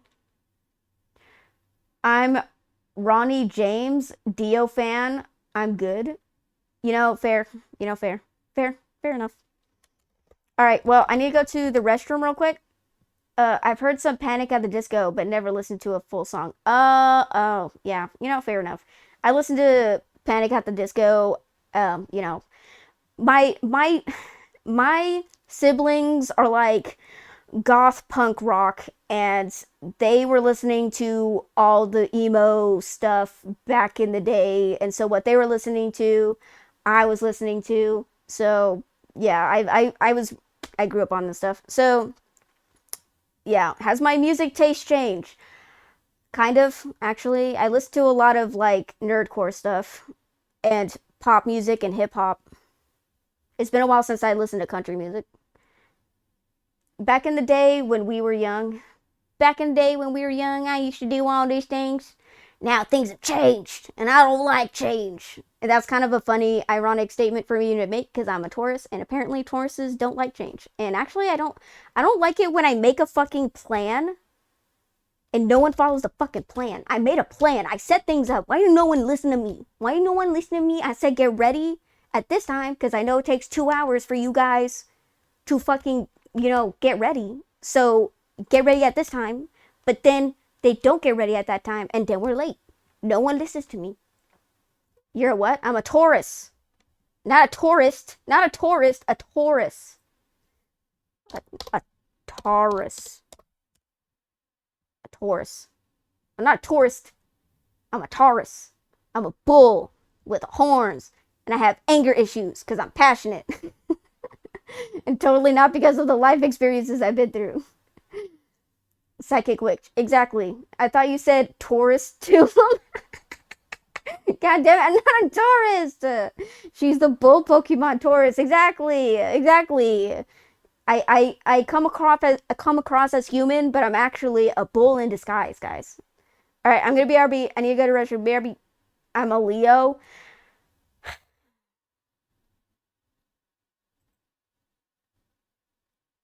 Good Lord.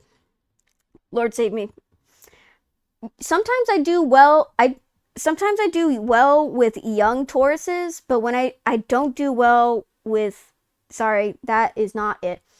I do well with young male Leos, but I can't stand older male Leos.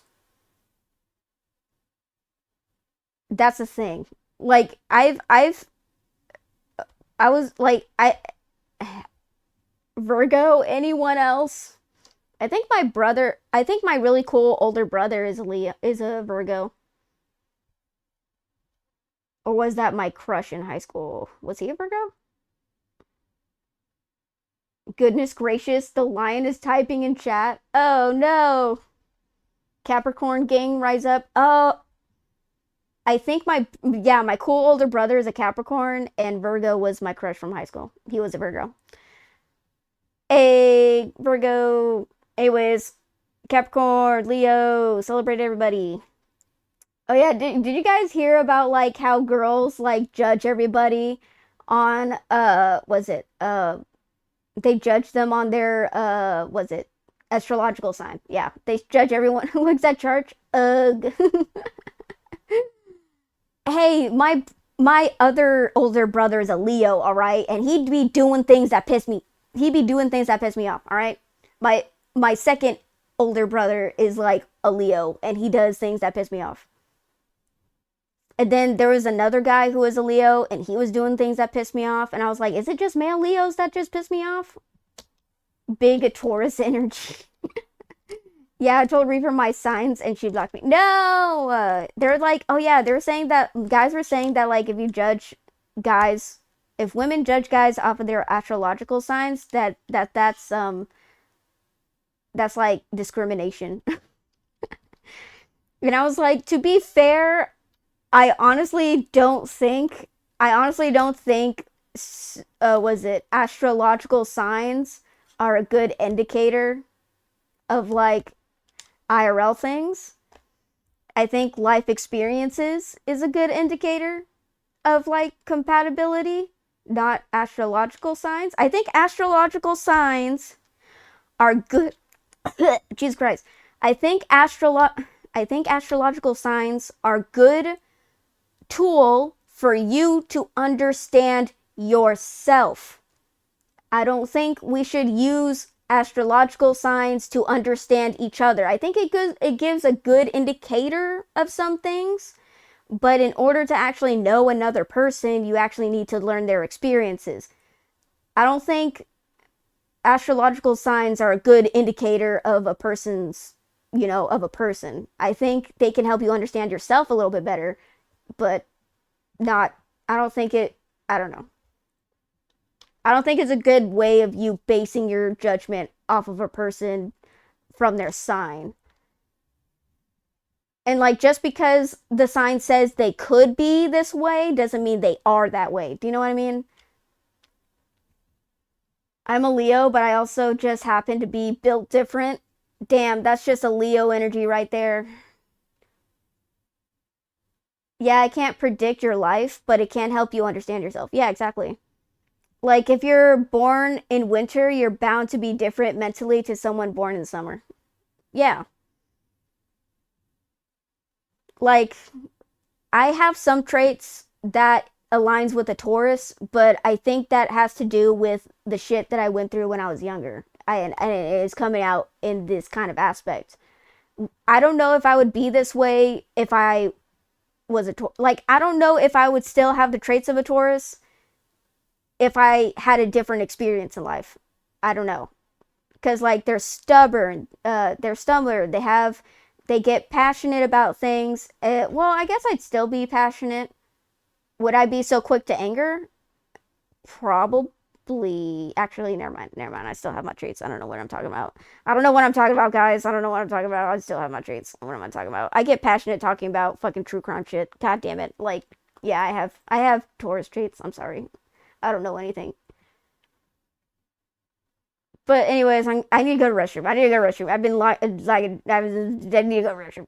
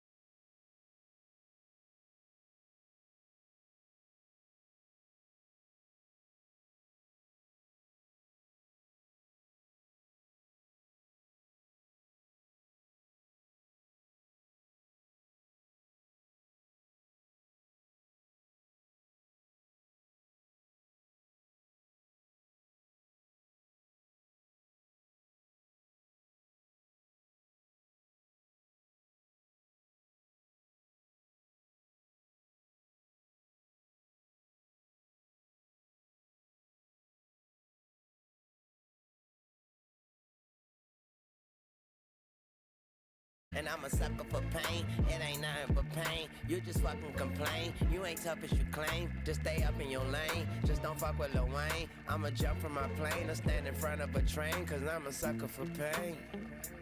Used to doing bad, now we feel like we just now getting there. Ain't got no other way, so we started and finished it. No pain, no gain. Never stand down, made our own way. Never going slow, we pick up the pace. This is what we wanted from a young age. No emotion, that's what business is. Lord have mercy on the witnesses. Take my hand through the flame. I told you, I'm just a sucker for pain. More pain got me begging, begging, begging, begging, begging, begging for more pain. Got me begging, begging, begging, begging, begging, begging for more pain.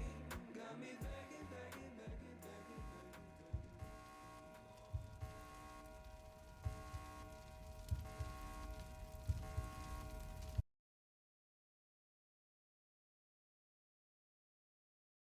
begging, All right, I'm back.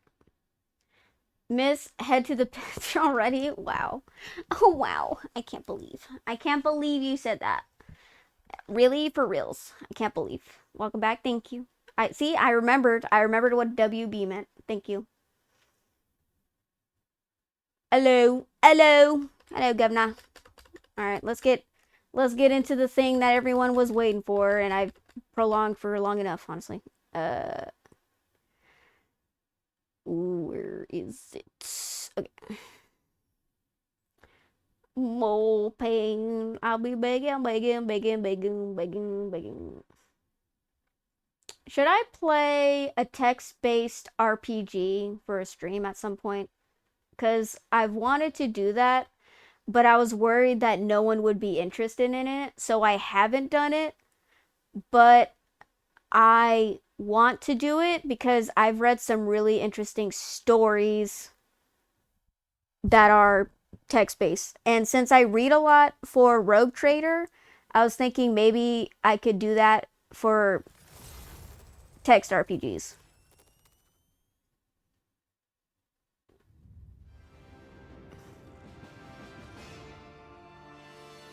Wait, could you guys see my Steam list? Well, I can see it right there. What can you see? No, don't look at it. I don't know what you're seeing. Don't look at it.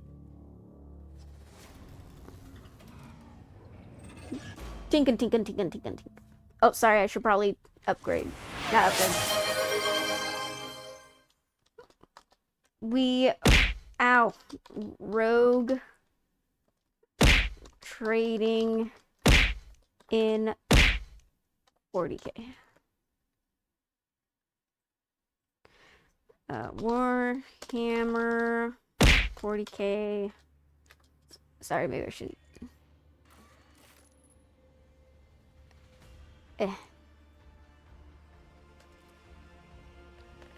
Let's play some Kanye Quest. Jesus. Don't know if people will be interested unless you do it. True. Ooh woo. Yes, we see your Steam list and settings tab open as well. No, you don't. Shut up. No, you don't. Bitch, no, you don't. Stop. No, you don't. Be quiet. You lying. You fucking lying, bro. Bitch, you lying.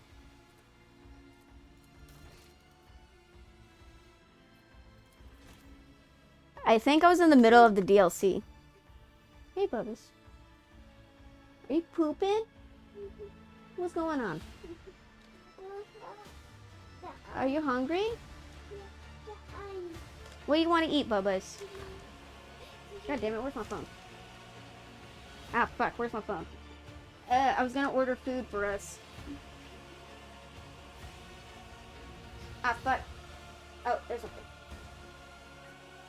I was gonna lose my sheet.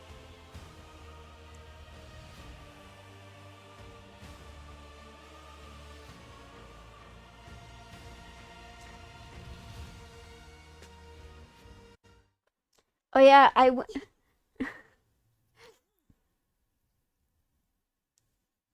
wait, what? I checked by hitting clip. Nothing came up. Donnie, you right, we don't? The fuck does that mean? Yo, we're gonna fight. Damn, got my points worth. Ooh woo. Ooh woo. Ooh woo. Should I say it multiple times? Ooh woo. Ooh woo. Ooh woo. Ooh woo. Ooh woo. If you complain about it being bad, she'll be pressed to do another for free. I literally just did that.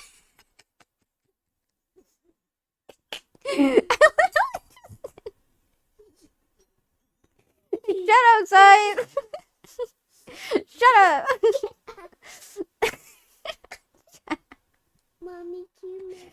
God damn it, stop knowing me so well.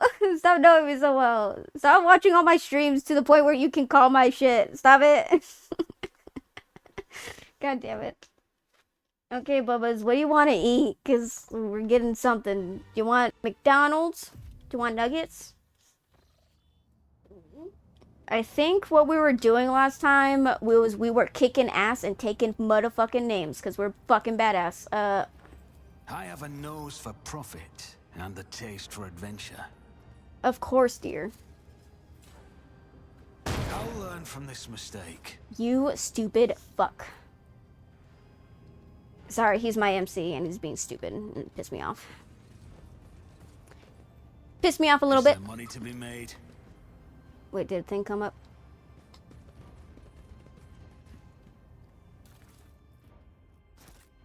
Okay, what were we doing?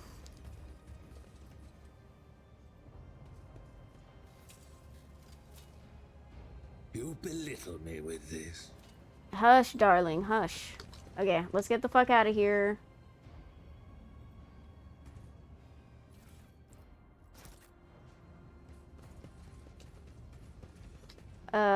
I think there's a monster. Thank Russ for my sharp senses.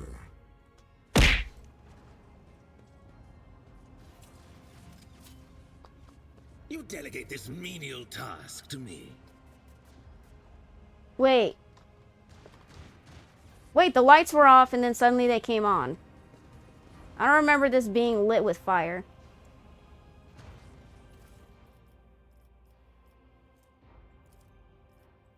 No, not inventory. Fuck me. God damn it. Not like that. I have to look for it now. Something about it being like a data thing. A data key that opens a vault containing service equipment. Okay, we're kind of blocked off here. I always keep my options open.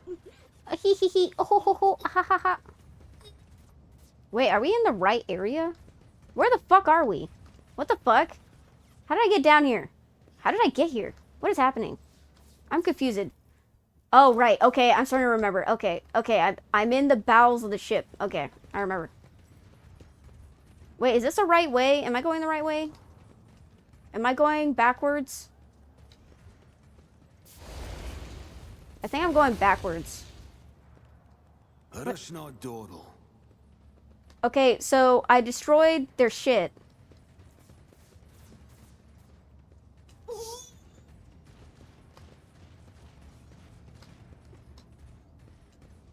I just remembered everything being in darkness and like a monster chasing us. Oh, there it goes. Okay. Activate the Vox station. Oh, that's what we needed to do. We need to turn on communications. I'm stupid. I forgot. The Vox station is loudly spewing static. To all who remain loyal to the dynasty, this is the Lord Captain speaking. I am still alive and continuing the fight against the mutineers. I command that someone get me out of this dump immediately. Your rogue traitor is still alive. Vigdis's voice cuts through the barrage of white noise. Lord Captain, God Emperor be praised. Describe the situation on board to me. Mistress Starbeck and the enforcers are defending the officer's deck. I'm also here coordinating the loyalist forces. Key compartments are holding, but we have not been able to turn the tide of battle just yet. The bridge has been overrun by the enemy. The Master Helmsman's fate is unknown. Oh no, not the Master Helmsman. Why is the bridge not been taken back yet? Judging by the density of the defenses, it is where the rebel leader is holed up. Mistress Sarbek has launched 3 assaults, so far without success. We are taking control of the elevator shaft to launch another attack, but the platform has been destroyed and the emergency elevator can only accommodate a small force. A small force like mine?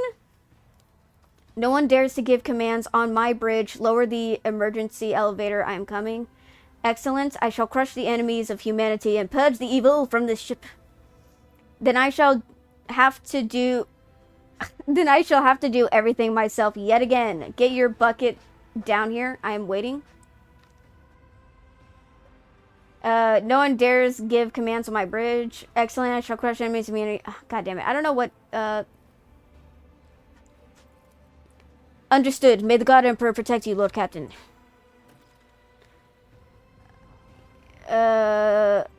Somewhere, okay. Yay. Wits about you. Let's go kill that sexy bitch who fucking tried to kill me. Fuck that guy. He's hot, but fuck him. Let's see. Who am I taking? Let's just take this is my gang, guys. This is my squad. This is my squad. Never mind, Laval. I know all the cheat codes. How many hours is this game to complete? Over 100? Over 100 hours? We're playing the DLC right now. We're playing the DLC, and I have dedicated 160 hours exactly to this game. 168 hours, and we're playing the DLC. I just recently started playing the DLC.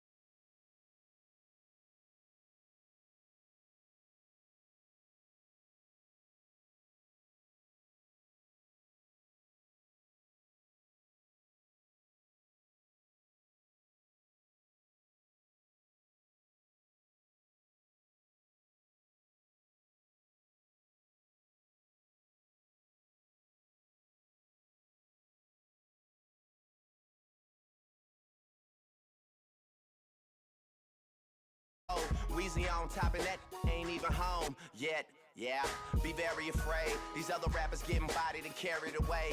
Get me and Nicki getting married today. And now you that be hating could catch a bouquet.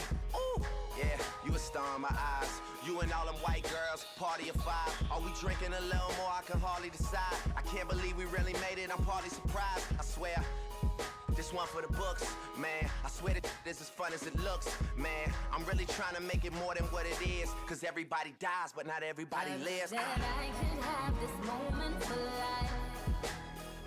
For life. For life.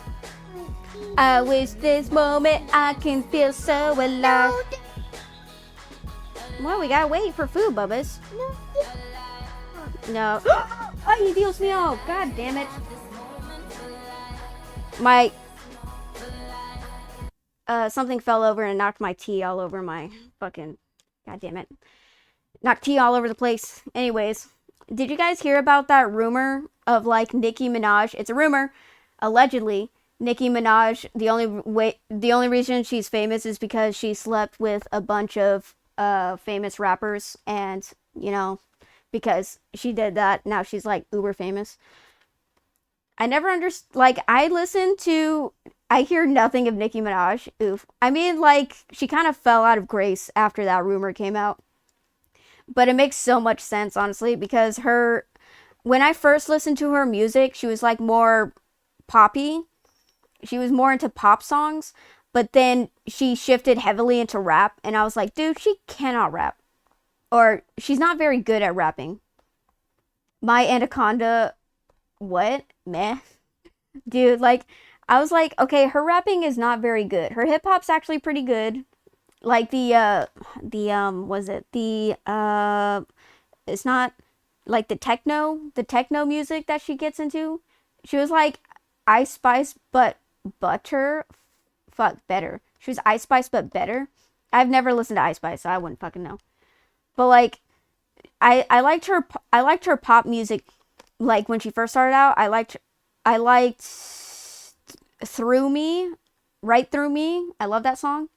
And I thought she was going to continue making songs like that. No, she went straight into rap. And I was like, what the fuck? It was such a drastic change that I was like, what the fuck? But I do like it when she, like, does, like, hip-hop stuff, like Starships. Oh, not hip-hop. Like club music, where it's, like, Starships. Or, god damn it, what was the other one?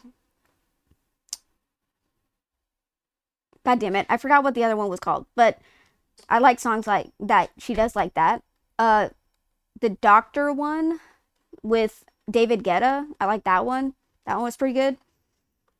It's just, she's not very good at rapping. Even when someone asked her, like, what's the process of you coming up with rap? And she's like, I just close my eyes, and then the words just come to me, and I just write it out, and that's a lyric. And I'm like, you don't go... I feel like Eminem goes through more of a process than she does. Because, like, Eminem, it seems like he, like, comes out with a song, but if the sentence isn't right, or if the word isn't right, he, like, crosses it out and comes up with something else. Do you know what I mean? He actually goes through a process. I feel like she just says things. She just says things, and she's like, music, that's rap. And it's like, that's not how it goes, but okay. An exact copy of you sits on the throne, a sinister double, crawled into this reality from behind the looking glass. His gaze meets yours, and the world expands sharply, crushing you with an overwhelming sense of your own insignificance. That is bullshit. I am chosen by the God Emperor. I am the motherfucking MC. The main... Hey, what are you doing? I see you. Stop trying to put things... My nephew's trying to put things in the PC. Through the little air holes. He's trying to, like, put stuff in there. Don't you dare. If it's cardboard, if it's pieces of cardboard, that stuff can catch fire, Bubbas. Don't do it. Go play. Hey. Go play. No? Okay, then don't do that.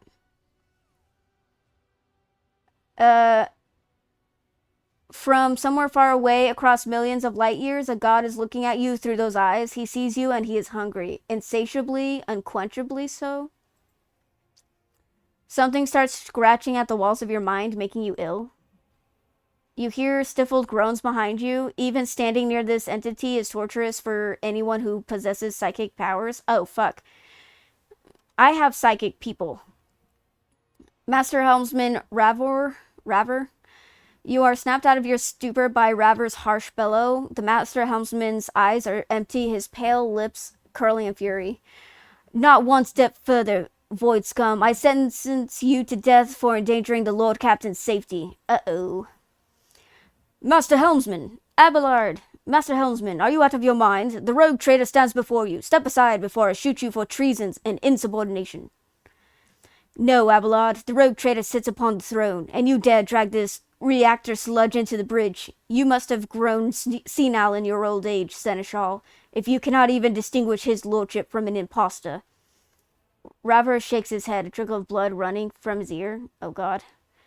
Either infected or exposed to a psychic influence. Both cases call for immediate termination. Nemi Montag?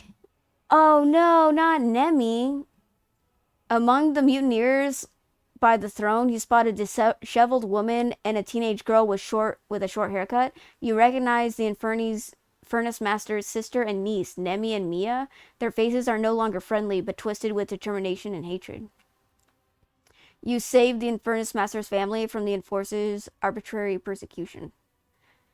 Mia, Nemi, have you betrayed me too? Raver, you saw me fall to the lower decks in that elevator with your own eyes. Wound Raver, you are not yourself. I must stop you for your own good. Attack Raver, out of my way, fool. Mia, Nemi, you have betrayed me too? Nemi shakes her head. Betrayal of false believers is no treason. We have heard the Sire's song throughout our entire lives. Our blood is pure. We bring liberation. Oh no, they're mutants. Holding you at gunpoint, Mia casts an annoyed glance at Nemi. Don't speak with a heretic, you idiot. I do not wish to kill you. You carry Xenos blood in you. Expect no mercy. I owe Heinrich a bullet in the forehead. Your death will simply be a nice bonus. Goddamn. I do not wish to kill... I did not mean... Oh, God. I didn't mean to say that. My rogue trader isn't that mean. He's not a space racist. I'm sorry. We don't want your mercy. The sire will reap his harvest, and we won't shame him with our cowardice. The girl's eyes burned with a fanatic zeal. Raver, you saw me fall down the lower decks with your own eyes. Grokshite. The Lord Captain never left the bridge. We dropped the elevator to keep the mutineers out. Should I wound him? I'm gonna wound him.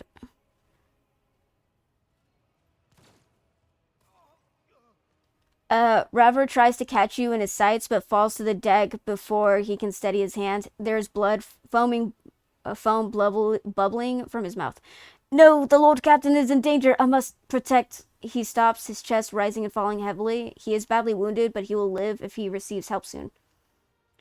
Your doppelganger remains seated and motionless on the throne, but his posture betrays the tension of a predator ready to pounce. He catches your gaze, and the vessel of your soul overflows with a cascade of images and feelings.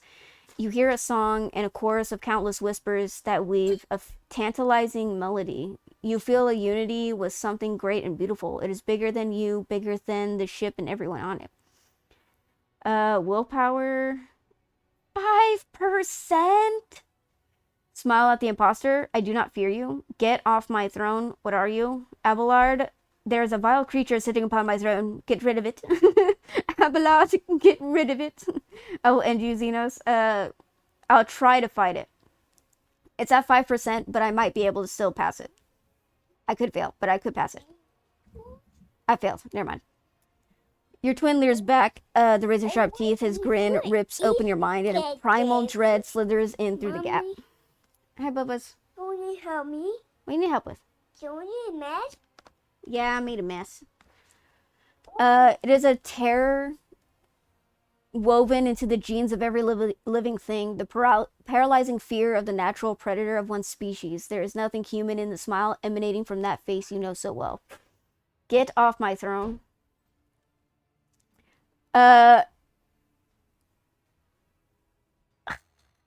Marzai. Get off my throne. Marzai's face splits into a grin as he casts a mocking look. A sore spot for you, is it not? Love, be quiet. Love, don't talk to me right now. If you're not helping, don't talk. You're not helping with your mockery, Marzai. Like me for real, but I don't make music. I'm not a space racist either, just a normal boring guy. No, don't say that. Oh god. A rumbling growl shudders through every nerve ending in your body. It is the roar of a beast defending its territory. The throne is no longer yours. It was never yours in the first place. Fuck you. Fuck you, it was mine in the first place. I'm more of a fucking noble than my predecessor. I am more of a noble than my predecessor, and I'm not just blowing gas. Literally.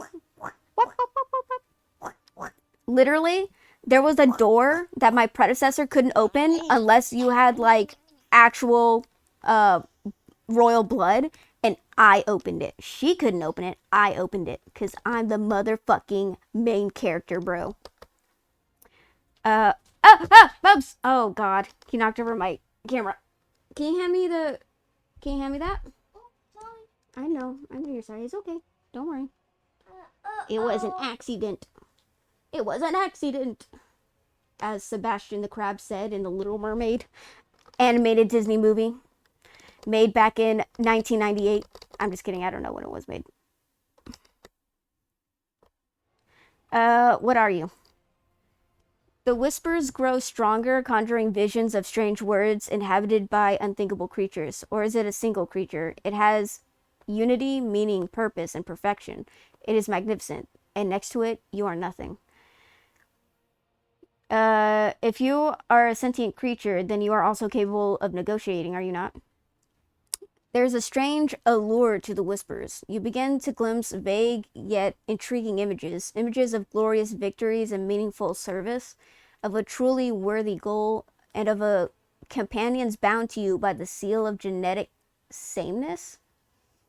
The angelic song enters into your dreams, revealing astounding truths.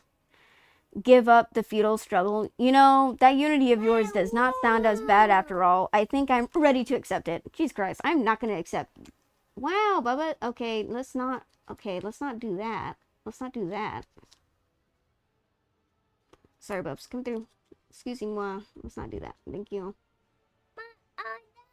Oh no! Abelard, there's a vile creature sitting on my throne. Get rid of it. The seneschal adjusts his grip on his weapon and growls, "Only one man may sit on the throne of the rogue trader, and that is Victor von Valancius. Wretched pretenders, craven Xenos, enemies of humanity. Their only rightful place is in a pool of blood at the lord of the dynasty's feet." The bridge shudders as a crushing roar bellows across it. Behind the facade.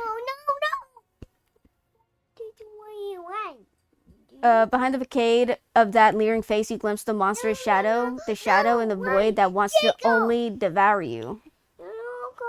Marzai, is that you? I'm just kidding. Ew, God. Oh, Jesus. Ew, Xenos. Gross. Ew, they're not dark. They're not Dark Eldar. Gross. Mommy, no. Death to the defilers. No, my Okay. Let's see. Where am I? Okay, I need... Bubs, don't hold it like that. You're gonna spill the tea. What? Do you want me to have it? No. What? Do you want it? No. What do you want? Do you want some? You want more? Go fill it up with water then. No. Uh-oh. No. Shh. It's okay, Bubs.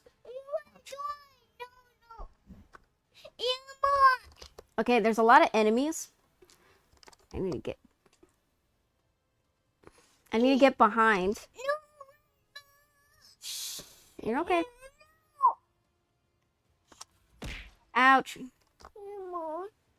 Okay, Bubs, hold on. Okay, I'll be right back. My nephew wants me to go make no tea. I'll be right back.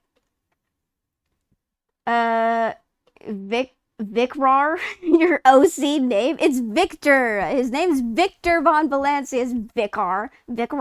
Jesus. I have no clue what goes on in the game, but bashing Xenos is something I can get behind. Oh my god. Alright, I'll be right back. I'll be right back.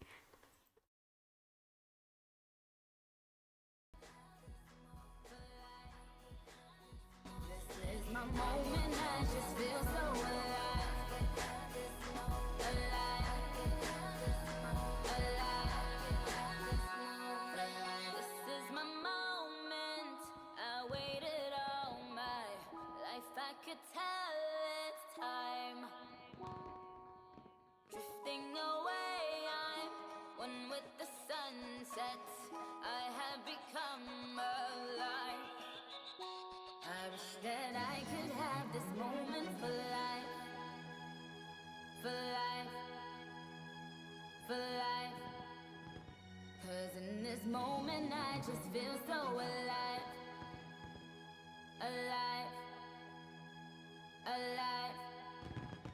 I wish that I could have this moment for life, for life, for life. This is my moment, I just feel so alive, alive, alive.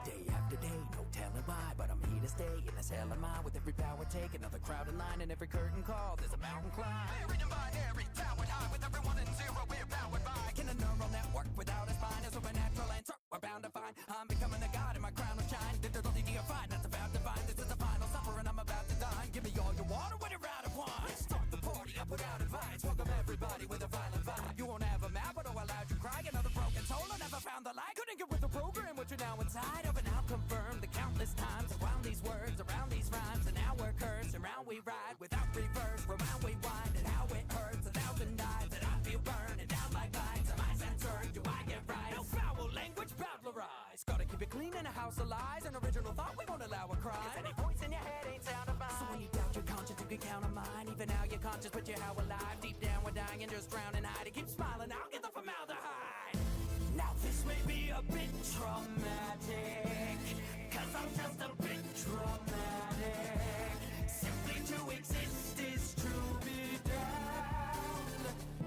I think therefore I am Extracted, compacted, my life micro-transacted. Consciousness just got cashed, similar to crypto built for crashing. Trapped in a cartoony mess now, literally everything I do ingest. Careful of what media you ingest, that includes what you set upon your head. I'm in an unpoppable polymer mode, venomous pockets I got eatable. Turn to the condition, untreatable. Nothing is real, but I feel my teeth are pulled. Leave it to me to see what other people don't. A secret not so concealable. A bit my glitch, he's a wolf. Not a sheep I can see underneath the wool. Why avoid what we all know? King is unable to eat a people soap. When you make vegetables out of people rope, you get a sacrifice quite feasible for someone uneven and unbeatable. Taught us that death might be cheatable, but from this dream I'm unpinchable. Because the exit is unexitable. I can be a bit dramatic, but isn't this a bit traumatic? Simply to exist is to be dead. I think therefore I am so miserable, but at the least slapstickable. I'm a damaged mannequin, unfixable, so don't bug this money, I'm untrickable. Look at these misfits, so pitiful. If it was kickball, all unpickable. Cyclically predictable. If y'all don't applaud, I know crickets. So I guess I'll not put a smile on. Don't let what's inside be the style you don't. Play your tiny violin, singing oh for me. For how was I, then I won't worry. To think the exit might exist is like belief in God. It's a comfort to pretend it's real when you feel it's not.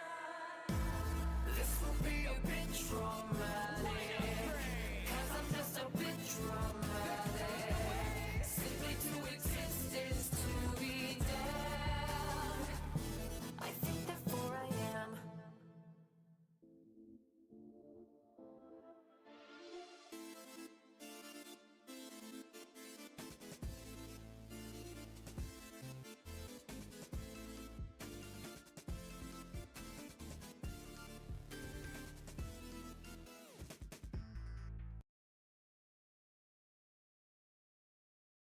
still hear your voice when you sleep next to me. I still feel your touch in my dreams. Forgive me my weakness, but I don't know why. Without you, it's hard to survive. 'Cause every time we touch, I get this feeling. Every time we kiss, I swear I can fly. Can't you feel my heart beat fast? I want this to last. I need you by my side. 'Cause every time we touch, I feel ecstatic. Every time we kiss, I reach for the sky. Can't you hear my heart beat so? I can't let you go. I want you in my life.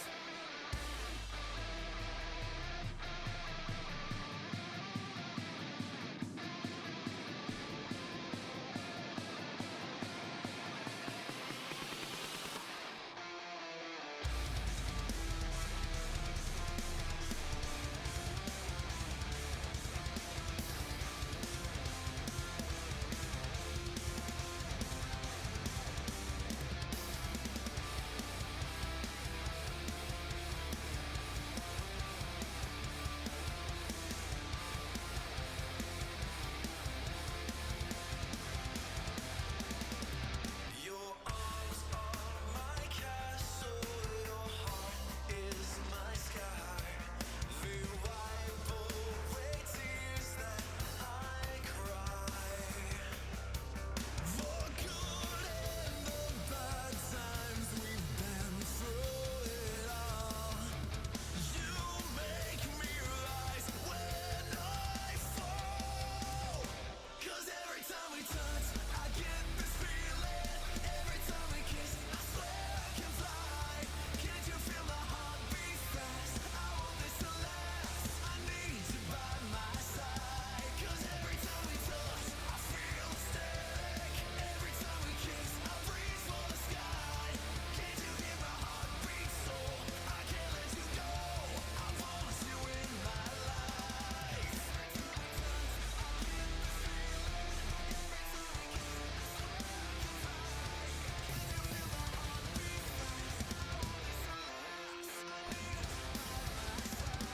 Cause every time we touch, I feel ecstatic. Every time we kiss, I reach for the sky.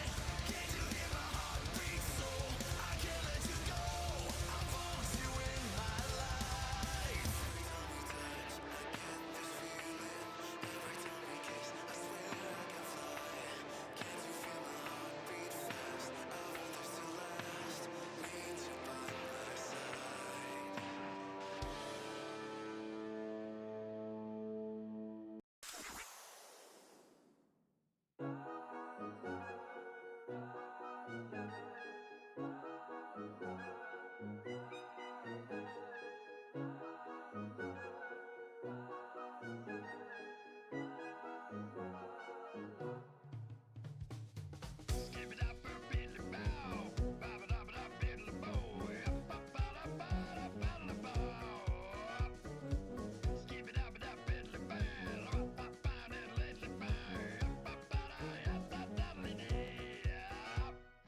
Take a sip of this, I'm an itty bitty cuphead. One sentence in, I've already made a pun. Yeah, picking up steam, wonder why they call me hothead. Struck a deal with the devil, now I'm racking up debt. Yes, I made a dumb bet, no need to get upset. I'm a cup of trouble, have you seen my mug shot yet? Step in front on my finger gun and you drop dead. While I bug your bosses, even more jobless. They'll never stop me from running like a faucet. I'm a full cup, don't you ever try to top it. You can never touch it, but you can kick the bucket. I'm meant to be drunk from, but not to be trusted. Heads up, hit the deck, buck man. You don't really want to get your head busted. I'm a dirty dish who needs a rough scrubbing after doing these devilish deeds. I'll stop this train even if it's haunted. Where's my ship? Sorry, you're sunken. Hopping like a frog, ducking, dodge your punches. Won't shed a single tear when I'm jumping on you. Spit all your breath up in a puffin just to get dumped on by a cup of nothing. Unless all you wanna end up dead. You do not mess with the cup head, not said.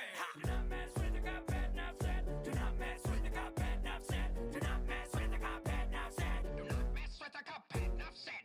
You'll never catch me crying over milk I spilled. My head ain't empty, but who knows with what it's filled.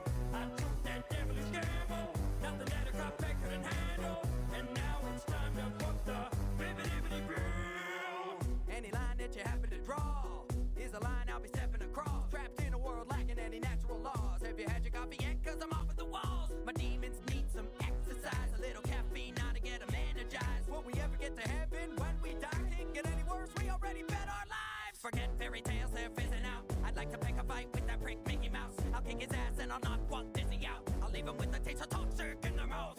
My hand's been dealt, it's a bad draw though. I go all in when the rest all fold. Looks like I'm on the last straw, so better tell the devil that's all, folks. Come see what we've been brewing, something to keep you moving. Must be the beat I'm booming. Hit me with that funky music. How do we keep on grooving? One could say we've been juicing, beeping, booping, loony tuning. Time for you to face the music.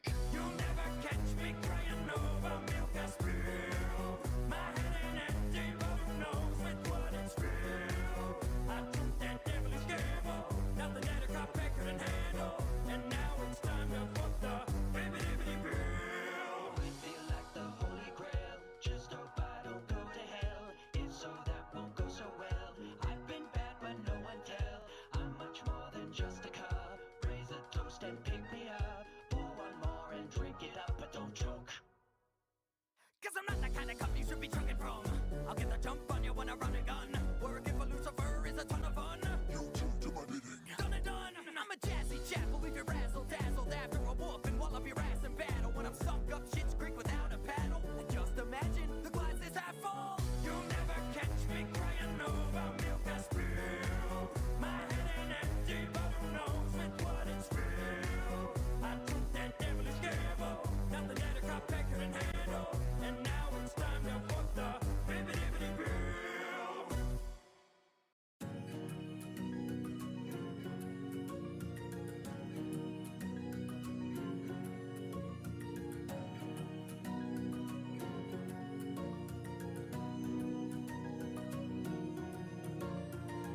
The devil's here, yes, I've seen his face. This reckoning is for the sinners. Stick with me, it's safe.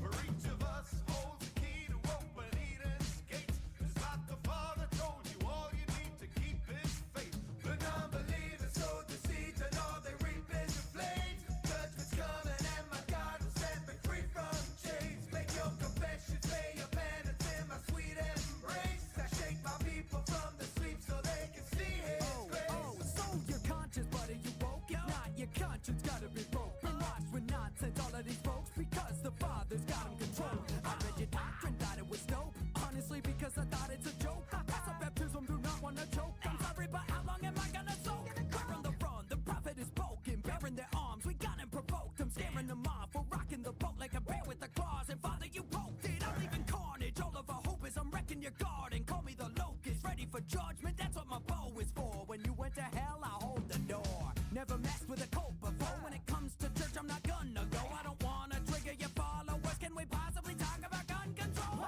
Never mind, give me your rifle. It's time to get blood on your Bibles. The world ain't ending, take a breath, but I'll make that breath your final. Who found you while you were lost? When blind, who helped you see? 'Cause I'm the shepherd of this flock. I guide my righteous sheep. Of your sins I'll see you washed. Then I'll set your soul free. The word of God is one you trust. So thank God it speaks through me. The Father and God have been talking. Saw him cross over water while walking. That's amazing, no wonder you love him. What would you say if I told you I shot him? Explosives on my toys, I'm a far cry from an altar boy. Trust me, I'll enjoy when I destroy your whole church and all who ever joined. 'Cause I hate to break it, but you're all deranged. You made hell out of this home on the range. I know the landscape's breathtaking, so take it in before I blow it away. Time to hire some guns, calling the dogs and fire them up. Boomer, wanna play fetch? Rip out their necks, get me their weapons and bring me their heads. Oh yes, we got some bad seeds, and we know they've done some bad deeds. God said you can never arrest me. Guess what? It's the devil that sent me. You better pray like you're in the pew. Get down on your knees and then kiss my boots. Gonna make the Father call me daddy, just like the rest of you. Who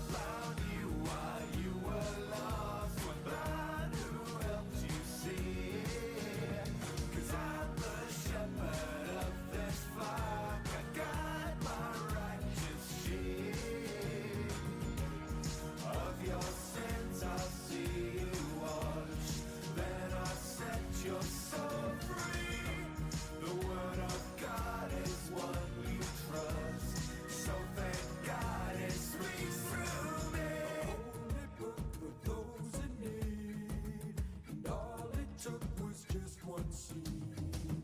Your garden's overrun with weeds. You can't uproot what runs so deep. When he speaks, it strikes a chord. The ark is built, they climb aboard. Although his prose is poison, if I can't beat him, I think I might join him. Who found you while you were lost? We're blind, who helped you see it? 'Cause I'm the shepherd of this flock. I guide my righteous sheep. Of your sins I'll see you wash, then I'll set your soul free. The word of God is one you trust, so thank God it speaks through me. That was I think, dude, Far Cry 5 could have been so much better. God, I played Far Cry 5 because I'm like a big fan of the Far Cry series. And I think Far Cry 5 had a lot of potential. Gonna sleep now. Have a fun rest of the stream. Okay, bye, Livesy. Thank you for staying for so long. Hope you get a good enough sleep. Never cared for the skinning. I cared for the skinning. I scared. Wait, what skinning? Skinning of humans or skinning of animals? Because I liked hunting in the Far Cry series. And I actually like the visual. I like the visuals of the skinning because it's like, I don't know. It made it more realistic. You talked on the podcast? Oh yeah. I thought the skinning of animals was like very I thought it was very realistic. And yeah, it was like a dirty business to do. So I thought that was like, I don't know. I thought that was pretty cool. I know, yes, sis. But then they slowly started getting out of that, and I was like, oh no. And then now we can't even hunt. So there's that. Hunting was my favorite part about Far Cry. Actually, about the Ubisoft games in general, I thought hunting was the better part of it. Cute is not the word I thought about. Did I say cute? I don't think I said it was cute. I thought it was just cool. Because it's very visceral and it made you understand that if you skin an animal, it is dirty business. I think a lot of games like, oh, you skinned an animal, but it's not very, you're like, oh, I collected the skin. But in Far Cry 3 and 4, it was a visceral thing. Makes you understand, oh, this is bloody business. Like, oh shit, my food's here. God damn it. And I just got back too. I'll be here a couple seconds. Couple seconds. I'll be right back. I'll be right back. Couple seconds.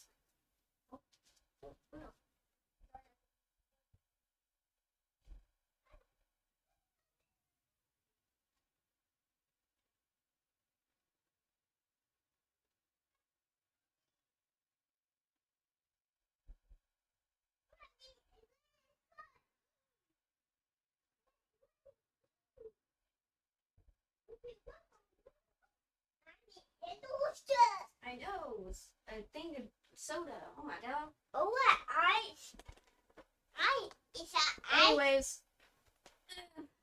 Anyways, I was talking more about the story. I wasn't really talking about just the skinning.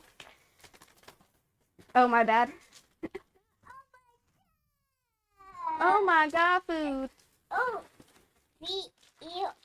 Dude, that's been sitting there for a while. This is kind of cold. What the fuck?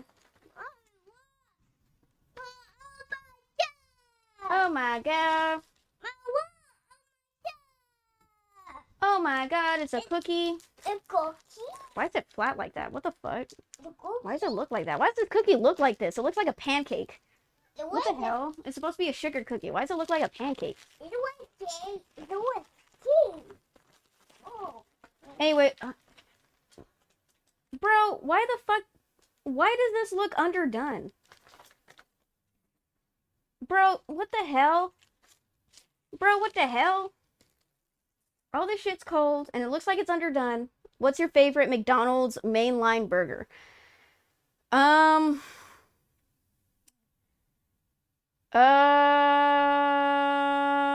don't normally eat quarter pounders. I don't. Mainline?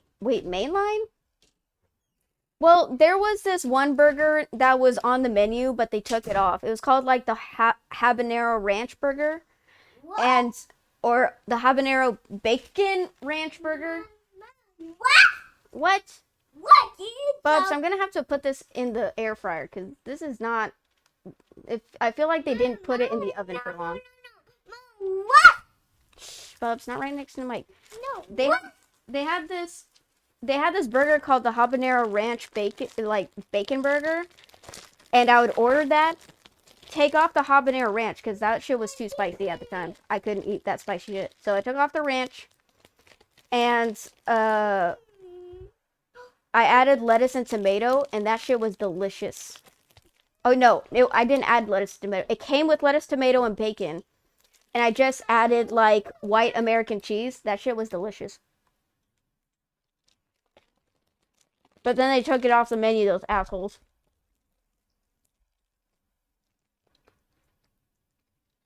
Dude, why does everything look raw? Why does none of this look cooked?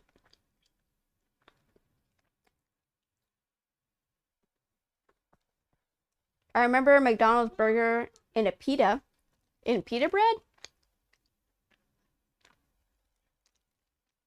Are you in another country? Because I never heard of a McDonald's burger and pita bread. It was an interesting mix of burger and roll. Yes. Okay. Because sometimes they do very interesting things in like other countries. US gets all the boring shit. We never get the interesting shit.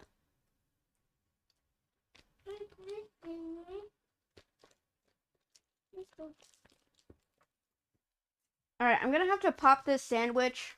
I got it from a deli. I'm gonna have to pop it in the air fryer because this shit looks raw and looks like not cooked. So I'll be... Thank you. I'll be back again. Home. Ooh, thank you. Boop.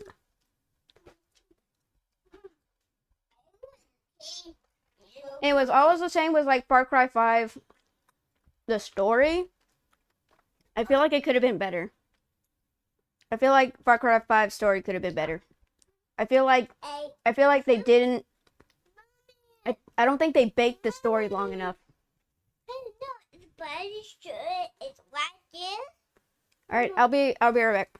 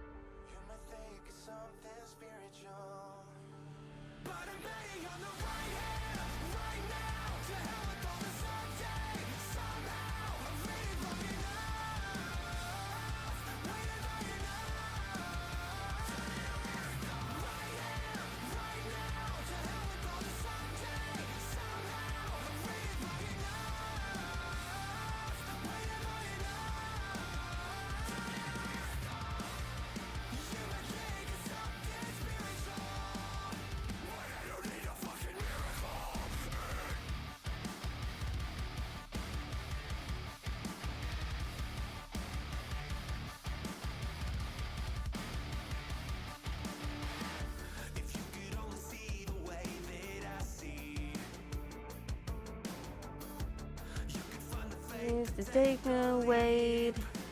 Oh, sorry. You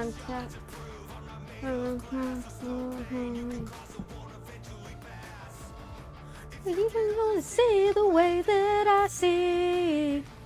We're all on the right here, right now.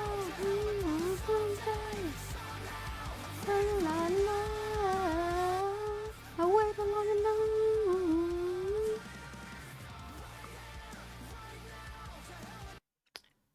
Funny, pita burger seems like a mainstay in Arab countries. I think the reason why they took the burger off is because it wasn't selling a lot. I think that's why they they took it off.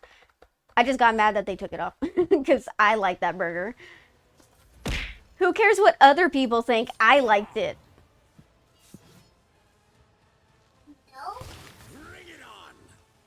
Bring it on. Alright, I'm just gonna turn it down and then I'm just gonna play music.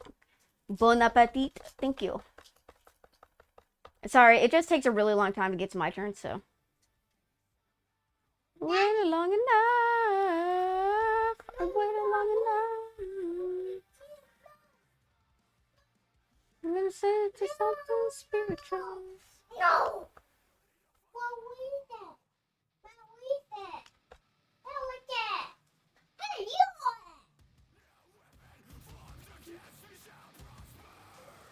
My will is stronger.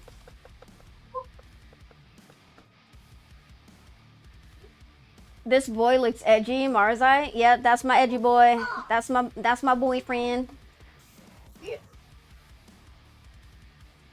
That's my boyfriend. He's a dark elf. He likes to cut people.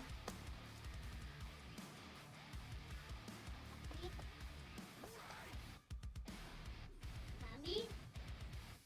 Mommy? Mommy? What's up, Bubba's? Oh, he didn't die right away. That's not good. On the right here, right now. We waited long enough. Waited long enough.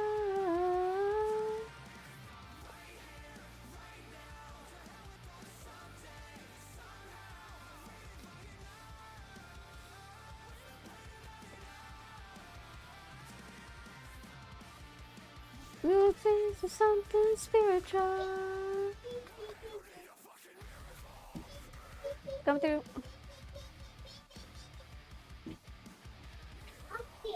Yeah, kick their ass. My beautiful dancer. There you Misty of the mountain below. My, is it Gigi? No, Gigi. Wow. Watch of my brother's soul. To this. Stabby, stabby. Never really liked the turn-based stuff, even in BG3. No patience to wait. You know, fair enough. It just feels nice when it's finally my turn and I get to wreck them. No, it's only a FL. My FL? My FL, see? Oh my god, did it get bigger? That's what she said. Ah, yay! Good job, Bubba's. Oh, I'm all far, sorry. My Viking boy. Oh, why did I move them? Thank you. Okay. Mommy! Mommy?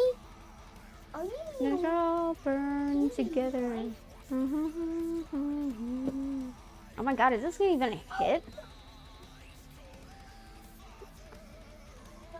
Am I gonna do damage? Okay, never underestimate Alfar.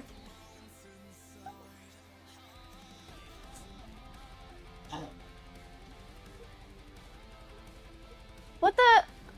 Oh, I forgot to. I am so sorry. Oh my god, Abelard. I am so sorry. Oh, we're taking damage. Mommy?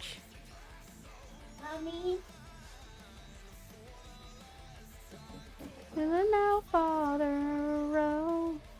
All right, you're gonna have to get in there, Einrich.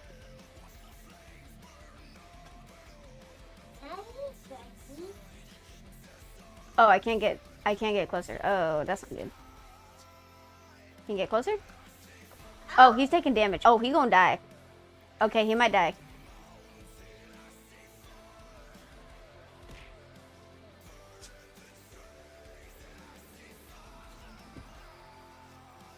Hollow souls, I see fire.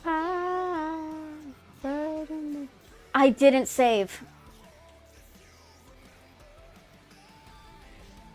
Was there an autosave? Okay, there was, thank God. In case I fuck up. Oh God, I think I'm gonna get everyone killed.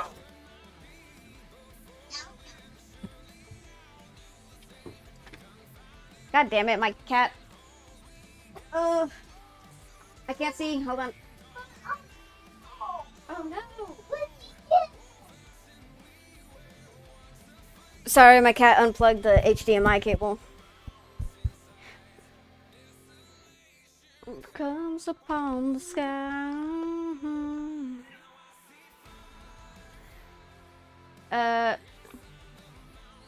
This girl has an interesting face. I can fix her. Oh my. Have you played Pillars of Eternity? It's real time with pause like old BG games, I think.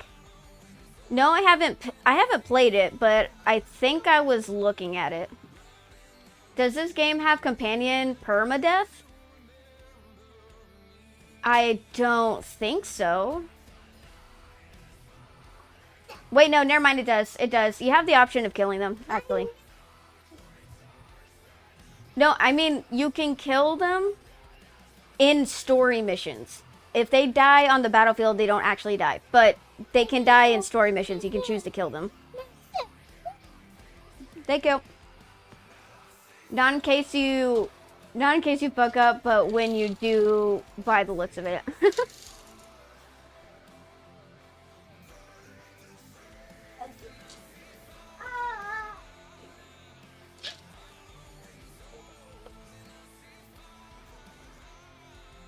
No. Do I not have a weapon?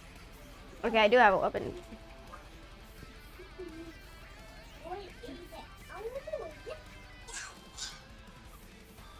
Can he not move?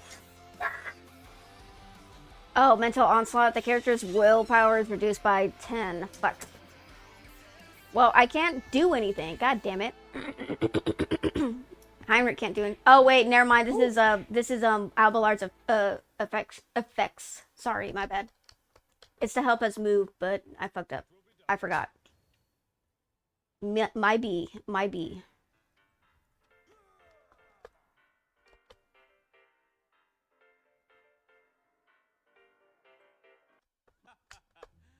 Alright then.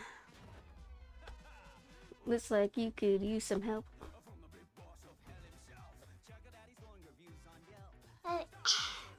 Hey, Bubba's. Ah. You like it? I like it.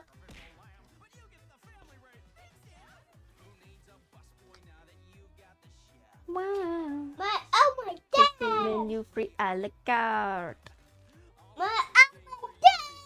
Oh Oh my god. Oh my god. Okay, that was a heavy blow. Mommy, do you what? Yeah. Jeffrey producer.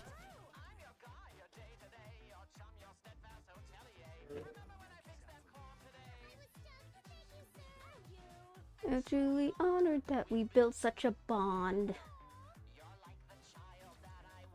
Get wrecked. Get wrecked, fuck. Oh shit.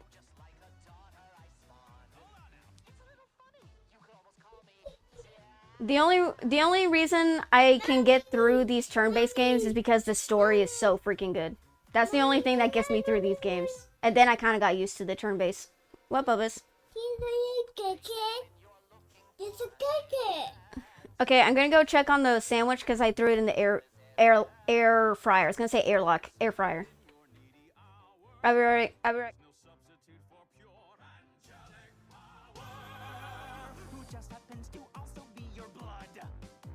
Sadly, there are times a birth parent is a dud. They say the family you choose is better. What a bunch of losers. Can you run out of my song? Your song? I started this. I'm singing it. I'll finish it. Oh, you tacky piece of...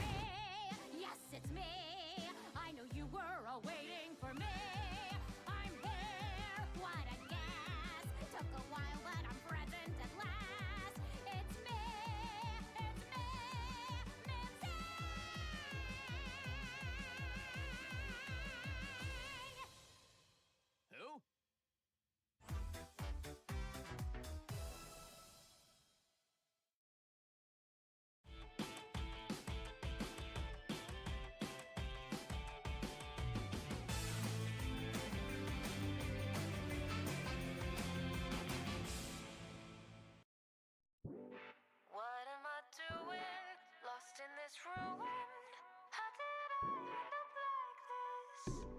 I got no blueprints on how to get through this. Left to my own devices. When you get nothing, nothing at all to build upon. Locked in a dungeon, with only the dark to fill your heart. Shadows are watching, applauding you as you fall apart. Calling you nothing, because a monster's all you are. It gets harder and harder to heal. When that's all that you hear, it becomes what is real. When your heart starts up again, what kind of rhythm will you find? Could it be a song? We thought autonomy was not quite something anybody could design. I guess we were wrong. Alright. I know that love and hunger are my only Okay. Okay. Okay. And Isa. Yeah, careful. Whoa, careful, Bubs. My Chico. Thank you, thank you, thank you. Goodbye. Hey, it's a KK? Oh,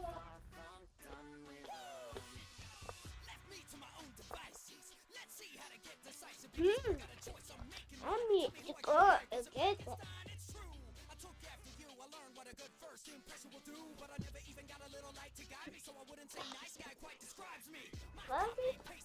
Oh, those jerks didn't give me a spoon for my soup. God damn it. Mommy, where Marshall? Okay.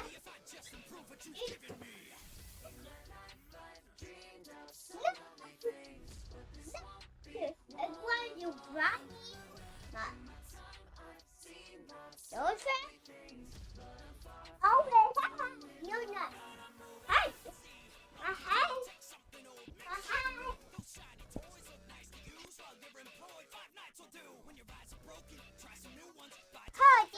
Hi, Bubs. Okay, I'll be fun, KK. I'll be fish. No! You want KK? Are you shower? You want sunny? Shower.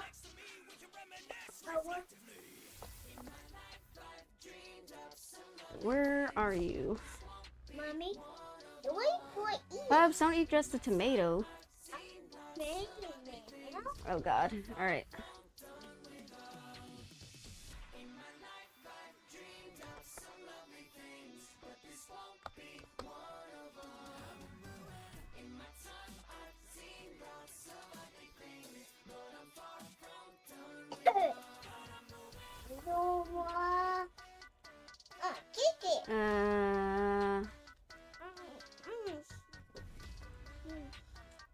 Oh, I fucked that up. Oh, I fucked that up.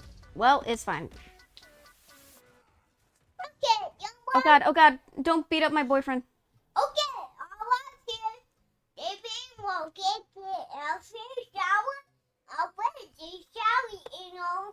Okay, it was.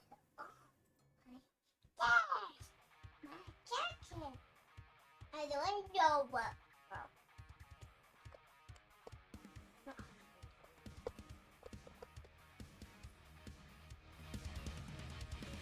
Okay. Okay, you want pizza? I want. Okay, I want. It's so fun. Okay. Okay, I really want chicken. And I want. You want chicken? I want. But over here too. Oh, but I want it. True. No. No. I want pee. I want pee. No. I want. Mommy. Really what? No. It didn't want so funny. What? What? Lisa, joy. Can I not chainsaw him? Fuck. No. Why no?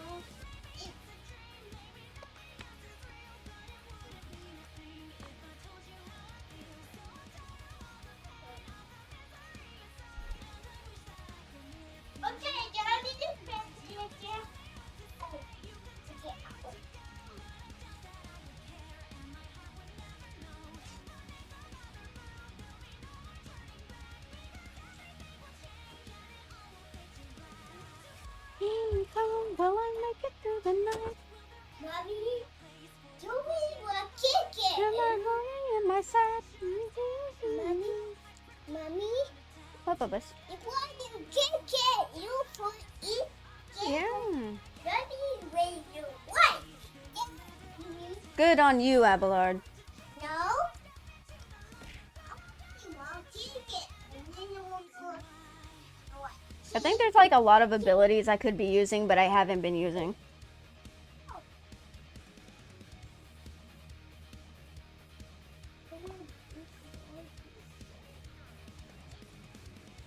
Mommy, what was your kick it? Eat. Oh, it's fun. Mommy, you want to eat or what? Okay.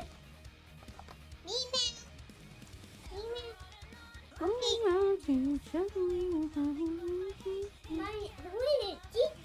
Yummy. Okay. Oh god, I'm gonna die. Fuck. God damn it, dude.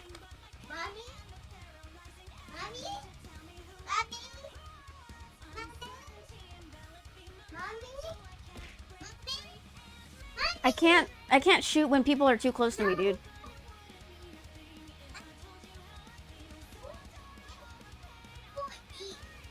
Okay.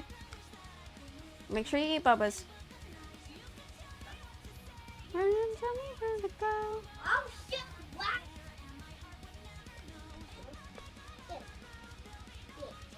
Like what?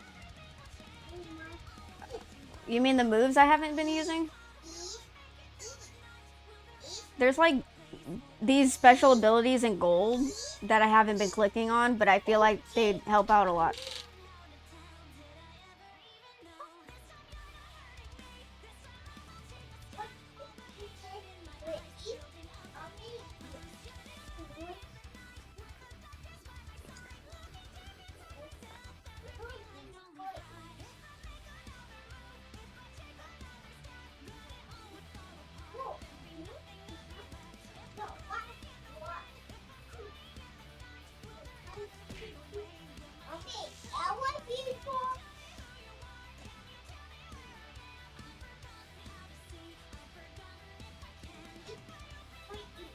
Jesus Christ.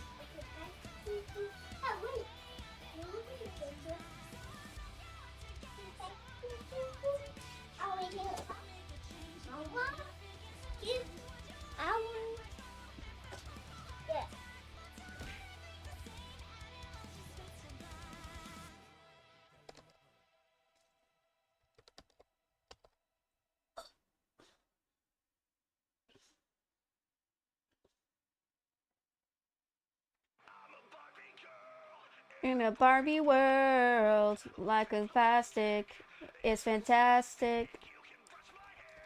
Impress me anywhere. Imagination, life is your creation. Come on, Barbie, let's go party. Math and plastic, it's fantastic. Mommy, shut is over.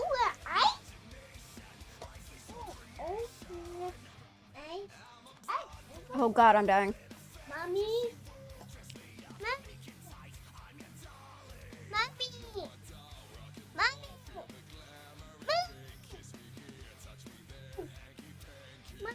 What, Bubba's? You will. Mommy. Mommy. I can't do anything, I'm useless. Yeah. Don't agree with me. I know you jerks are gonna agree with me. Don't agree with me.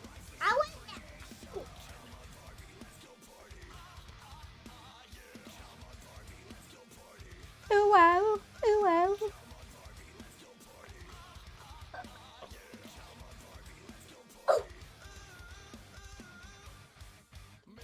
My wife? What? I didn't read it. And you?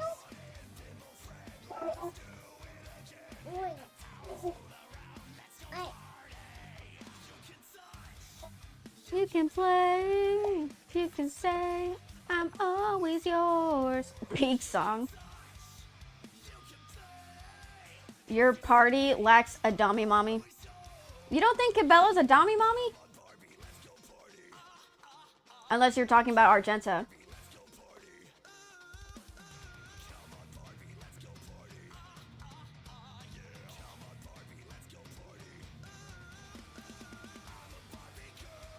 In a Barbie world, wrapped in plastic, it's fantastic.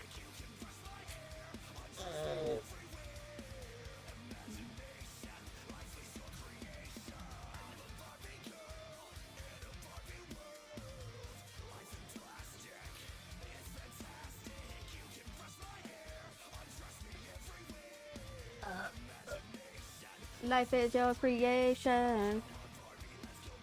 Ah, ah, ah, yeah. Ooh, ooh. You look so unenthused singing this song.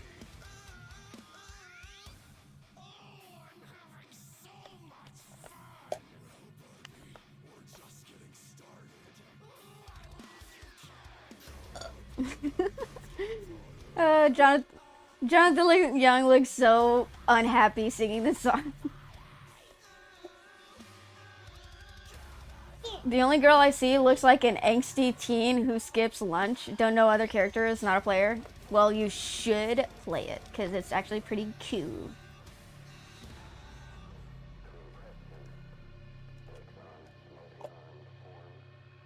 Do you want it?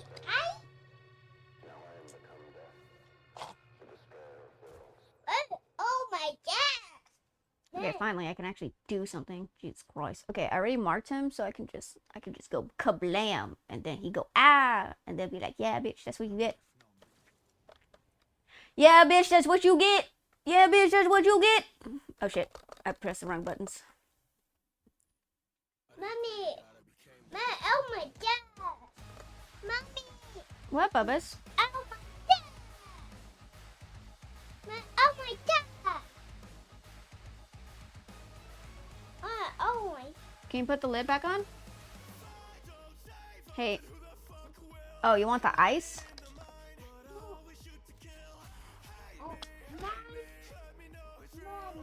Oh my god! No, no, no, no, eat it.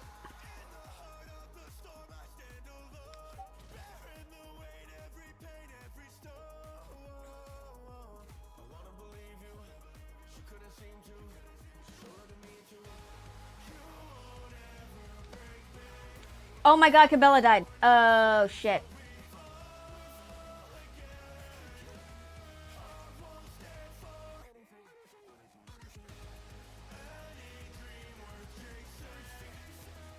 Oh fuck. I just realized Mara's eye died too. Fuck. Well.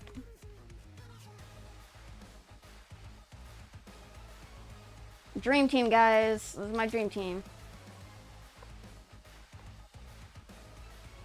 I would too. You should listen to his cover of Zombies as well. Eye! My eye! My is that eye? My What? eye! Oh! The eye?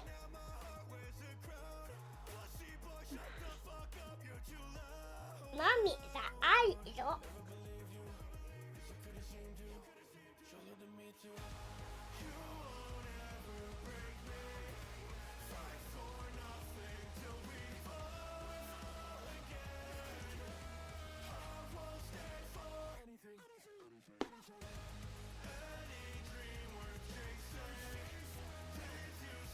Are you serious? Oh my god. Bro. Dude, are you fucking serious? Are you serial? Are you... Can you stop?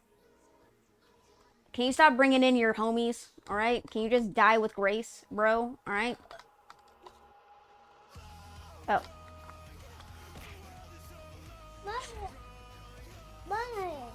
Oh, God, this is so reminiscent of the Kimura fight.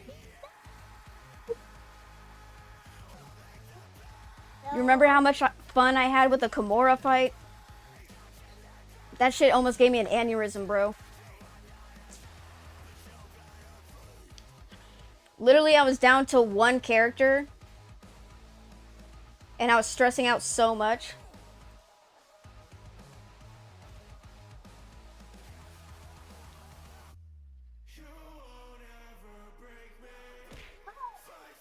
Oh my god! Oh my god! Is that ice? Oh my god! Oh my god! Is that ice? Oh my god! Oh my god. Oh my god, Heinrich.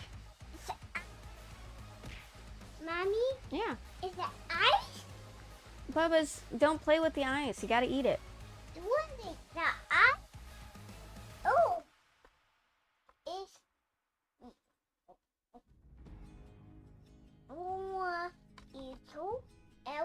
I don't know what this song is, but it had Silco on it. Oh my god! The ice? Don't swear near kids. Mommy? Dude, I forget that he's with me when I swear. What Look at this. This is Kiki? Kiki? What is a Kiki? Ah, fudge nuggets. What is a Kiki? What is Kiki? Daddy? Huh? Huh? What the? Mother trucker.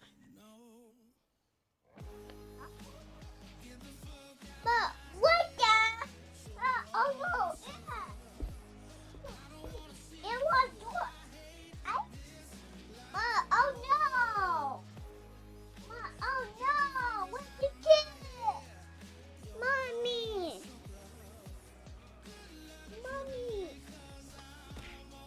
Oh no! Oh no, Bubba's. What's the kid? Whoa, what?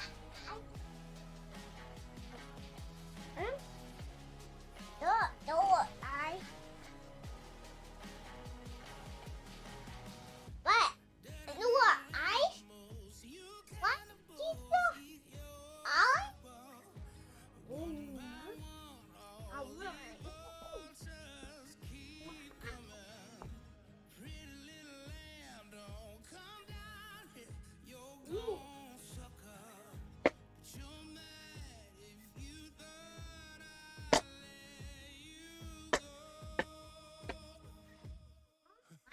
What?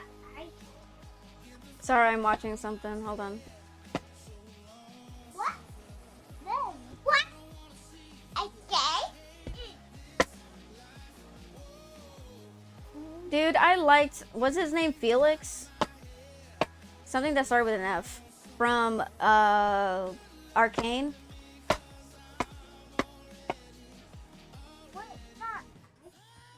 He was such an interestingly, he was like well-designed character. He was so interesting, and then he stopped being in the show. And I was like, no, he's such an interesting, I think it was Felix. Was it Felix or something with an F?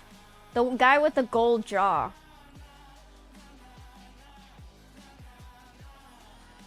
It doesn't help that your nephew calls you mommy from an outside perspective. That makes it worse. Oh, yeah, he's my nephew. He's not my kid, for anyone confused about that. He just doesn't... He calls me auntie sometimes when he feels like it. Most of the time, he just calls me mommy. Hey. Yay!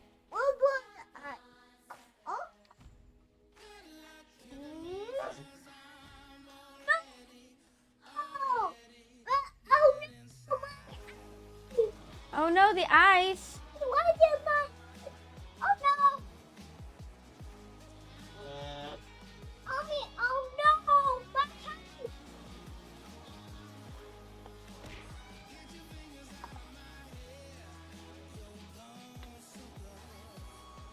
Oh. Yeah, but... Oh no, I... Oh yeah, what? Yeah, I...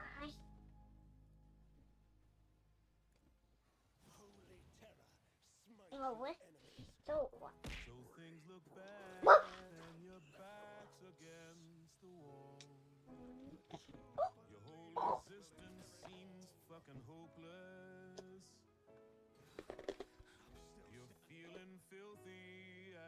Imagine streaming and your kid is right next to you.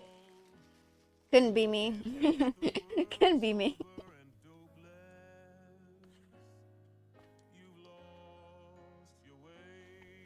Mommy, oh no!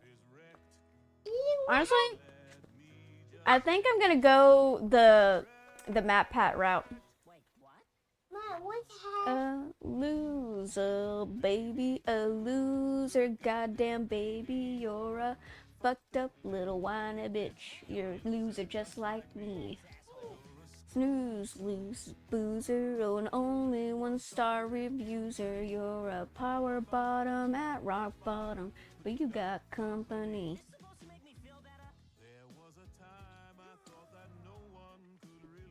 Bum, ba-da-da-da.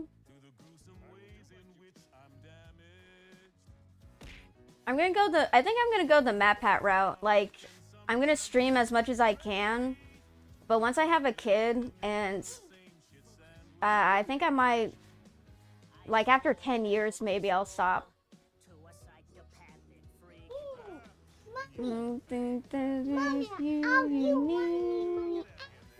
Just look losers, baby. Losers, it's okay to be a. I'm a blueser, honey, a schmoozer, and a dummy, but at least. Bubs, put it down if it's hot. I mean, burning. Put it down. Bubba, what are you doing? Why are you doing an endurance test on yourself? Put it down.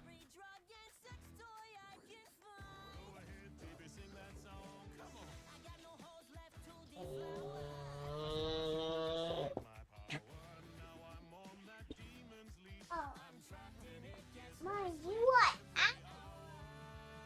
What?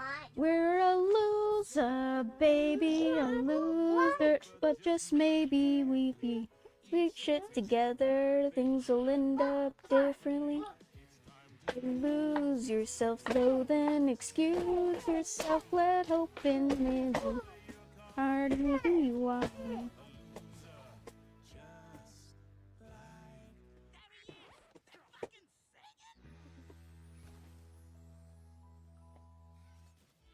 For what?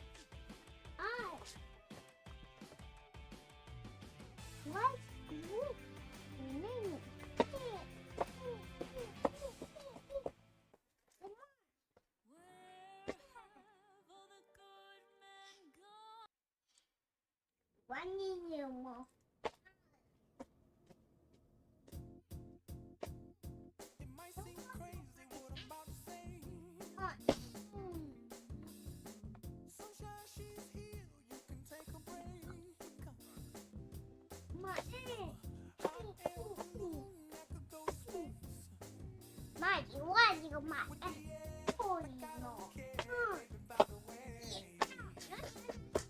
Because I'm happy and alone. If you feel like a room without a roof. Hey!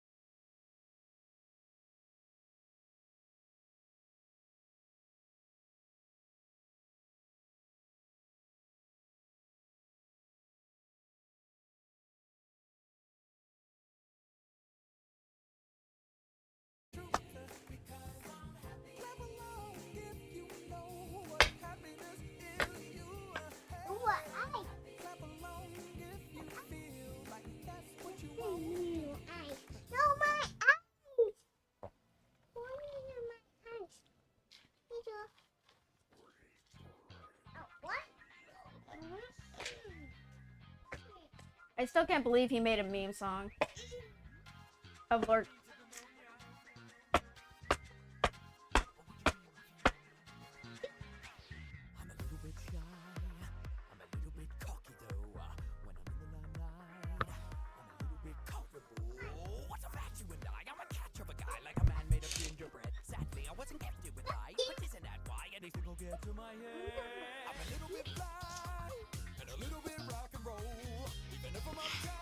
Wow.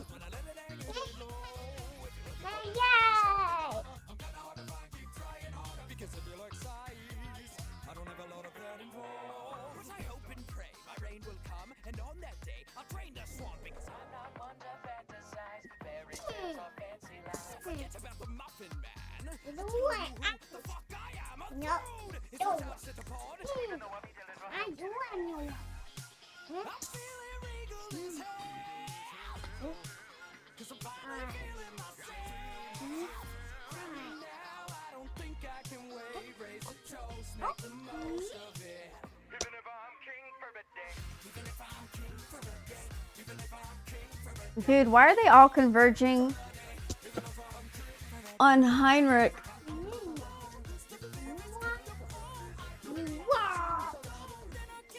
Get motherfucking wrecked.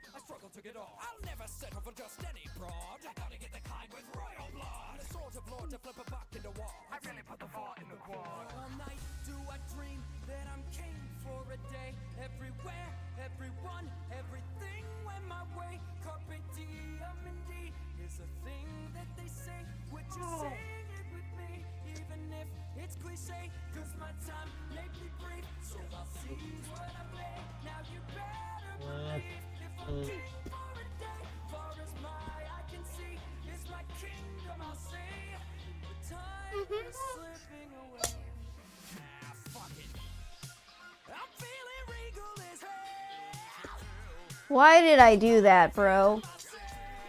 Why did I do that? I fucked up.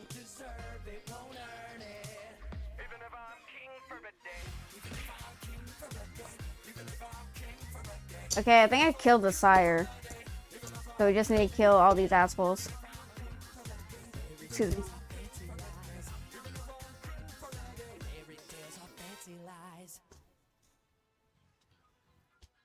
I'm fucking real as hell.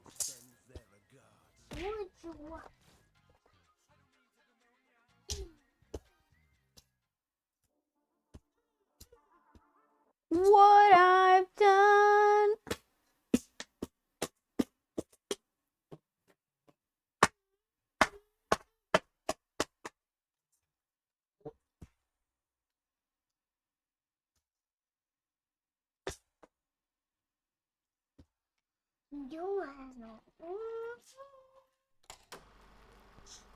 Haven't heard this song in a while.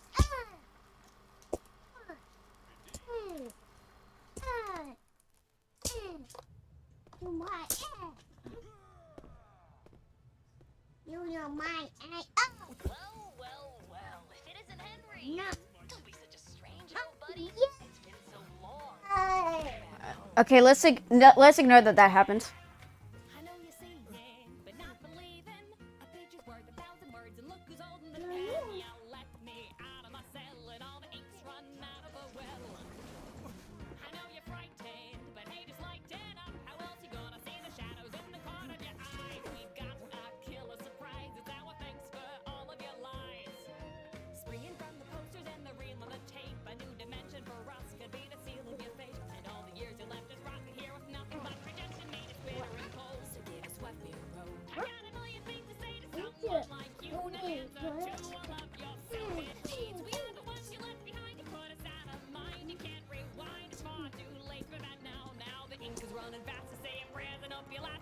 Hell of a show. No,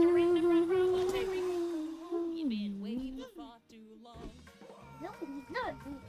Oh. Alright. What?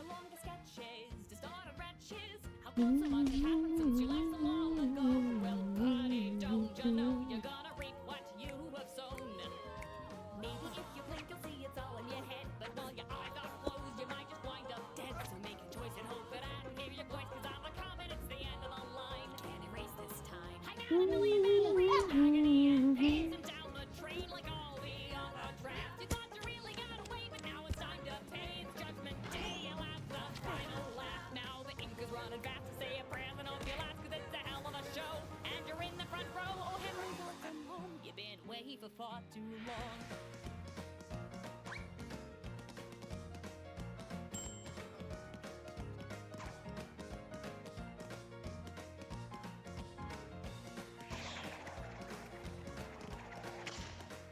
Coming in clutch, boys. Coming in clutch, boys.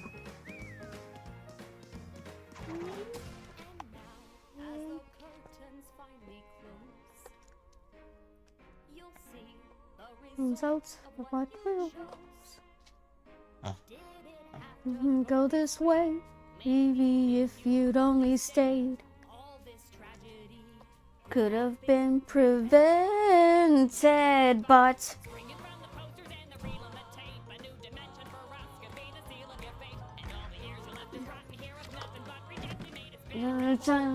what we're road.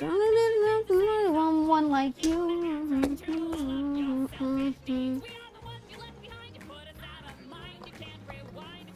Wait for that now.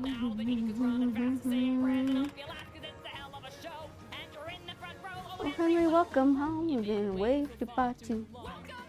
Been way too far too. Welcome home. You've been way for far too long.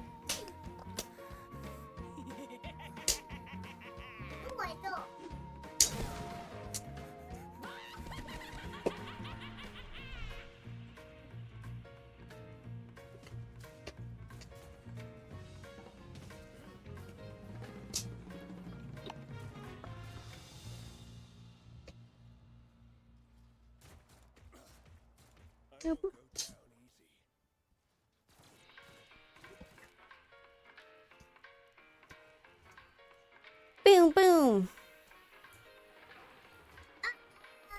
Uh-oh.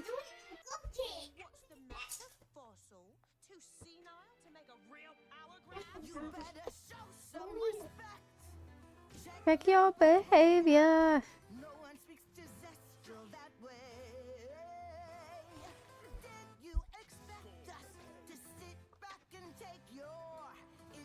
On praise and display. You've got it twisted. I'm not the one who needs a new attitude. Maybe you missed it, but I'm that hashtag bitch, and I will do nothing less than what I please. Woo! I'm the backbone of the vase. Not that I'll act respectless. Well, it's 'cause no one could respect this. Sorry, group attending. Since when are overlords too scared to fight? You're long past trending. Sorry, babe, but I ain't swiping right. You lost your relevance. We can't act without more intelligence. No wonder I'm so respectless. I could eat you lot for breakfast. You worthies are inane and uninformed. Smug wannabes who don't heed when you've been warned. Ooh, did I strike a nerve? But observe.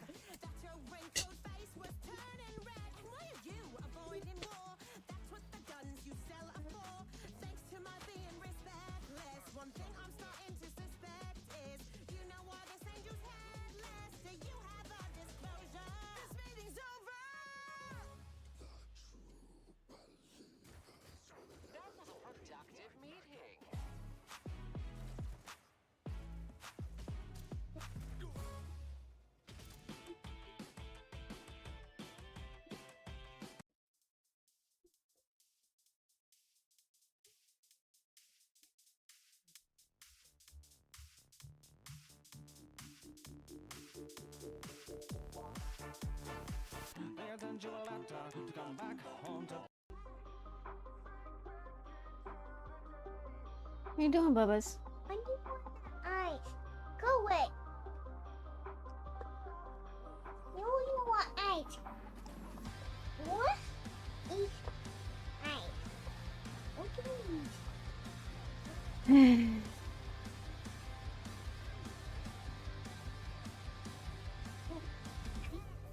Moon hands with the devil. Mm. Oh, god damn it.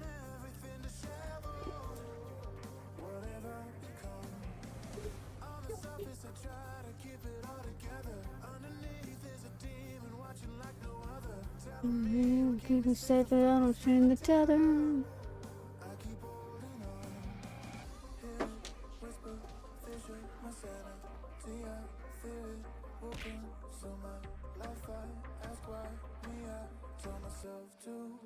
You keep holding on. Dip back into the day. Never had a home.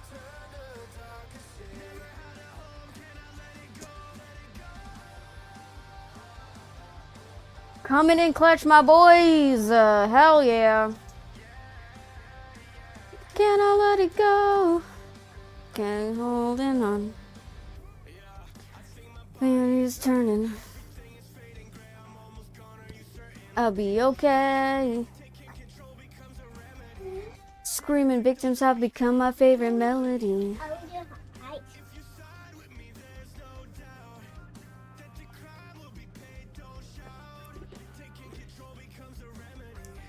Chaotic, knocking empathy, the enemy.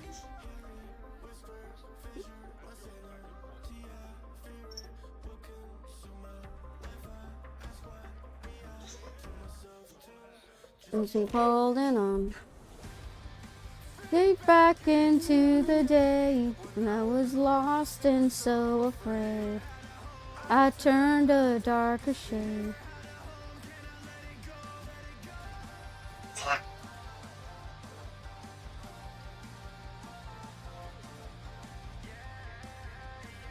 Can I let it go?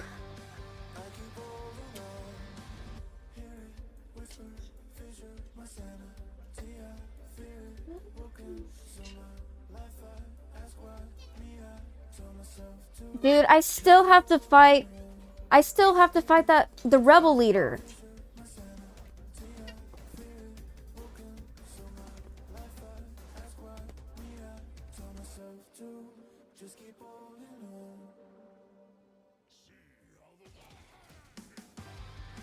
Sneak back into the day.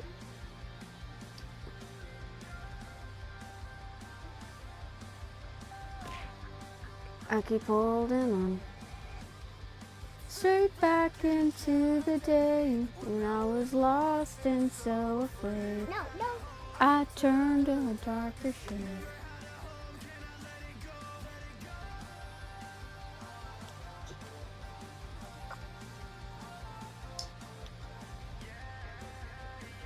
Can I let it go?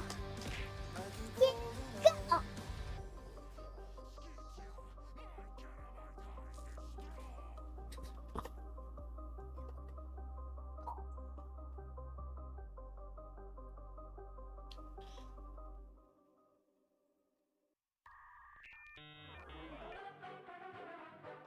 Bum, bum, bum, dun, dun, dun.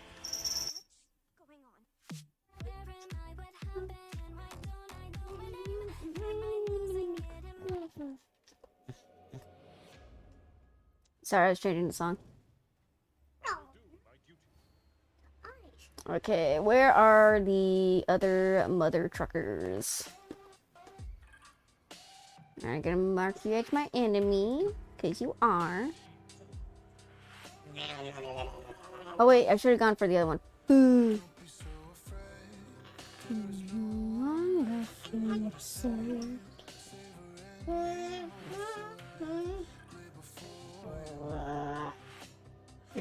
I adore you.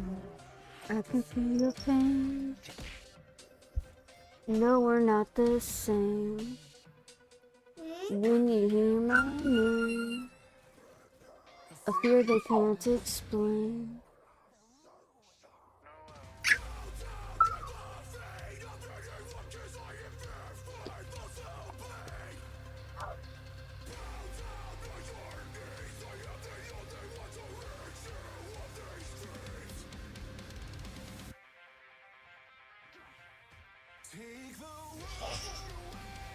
Fade into the night, following the light is a curse you're feeding.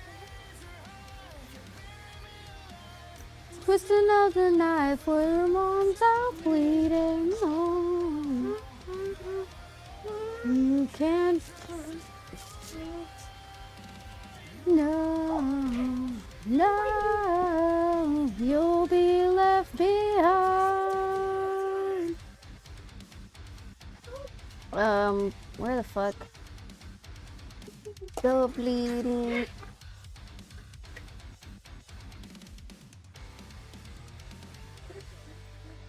And she did. She down.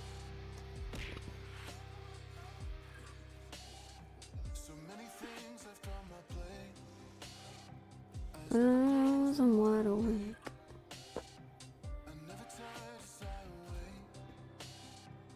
Just lie awake. You see the song is full of spin drops and syntax and no unthinkable. You're so invincible. Pin drops, you feel lost. It's uncontrollable. Oh crap! I don't know if I can reach him.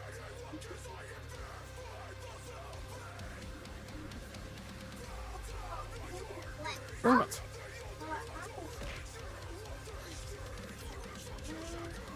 Damn it, why did I send Abelard to do that? Into the night, oh the light is a curse your feet and sweet eye.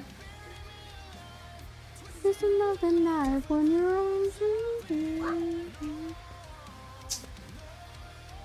You can't trust your own mind. No, no, you'll be left behind.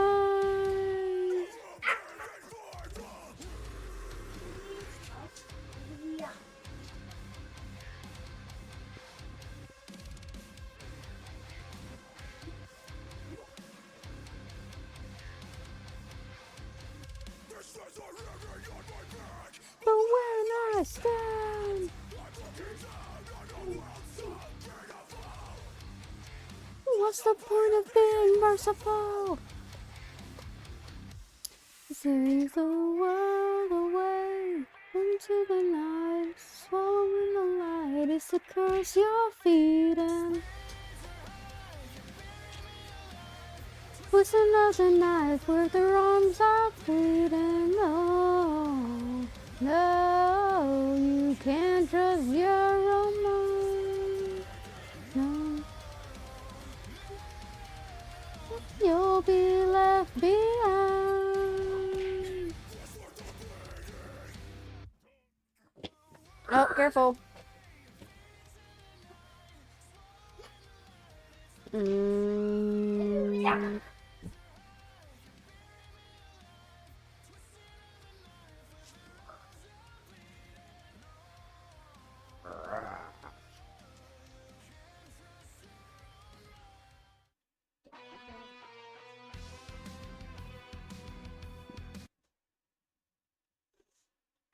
I'm looking for a song because they're giving me a lot of songs, but yeah, let's do this one.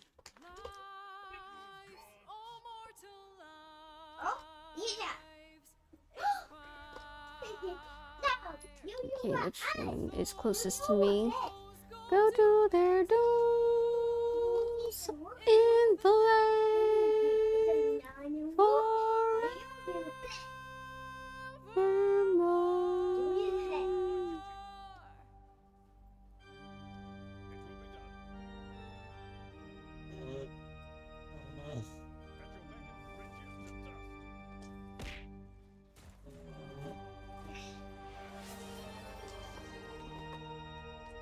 Thank you for the stretch and for the hydration.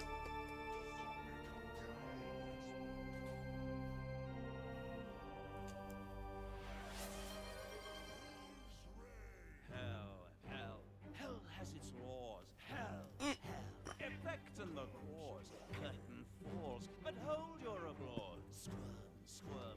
But down here come the claws.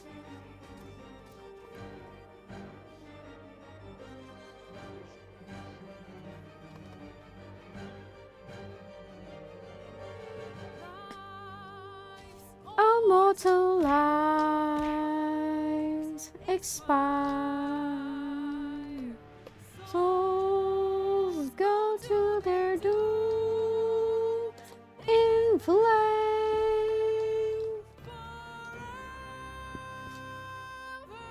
Bro, where the fuck are they? There's like one more, two more.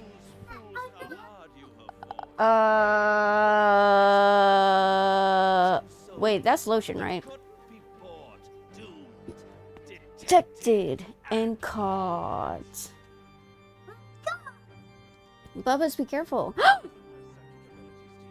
Oh God.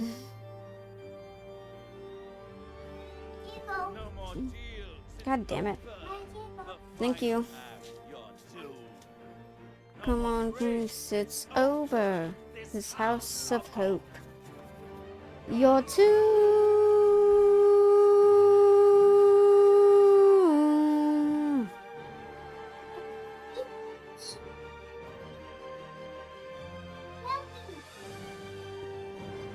In order of not explaining myself, my nephew got lotion on my camera for a second there. And I'm trying to clean the lens. Don't ask how that happens.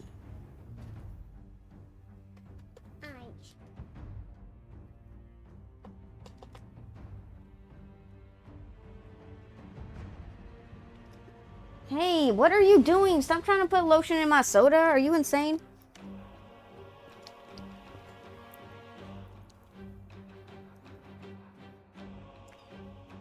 Hey.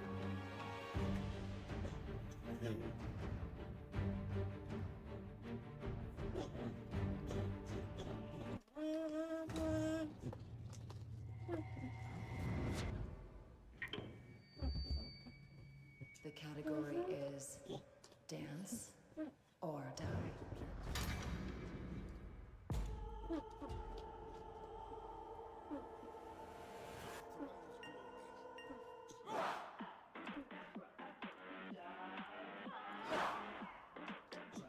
Ah, fuck, dude.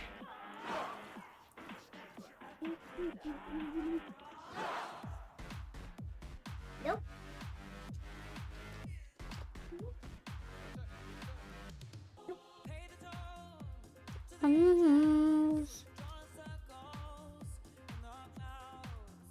Boop.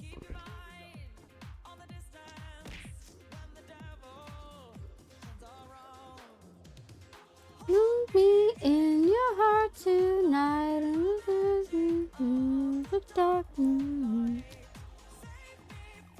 This empty fight in the game of life. Oh, there you are. What's that? What? What? No! Abracadabra, abra unana, abracadabra. No.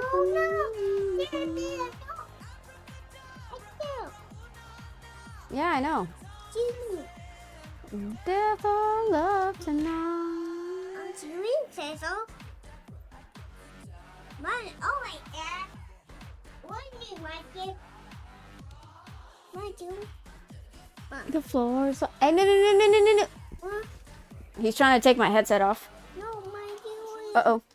Stop. Bubba, stop. Stop. Bubba, stop.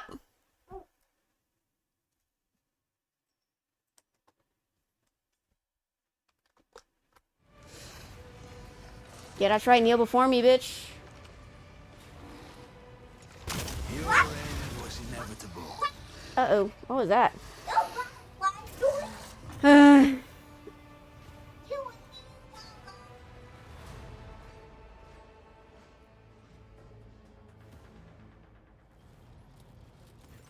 He took my headset because he actually likes Abracadabra by Lady Gaga. The hulking carcass of the monster lies in front of you. The amber fire has left its baneful eyes, departed along with the last drops of foul blood oozing from its wounds. In the distance, the master helmsman slowly regains consciousness. He immediately recoils from the dead creature, swearing profanely. Lord Captain, I'm guilty as charged. I was not myself. I fell for the filthy Xenos tricks like a green cabin boy. I make no excuses. I know the rules, and I request capital punishment. Strike off my head and be done with it. A little dramatic, don't you think, Ravor? Ravor, what happened to you? The renegade stormed the bridge and then brought that thing in. We held our ground, but as soon as the monster looked at us, my mind went blank. It was like being a puppet. Damn those Xenos tricks. It is not your fault. The Xeno had tremendous psychic power. There will be no execution. You have a duty before the dynasty, and you will bear it. Where am I supposed to find a new master helmsman? Give yourself a few lashes. You are forgiven. Oh. Then the old tub will have to put up with me a while. I appreciate your clemency, Lord Captain. You're welcome. You're motherfucking welcome.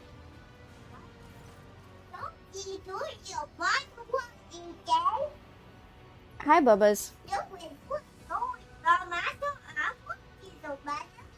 Yep. The Master at Arms stands at attention, ignoring the wounds and burns covering her face and body. Lord Captain, the vessel has been secured. The mutineers in all compartments have lost the will to fight all at once. Bubbas, I can't see. Some have fainted while others have gone into shock or panic. I believe they sensed that our despicable overlord was dead. These things can dominate anyone's mind. Are you sure there are no traitors among your people?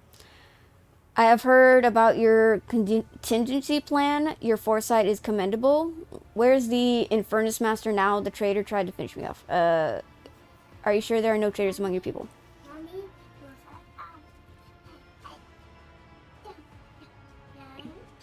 Yeah. Feel the beat under your feet. The floor's on fire. He really likes that song. Not anymore. Several enforcer squads are compromised, but I shut down the ventilation systems in their compartments and asphyxiated them. Once we are done here, we will enter with flamers, burn the bodies, and do a personal sweep. Anyone suspicious goes out of the airlock. I have heard about your contingency plan. Your foresight is commendable. It is the duty of the Master at Arms to anticipate any threat to the ship's safety, even one as unusual as an uprising by genetic aberration supported by the highest ranking officers. Jesus Christ. Where's the Infernus Master now? Yeah, Bubbas. That entire traitorous bloodline should have been sealed in a tank of Physaline, thrown into the void and blown up a long time ago. Oh my god. What is that? It's a monster, yeah. Coming through, Bubs. I can't see. The Horson who has mounted a defense in Bay. Bubs, I can't see. Move. 45 F1, but my people have his gang cornered. We will get him soon enough.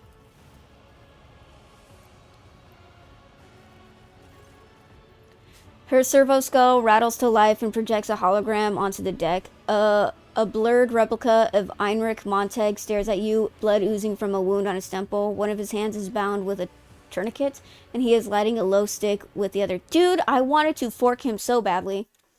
But he is a mutant scum.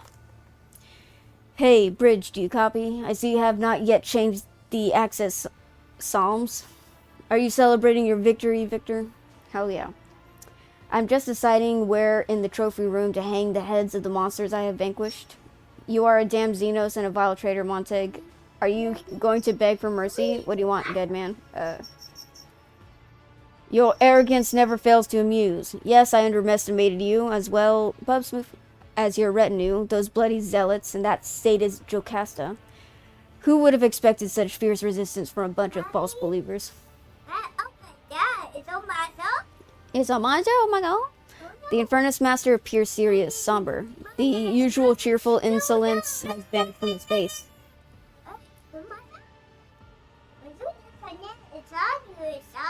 Yeah? Was it? I wanted you to see my face before I die. Commit it to memory. One day you will realize that sacrilege you will realize what sacrilege you have committed, and in that moment you will remember me. I'll remember you, but not in whatever way you think, because never mind. Anyways, Does this primitive piece of technology give you a good view of your precious monster's corpse? Marzai smiles with satisfaction upon seeing the pain in Heinrich's face. Mommy, what? Mommy, what? Bubs, can I have my headset back? He literally took my headset, so if characters are talking, I wouldn't fucking know.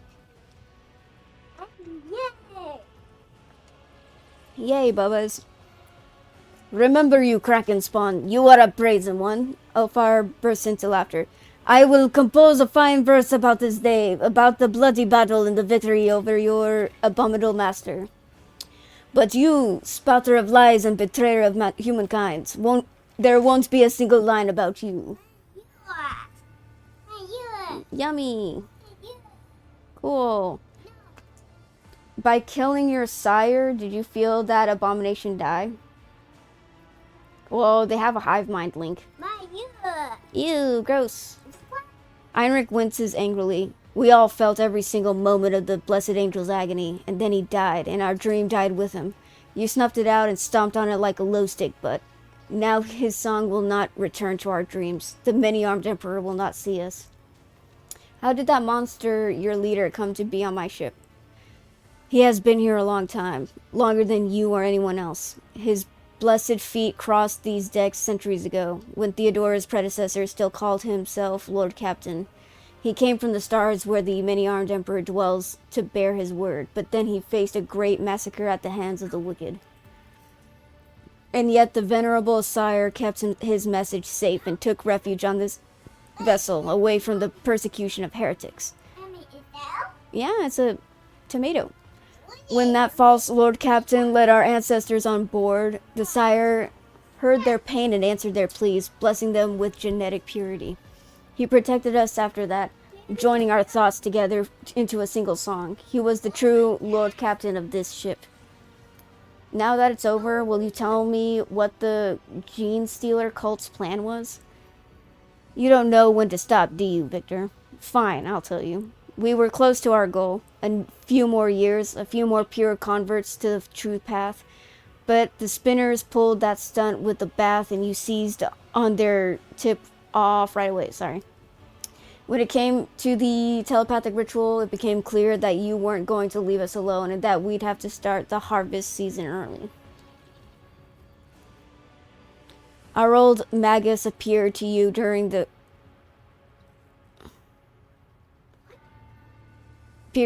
Sorry, he's like eating something. Bubs! What are you... Did you get mustard on you? Are you getting mustard on the floor?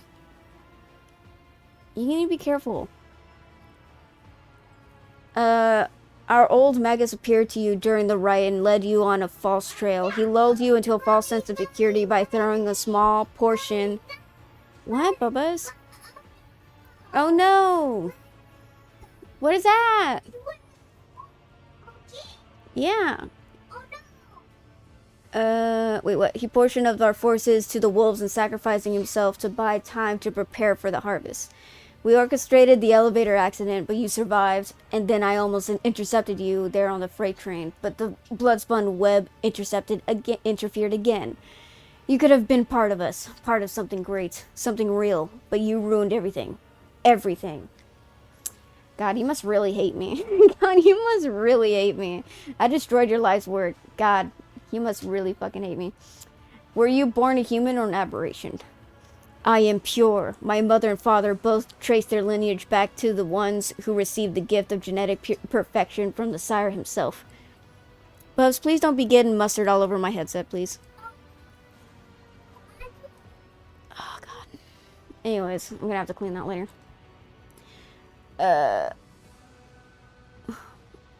Genetic perfection from the sire himself. Had there been a few more generations between us, I would have resembled the sire more closely, but each of us has their own calling. I look almost like a false believer. Heinrich lifts the wielding goggles from his forehead, exposing the remnants of a purple crest, which means that I was destined to be a spy among you. There's no sense in fighting anymore. You have already lost. Lay down your weapons. And then what? Will you spare us?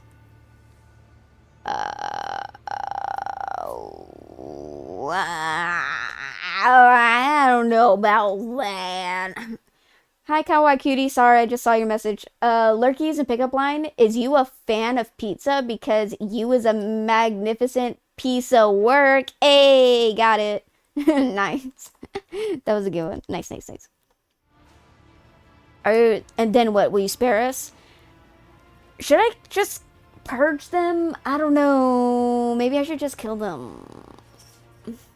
What do you guys think? Should I kill him? I think I should kill him, right? I should kill him, right? Yeah, I think I should kill him. I don't know. I left you. I spared you.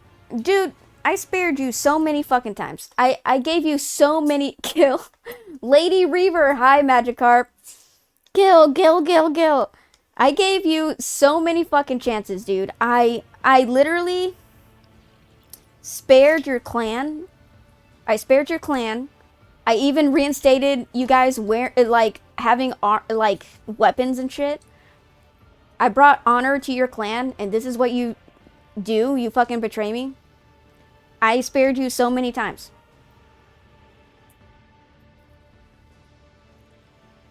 Maybe, of course not. Wait, can I actually spare them, or do I just have to kill them?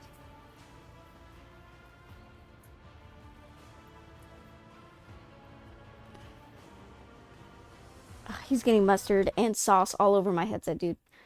Forgot to do that earlier? No, you're fine. On the day of my daughter's wedding. On the day of my daughter's wedding. Maybe. Heinrich laughs hoarsely. Nice try. No, I know I'm a dead man walking. But there are unarmed people here with me. Our families who have neither the desire nor the ability to fight. Our children, our elderly. People like my sister and niece. Do you want their blood on your hands as well? Will you take revenge on them too? Or is my life enough? Well, I kind of killed someone of your family. Bubs, don't do that. Either I killed his niece or I killed his sister. I killed somebody named Nemi. Do not even think about showing mercy to a single offshoot of this menace, Victor. Heinrich's voice rings out with cold fury. Your family is dead, Heinrich. If I let you go, you will only start scheming, killing, and infecting people again. Iconoclast, I will spell your people and drop them off on a desolate world. Your people will die with you, such is the lot of Xenos and mutants. But Iconoclast! Heinrich, Iconoclast points! Heinrich, Iconoclast points! Do you know how hard that is to get Iconoclast points? So much Iconoclast points! So many Iconoclast. I'm a good guy. I can get the Iconoclast ending with so much points of Iconoclast. I'll spare your people and drop them off on a desolate world. That's very generous for a false believer. I am grateful, although I do not forgive you.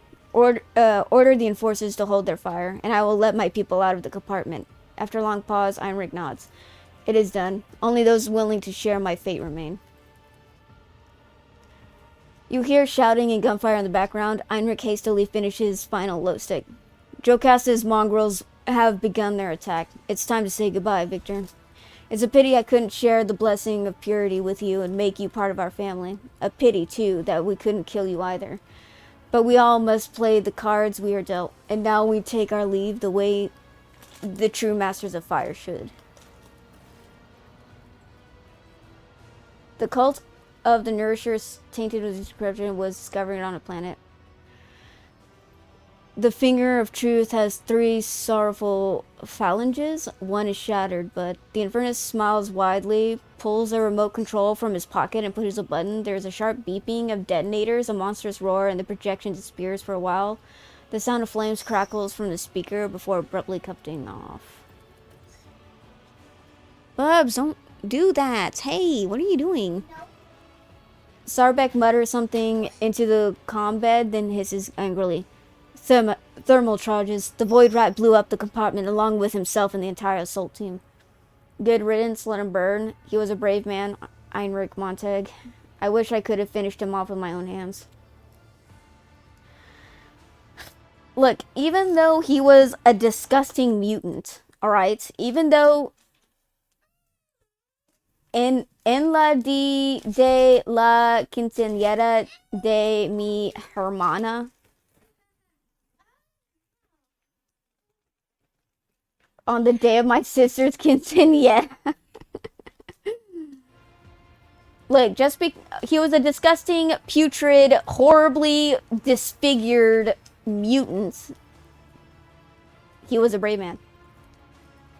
A brave heretic is no better than a craven one, and that is what he was, a heretic and an abomination. That was the last pocket of resistance. The mutiny has been suppressed, Lord Captain. The enforcers are now carrying out a sweep of the compartments, and the officers are forming new repair crews to replace the Inferni. The ship's critical systems have been established, and your throne has been liberated. Thousands of dynasty subjects are waiting for your orders, so all that remains is for you to take the captain's throne and affirm your dominion. All hail House Von Valancius. Damn motherfucking straight. Von Valancius still lives!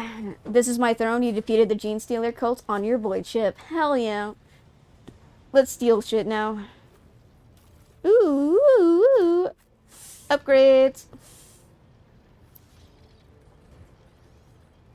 Can people stop stealing my throne? The only one allowed to sit on my throne is Marazai, you pieces of shit. You pieces of shit.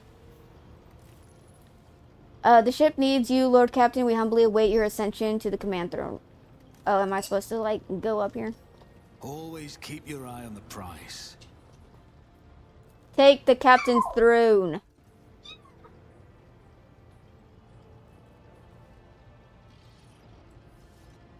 To all officers and crew members who have remained faithful to their vows of service, the ship is ours. Glory to the Von Valancius dynasty.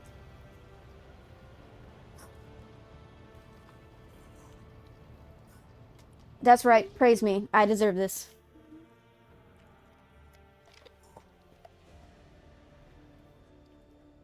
Abracadabra, abra unana, morta kukaka, pita pupapa. Abracadabra, abra unana. In her tongue she said.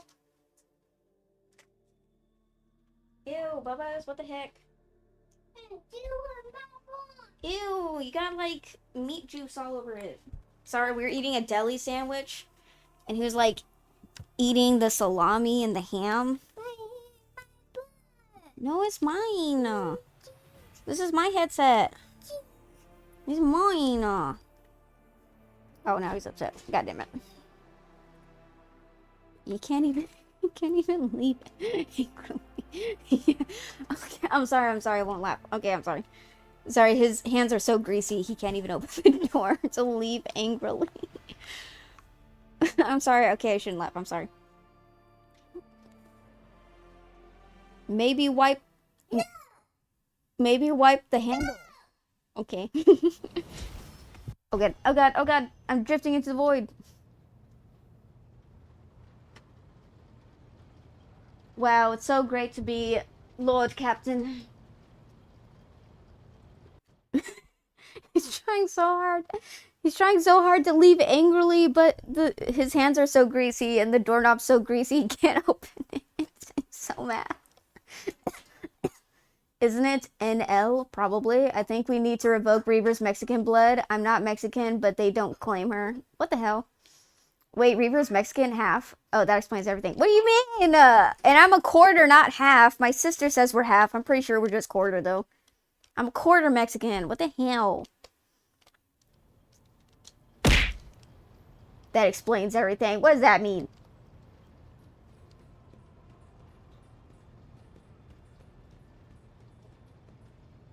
Rogue trader. Okay. Then go. I will find something to amuse myself with. Oh yeah, I need to continue his romance. A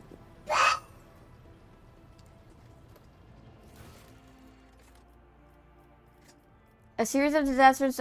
Okay, okay, we're done with that. The three sorrowful phalanges. The corruption of hidden gene stealer cults are printed on the Cronus Expanse. This contagious is a danger to all worlds. The corruption of genetic aberrations could have spread across many worlds. The case of contamination must be documented. The cult of the Ravenous Star was eliminated on the dynasty's flagship. The cult of the Nourishers, tainted with genetic corruption, was discovered on the planet Jessivon. Damn it, I have to go find it? Fuck, dude. Wait, did I finish that one quest? Wait for his summons. Okay, hunting grounds. Ketza Temer, which we were there. Price of humanity. Location of fringe systems in the Chronos. Reach the system mentioned in Elena's message. Okay. The price of power. Cassia intends to recreate. Oh, right. I still need to do that shit. A new ruler. Completes. Okay. Okay. Find a hinge cash and Kiev game. Oops. Well, it's fine. Okay. Abracadabra, abra unana, muta kukaka, mata ipapa. Okay, I need to do. Okay, oh god, I can't remember. Did I finish?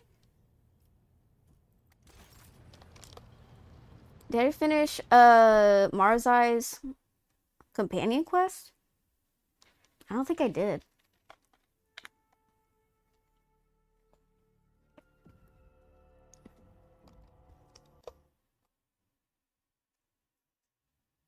Oh, okay, quarter. That just further accentuates things?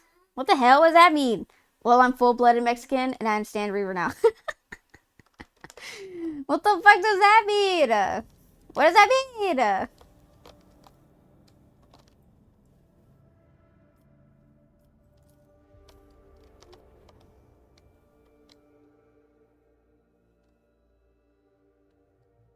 You guys are mean, and I don't even know what you're being mean about. But you're being mean. I don't like it.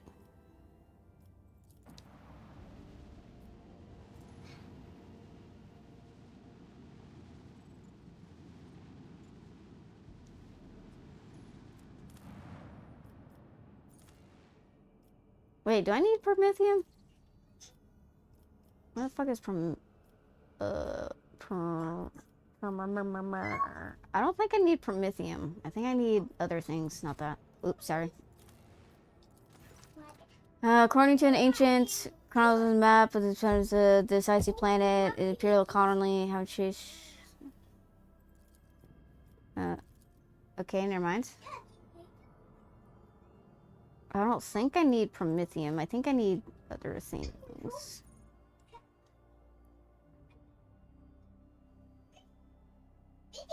I need to go to an unforeseen event thing.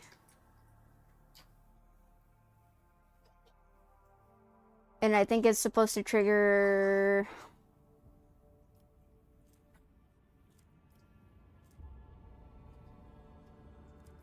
Wait, did I already do it? No.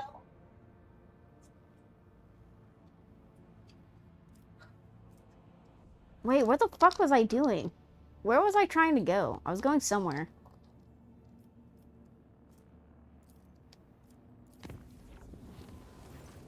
Lord Captain, I wanted to warn you. Oh, there we go. Marzai is on his way to your quarters. He will be with you in any minute.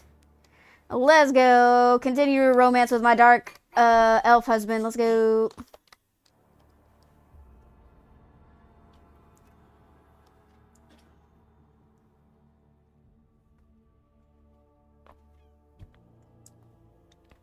All right, I need.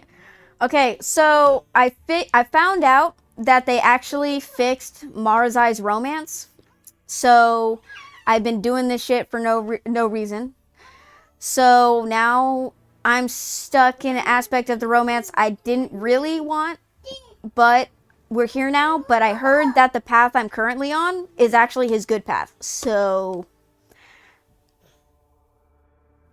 cool, I guess. This is we're on his good ending, hopefully. If that but if I don't know if I have enough romance points to get his true ending, cuz I kind of fucked up the romance a little bit in the middle there.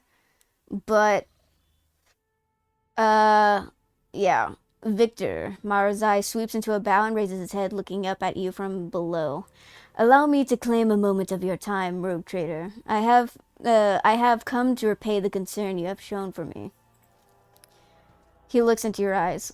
The vestiges of the reaving tempest that we encountered in the void. You could have refused my request. You could have disposed of those spoils however you wish, but you deigned to indulge me, and so I must express my thanks, as only I can.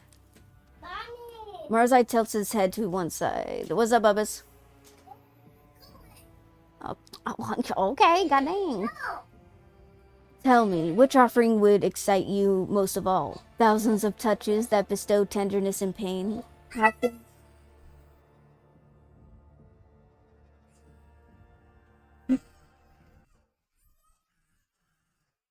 It's alright. I'm trying to read this, but my nephew is like literally screaming right next to me. I don't know if you guys can hear it. The filter's on.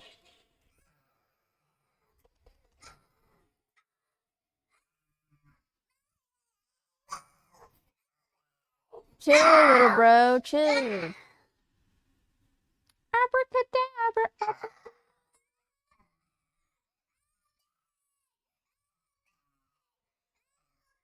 Hey, chill out. Whoa, whoa, whoa, whoa, whoa. Hey. Bubba's. Oh my god. Okay, hold on.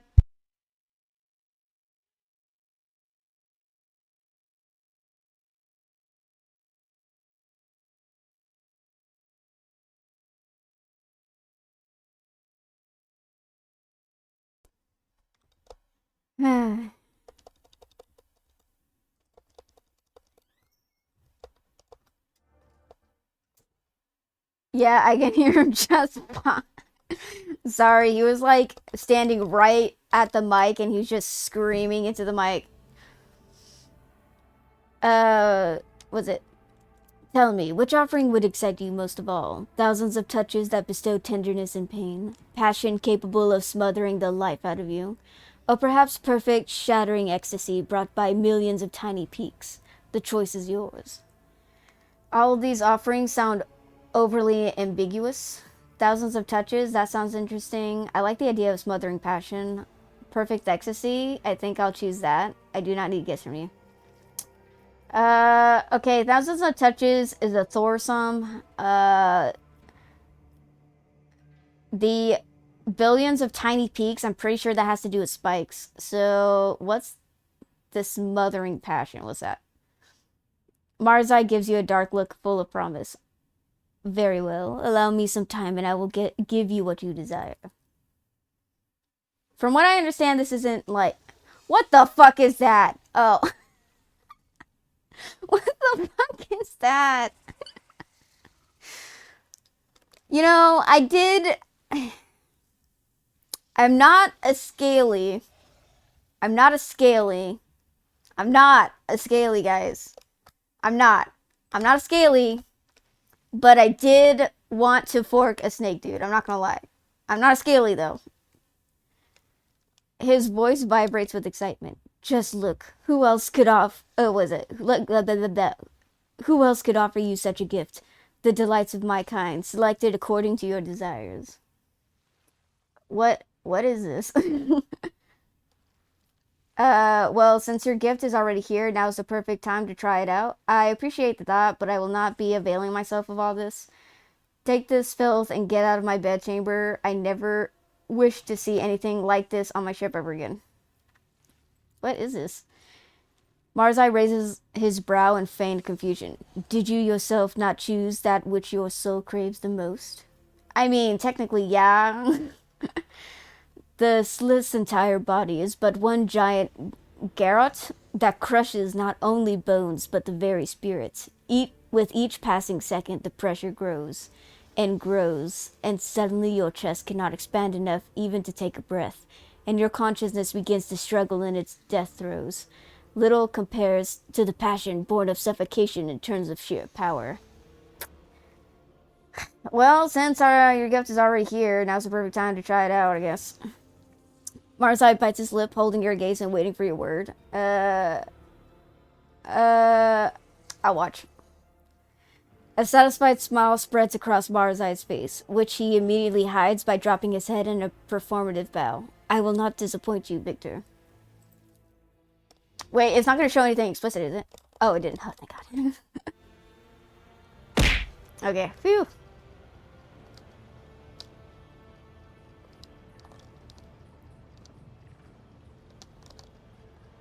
I'm sure that was interesting to watch, but we totally did not do that, so. Rogue trader. Then go. I will find something to amuse myself with. Okay, apparently that was all. Oh, okay. Oh shit, maybe I should, where is my, there you go. Maybe I should look up the rest of the,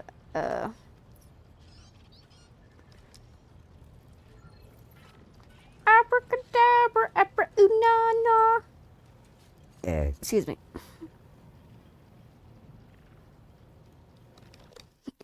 Gonna look up the rest of the roomies. You're definitely a scaly. Sorry to break it to you. I don't know what you're talking about. I don't know what you're talking about. It was so I could get approval from Marzai. I don't know what you're talking about.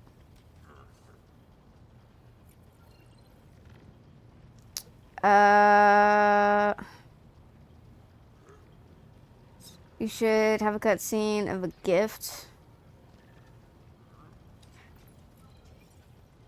Okay.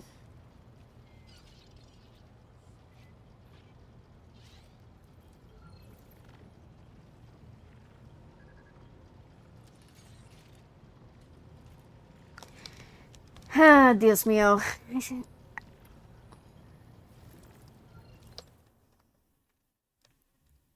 Marzai is a handful.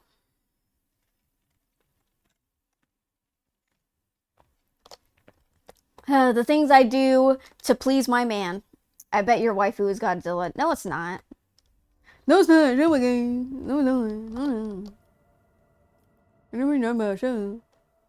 It's not true.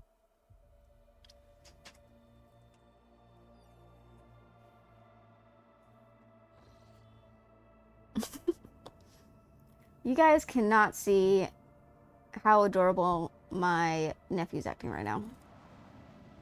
Alright, let's do companion quest. Let's go. Oh wait, we've already been here. What the fuck?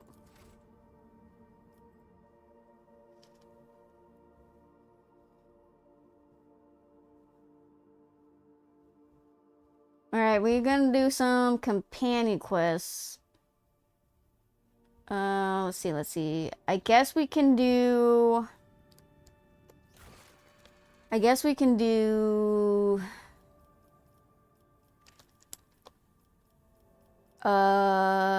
what's her face?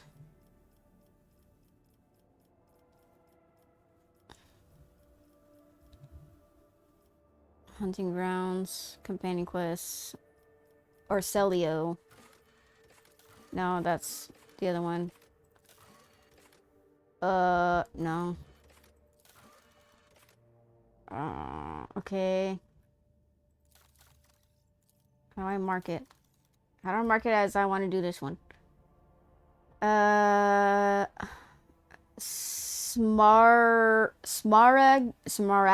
Mundus.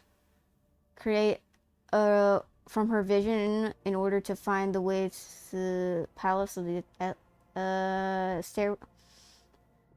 Follow her vision so that she may expose the past. Okay, but Smaragdus Mundus, where's that?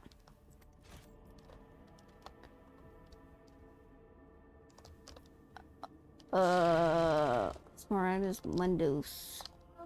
What, Bubba's?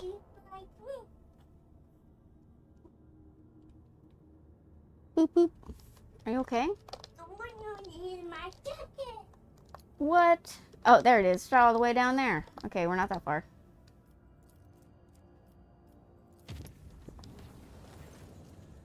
Permission to report, Lord Captain. Sarbeg's voice is resonant. Mistress Cabela has been apprehended by enforcers at the scene of a crime. Eyewitnesses saw her assault and kill the esteemed chirurgeon Majoris. She has confessed to the murder.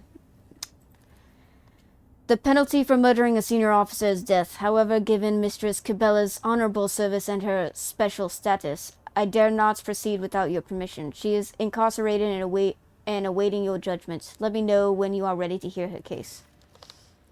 Jesus Christ.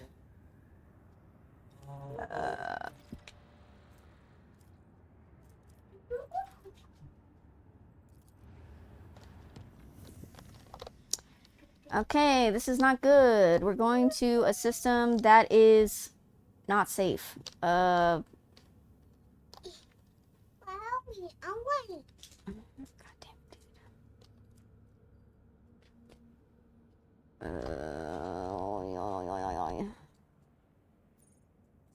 Wait, do I need to go to oh, I do need to go to Janice. It's right there. Dude, I was gonna eat that sandwich. What the hell, dude? Visions in the dark. Nope. Nope. Mommy. Mommy. Nope. I'm not sick.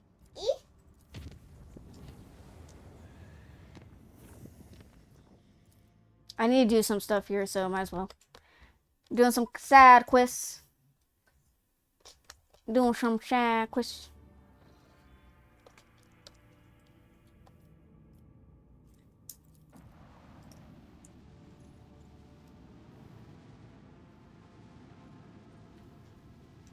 Mommy, oh my god. Oh my god. Rebel base. Governor Viet's estate. What's the reaping? Not even the sprawling agri complexes of Janus can cover the whole of the planet's fertile expanse.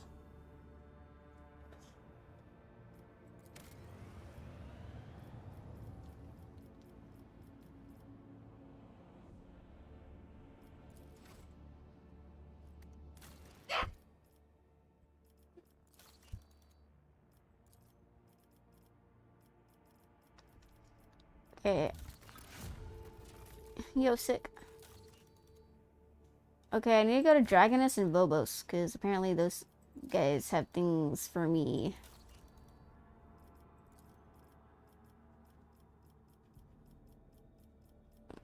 Okay. Ah, fuck me. I do need Promethium.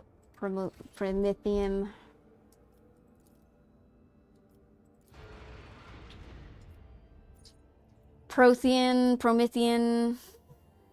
You're getting mustard all over my carpet, bro.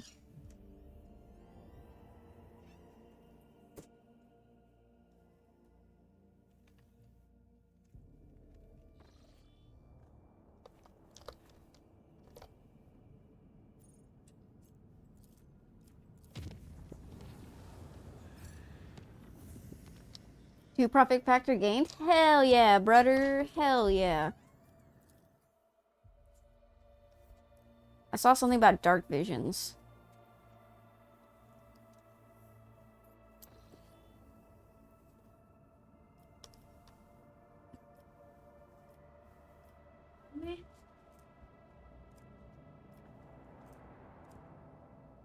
I do think.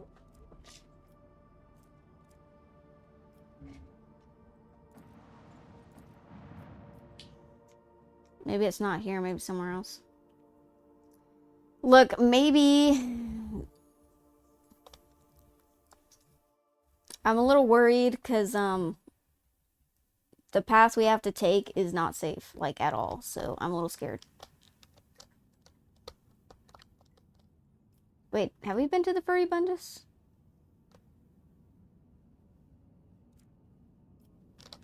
Where have we not been?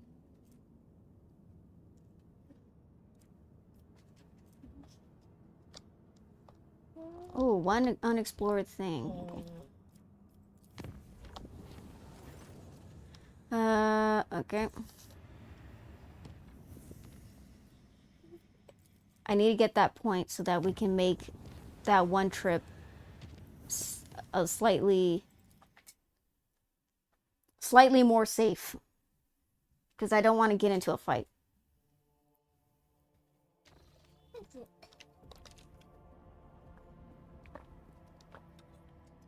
Bubs, did you put your hand in the soda? What the fuck is a Hulk?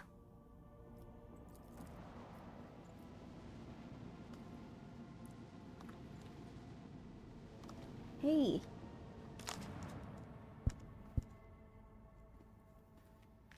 Ugh, great. Now my backpack's gonna smell like ketchup.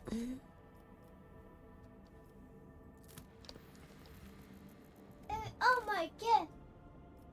Oh my god! A gigantic asteroid surface is densely sown with craters that... What, Bubba's? Oh my Oh my god, pits leading into deep caves. Augurs indicate that the asteroid consists of layers of characterized by strange heterogeneity. There is a high probability of finding valuable resources inside the stone. They can be extracted by sending an exploration team deep into the tangled zones. Send an exploration team equipped with drilling apparatus to the asteroid. The Lord Captain decides that the potential reward is not worth the team's labors and gives order to leave the asteroid. Send them in. With the help of the massive drill, the exploration team penetrates into the cavernous depths. The squad reports that their Azpexes have detected meager reserves of a substance used in the synthesis of plastisteel in the rock. Their excavation will take time and significant effort. Order the squad to ignore these paltry deposits and move on. Plastisteel is an important resource. An opportunity to acquire some should not be disregarded. Exploring these caves no longer seems like a good idea. No, thank you. No, thank you. You literally ate all the meat from it. No, thank you. I don't want the bread. And the Lord Captain examines the squad. Commands the squad to return to the void ship. The equipment struggles with the unexpected hardness of the rock, but after 3 watches, the squad manages to set up enough mobile extractiums to gather the coveted material. The noise and vibrations caused by the ship have disturbed strange currents inside the asteroid. A transparent viscous substance streams down from the porous walls of the caverns, slowly filling the caves. The squad's Aspexis raises the alarm. A prolonged stay in these tunnels will undoubtedly result in the toxic liquid destroying the gear and equipment. Despite this, the explorers suggest blocking the livelier streams in order to leave them with enough time to fill several canisters with the strange substance. Later, the Magi alchemies will no doubt be able to synthesize many useful chemicals from it. Agility. Okay. There is not enough data on the substance. The rogue trader orders the team to circumvent the toxin-filled tunnels to avoid risking their health and equipment. There is no need for haste. The explorers are to gather as much material as possible and transport it for further processing. Long hours are spent carefully preparing for the collection of the material and mapping the caves in this part of the asteroid. Carefully observing the flows of strange liquid, the squad succeeds in gathering several canisters in the substance while preventing any floods. While some soldiers return to carry the prize back to the surface, the rest continue moving toward the asteroid's heart. The explorers eventually reach the dry, surprisingly large caverns. A minute of respite is interrupted by a terrible scream. The squad is under attack. The tunnel's arches collapse, turning into nightmarish monsters resembling both worms and spiders. The beasts rush forward, yearning to tear apart the intruders who disturb the rest. Engage the monsters. The gigantic horrors attack relentlessly, their powerful mandibles turning soldiers' bodies into a bloody paste, but nothing can withstand the purifying light of flamers. Intrigued by the encounter with new xenoforms, the explorers notice that their tough carapaces conceal meat, both extraordinarily nutritious and surprisingly tasty. Without a doubt, future hunts of these creatures could find a significant number of people. Oh no, I'm getting a cramp in my foot. The endless caverns eventually lead the explorers to the very center of the asteroid, where they met with a yawning cavity of unimaginable size. The giant rock turns out to be housing the curved, shapeless buildings of unknown Xeno race. Fragile, built as if out of sand, an intriguing find awaits the squad in the long-dead city. Uncomfortable quantities of ugly totems made from crystal phlogiston are built into the walls with the most twisted buildings. Order the collection of Xeno totems. Phlogiston is too valuable to leave it here. The phlogiston is tainted by Xeno spell and destroy a long city.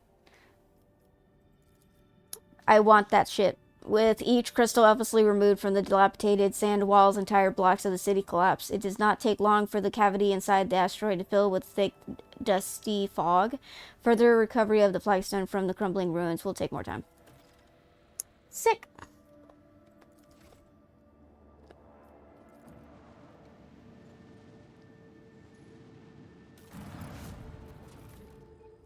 Inevitable triumph.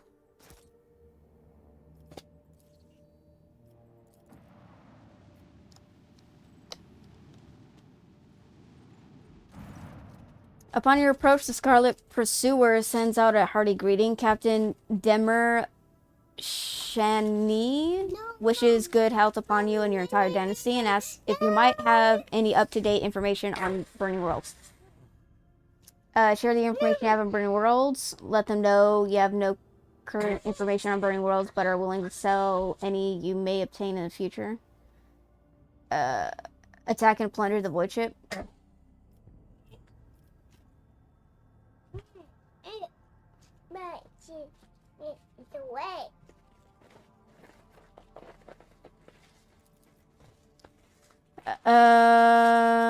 With infused gratitude, ship sends out a promise reward. What the fuck is an empty soul trap? Thank you. What? You want me to throw it away?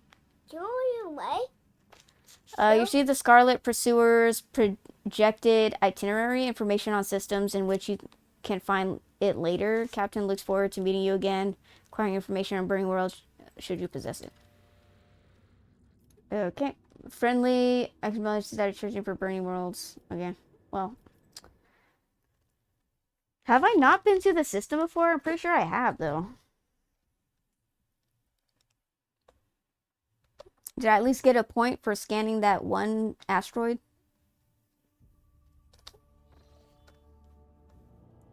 I did not. Well, fuck me sideways. That is unfortunate.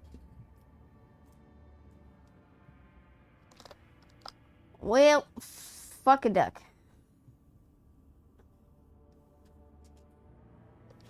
A distress signal.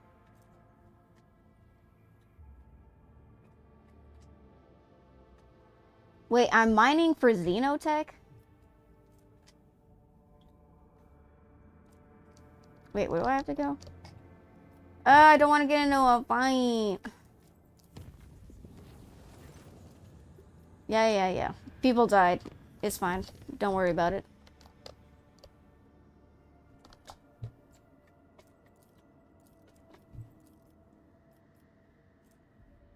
Dude, I've been everywhere.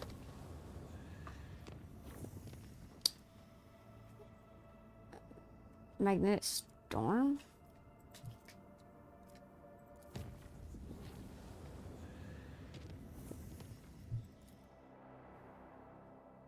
Omicron, press the I-8. Bubba's, you did not just put soup into the soda. You artificial object.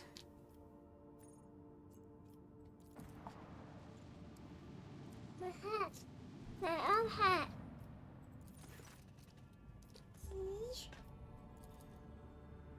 Wait, what? What does it say? The magnetic storm raging above the planet blurs. Only truly powerful diviner machines may see through currents of magnet. Oh, I think I can only see this later. Oh, I think if I... Okay.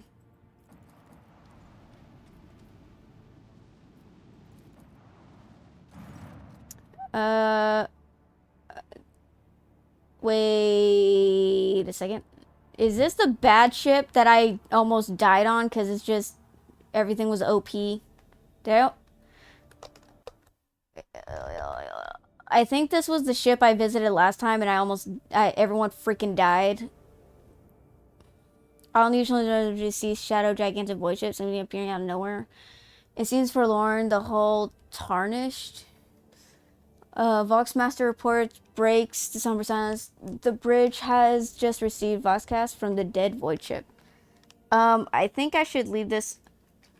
Interrupt the voidcast, accept the signal. Interrupt the Voxcast. How do I get the fuck out of here? Because I don't want to deal with this shit. Victor conducts a full Vox shed, reports communication on orders to Yuri, unnatural silence hanging through like a ghost manifest out of nowhere. Queen's Lament, the rogue trader has heard of the name before. The void ship was destroyed by Xenos in one of the violent battles of the Expanse over 3 millennia ago. Hey, Kiryu, thank you for the resub. Hey, 14 months. Hey, let's go. Thank you for the resub, our pressure. Has heard of the name before. Xenos in one of the violent battles in the Expanse over millennia ago. They saw that the kind was a devout and vengeful man. Sent scouts of beds, attacked the boys that just don't keep their engine vessel. The rogue trader relays orders to leave the vessel alone after a moment's...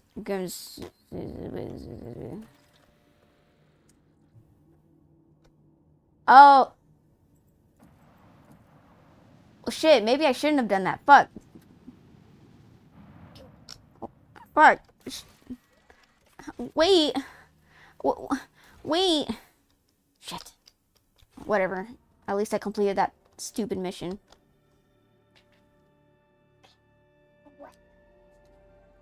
Okay.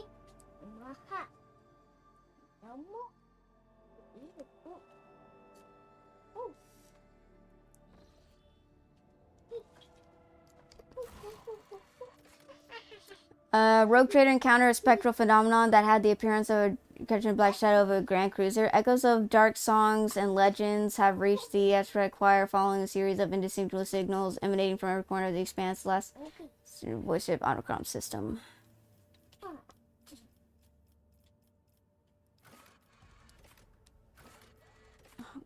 God damn it, whatever.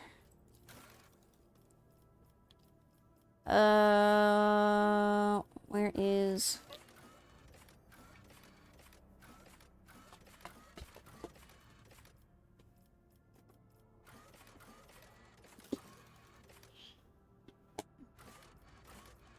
I need to do... Wait, is this companions? Main quests. I need to do... Not the door, not price of humanity, price of power. Smargadamus Mundus. Where's that? Smargadamus Mundus. Okay, it's right there.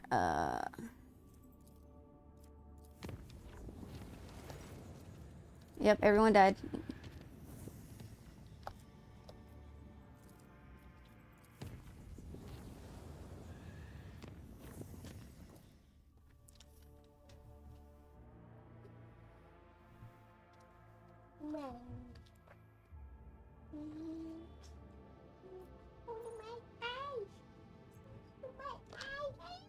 You know your eyes.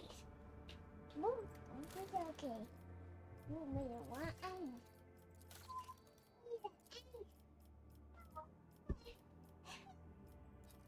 eye. Explorators, efficiency and complacency go up. Okay. Areas. Ooh, complacency goes up. What?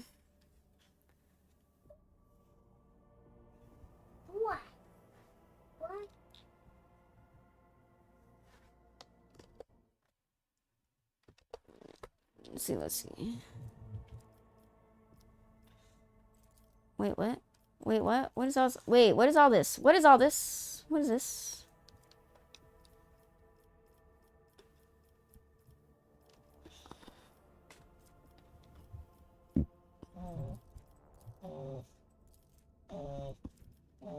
Profit factor 3 goes up.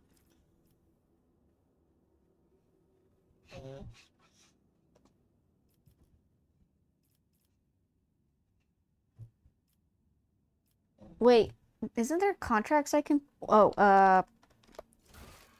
contracts. Shit. Well,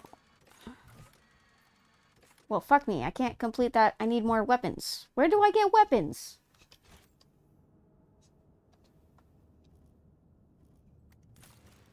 Oh, I need weapons. Okay, let's get through this first. Okay, profit factor goes up by 3.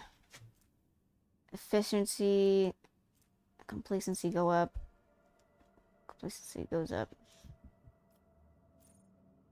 For all colonies, affects the amount of profit factor produced by the colony, and the speed of projects in the colony increases and decreases them by 10% for each of the complacency respectively. For all colonies, you say?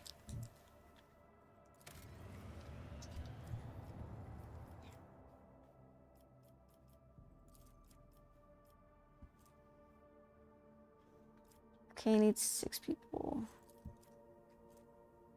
Security for all colonies? Bitch. A bitch. Ooh, what's this? Oh. I get 40 iconoclasts? Shit.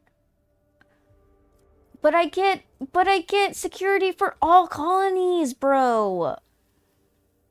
I have to choose one.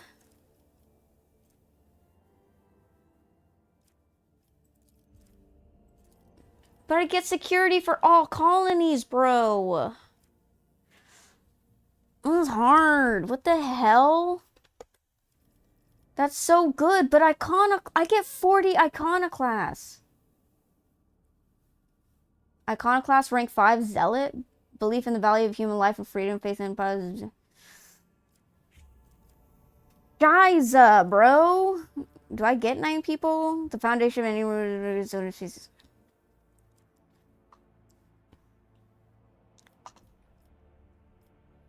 But, dude.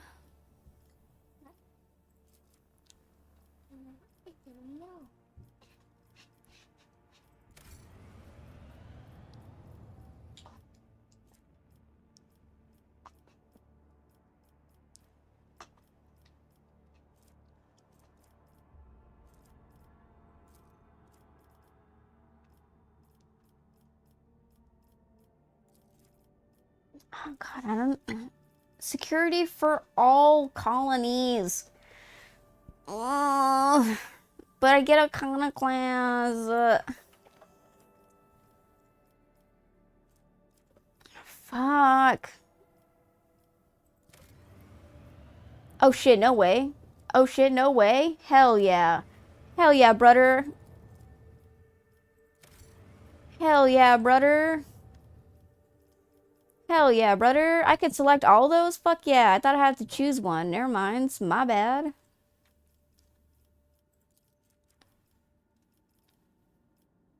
Complacency for all colonies. Biz. Oh shit, what was the other one? God damn it, what was the other one?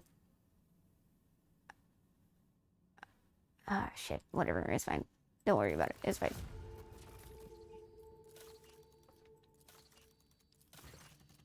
Oh, Lord Captain, the situation on Foulstone requires your attention. One of the servants tasked with the Crucible's maintenance has declared publicly that he has been liberated of all worldly concerns, for he is none other than the reincarnation of Saint Cognatius.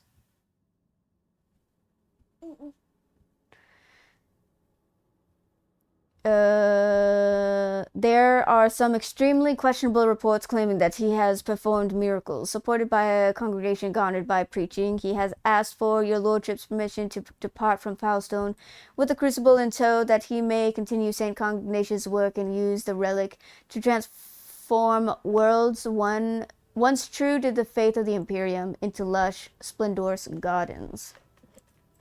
Okay.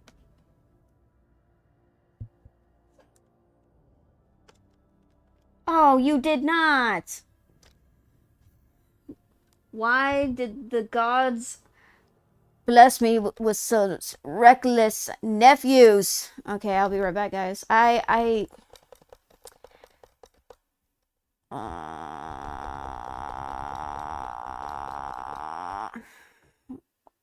must God punish me? I literally just made some new tea, and my nephew put soup into the tea, and I'm like,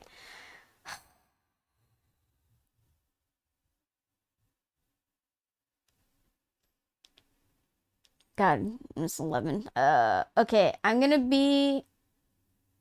to, fuck it, whatever.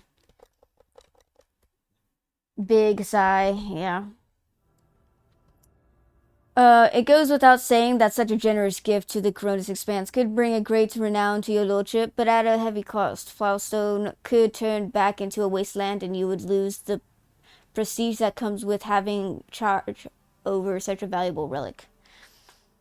What do we know about the so-called Saint Cognitius reincarnate?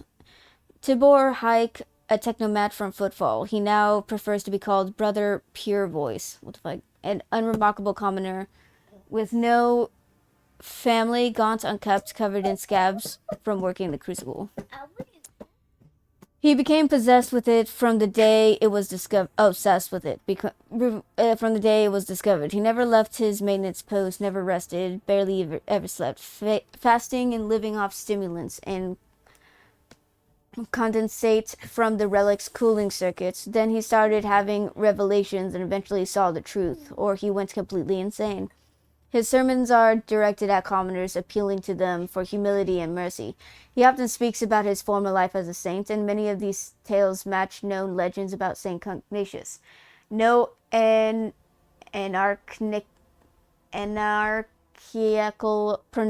pronunciations or radical deviations from the creed have been found in his words. Yet, I wish to hear the opinions of my advisors. I have had ample experience with saintly saviors like him in the past. Whatever great cause they proclaim as their mission, they genuinely naively believe that people really do need them. If we round up enough orphans and lepers who would trip over themselves to beg our prophet for salvation, he will soon forget all about the crucible and his holy mission. I know a few guilds of professional beggars who would be delighted to offer their services to us. False prophets in the streets are a common occurrence. Their sermons breed turmoil, riots, and acts of disobedience. The Inquisition recommends that such unstable agents be isolated and quietly removed. The arch enemy's lies take on many guises, but the Emperor's miracles are 100-fold stronger. On more than a few occasions, he has bestowed epiphanies upon the faithful, even those of the humblest origin. I myself bear the name of a poor orphan who was granted miraculous powers by his grace. So give me time, and I will find you the most loyal agents to escort Brother Pure Voice on his travels. They will keep him safe if he is pure, or punish him should they sense deceit in his words. But I have a feeling that his rebirth is a true wonder. Are you okay, Bubba's? Did you hurt your knee? Oh, poor baby. You need to be careful.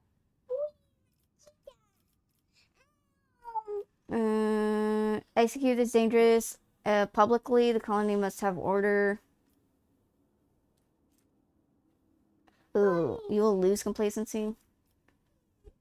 Make him undergo the trial of purity. Let him die trying to prove his holiness, at least so he can stop troubling the people. Damn. Okay. My Owie. Owie? It's my teacher. It's my teacher.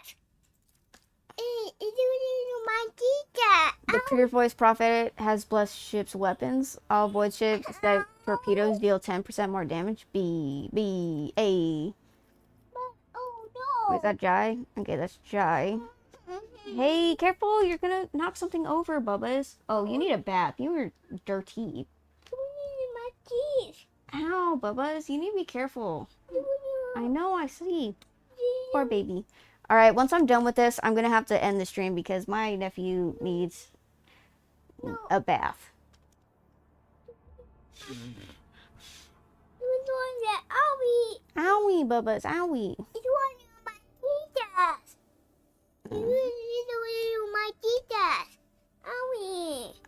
Bubba's. I see. It's waiting my kitty. I know. Kitty cat did that. It's waiting my kitty. Oh, Jesus Christ. God, I almost knocked something over.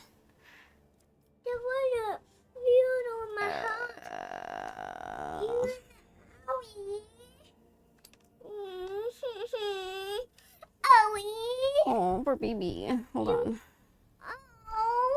Owie. Gladly sharing, manipulating blessed simpletons is the easiest thing in the world. There's nothing they crave more than to feel needed. I know, I see it, Bubba's. I know it hurts. Ow, it's a scratch.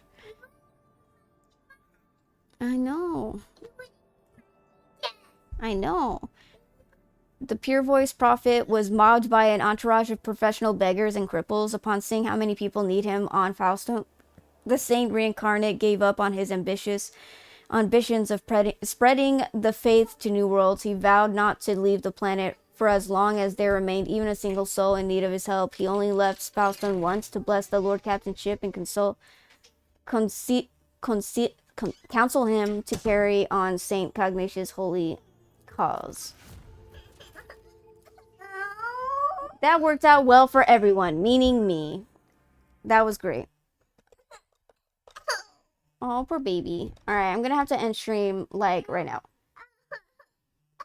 Lol, just end stream right now. Okay, I'm ending it right now. Okay, I'm ending it. Okay, bye guys. I'll see you guys tomorrow for game news. Triple S League channel. Goodbye.